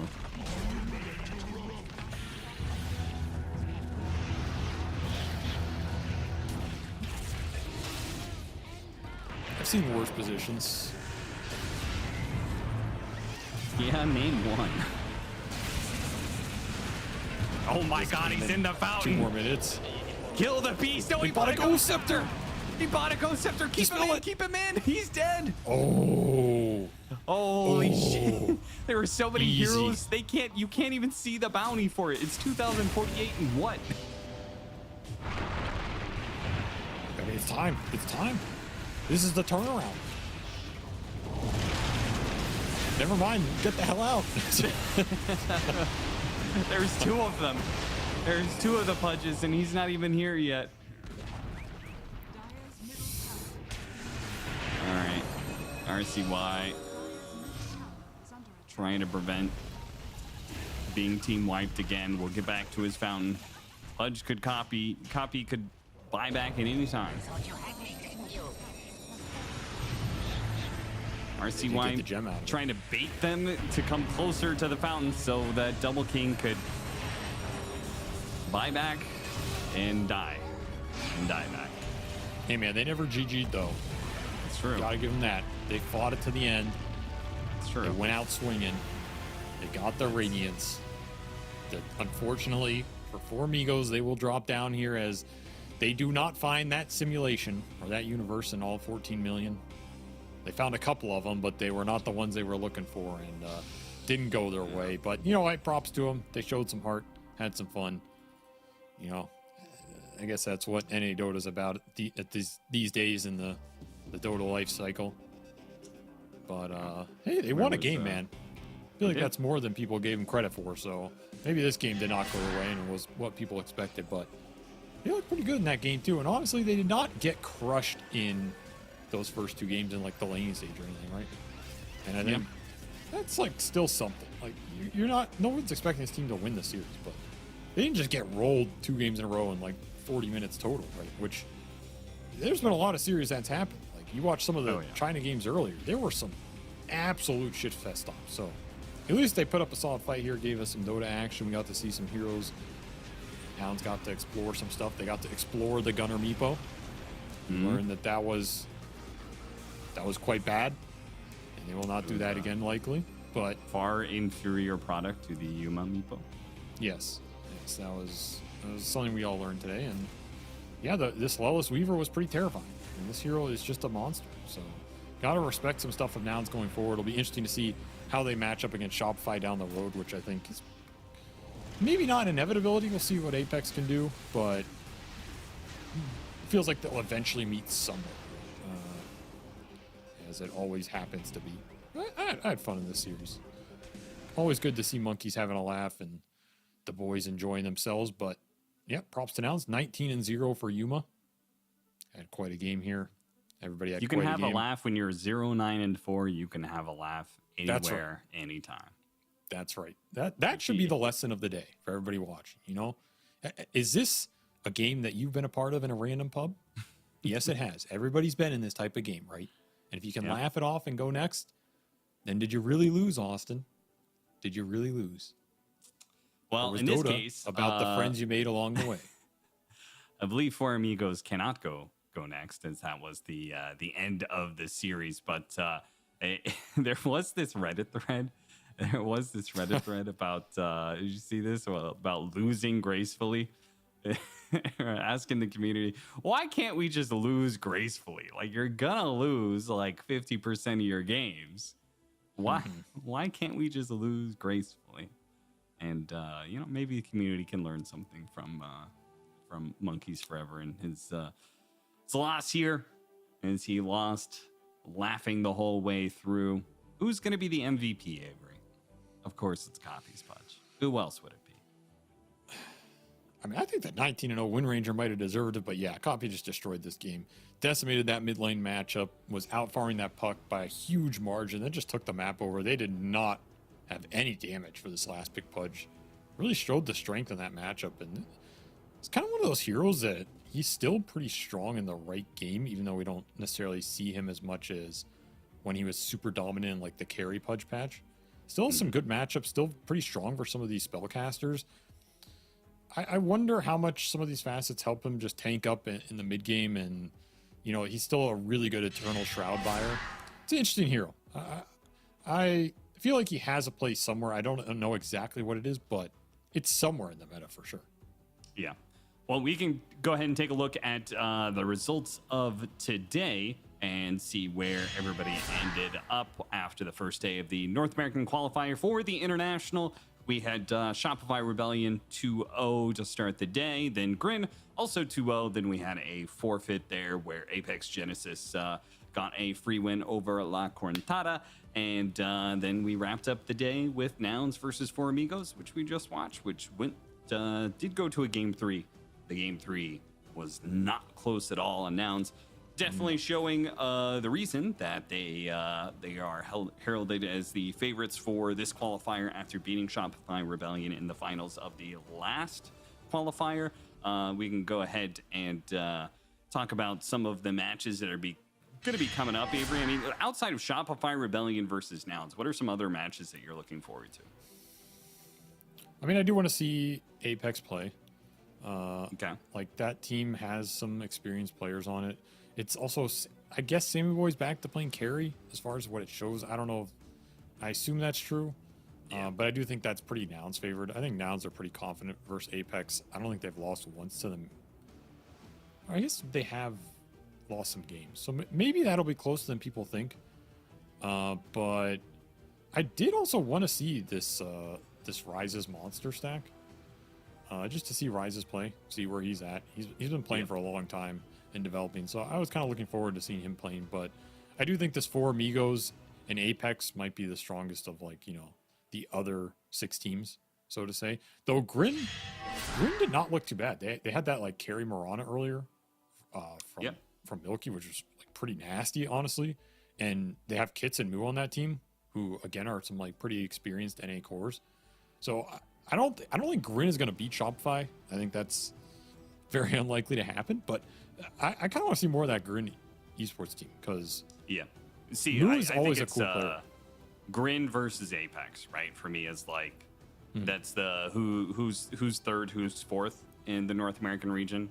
That's who I think are the third and fourth best teams right now. But we'll see if we actually get to see that matchup, or we'll see how everybody managed to fare in the matches that we're going to be having tomorrow. You can see we're going to have the 2 upper bracket matches and then the 2 lower bracket matches as we start saying goodbye to some teams through these closed qualifiers. But that wraps up the day, the first day of the North American qualifier for the International. We will be back nice and early again. 4 matches tomorrow, so it's going to be starting nice and early. So be sure to get up early, watch those matches. Avery and I will be joining you for the last 2 matches of the day. But other than that, thank you for watching, and we'll see you guys tomorrow.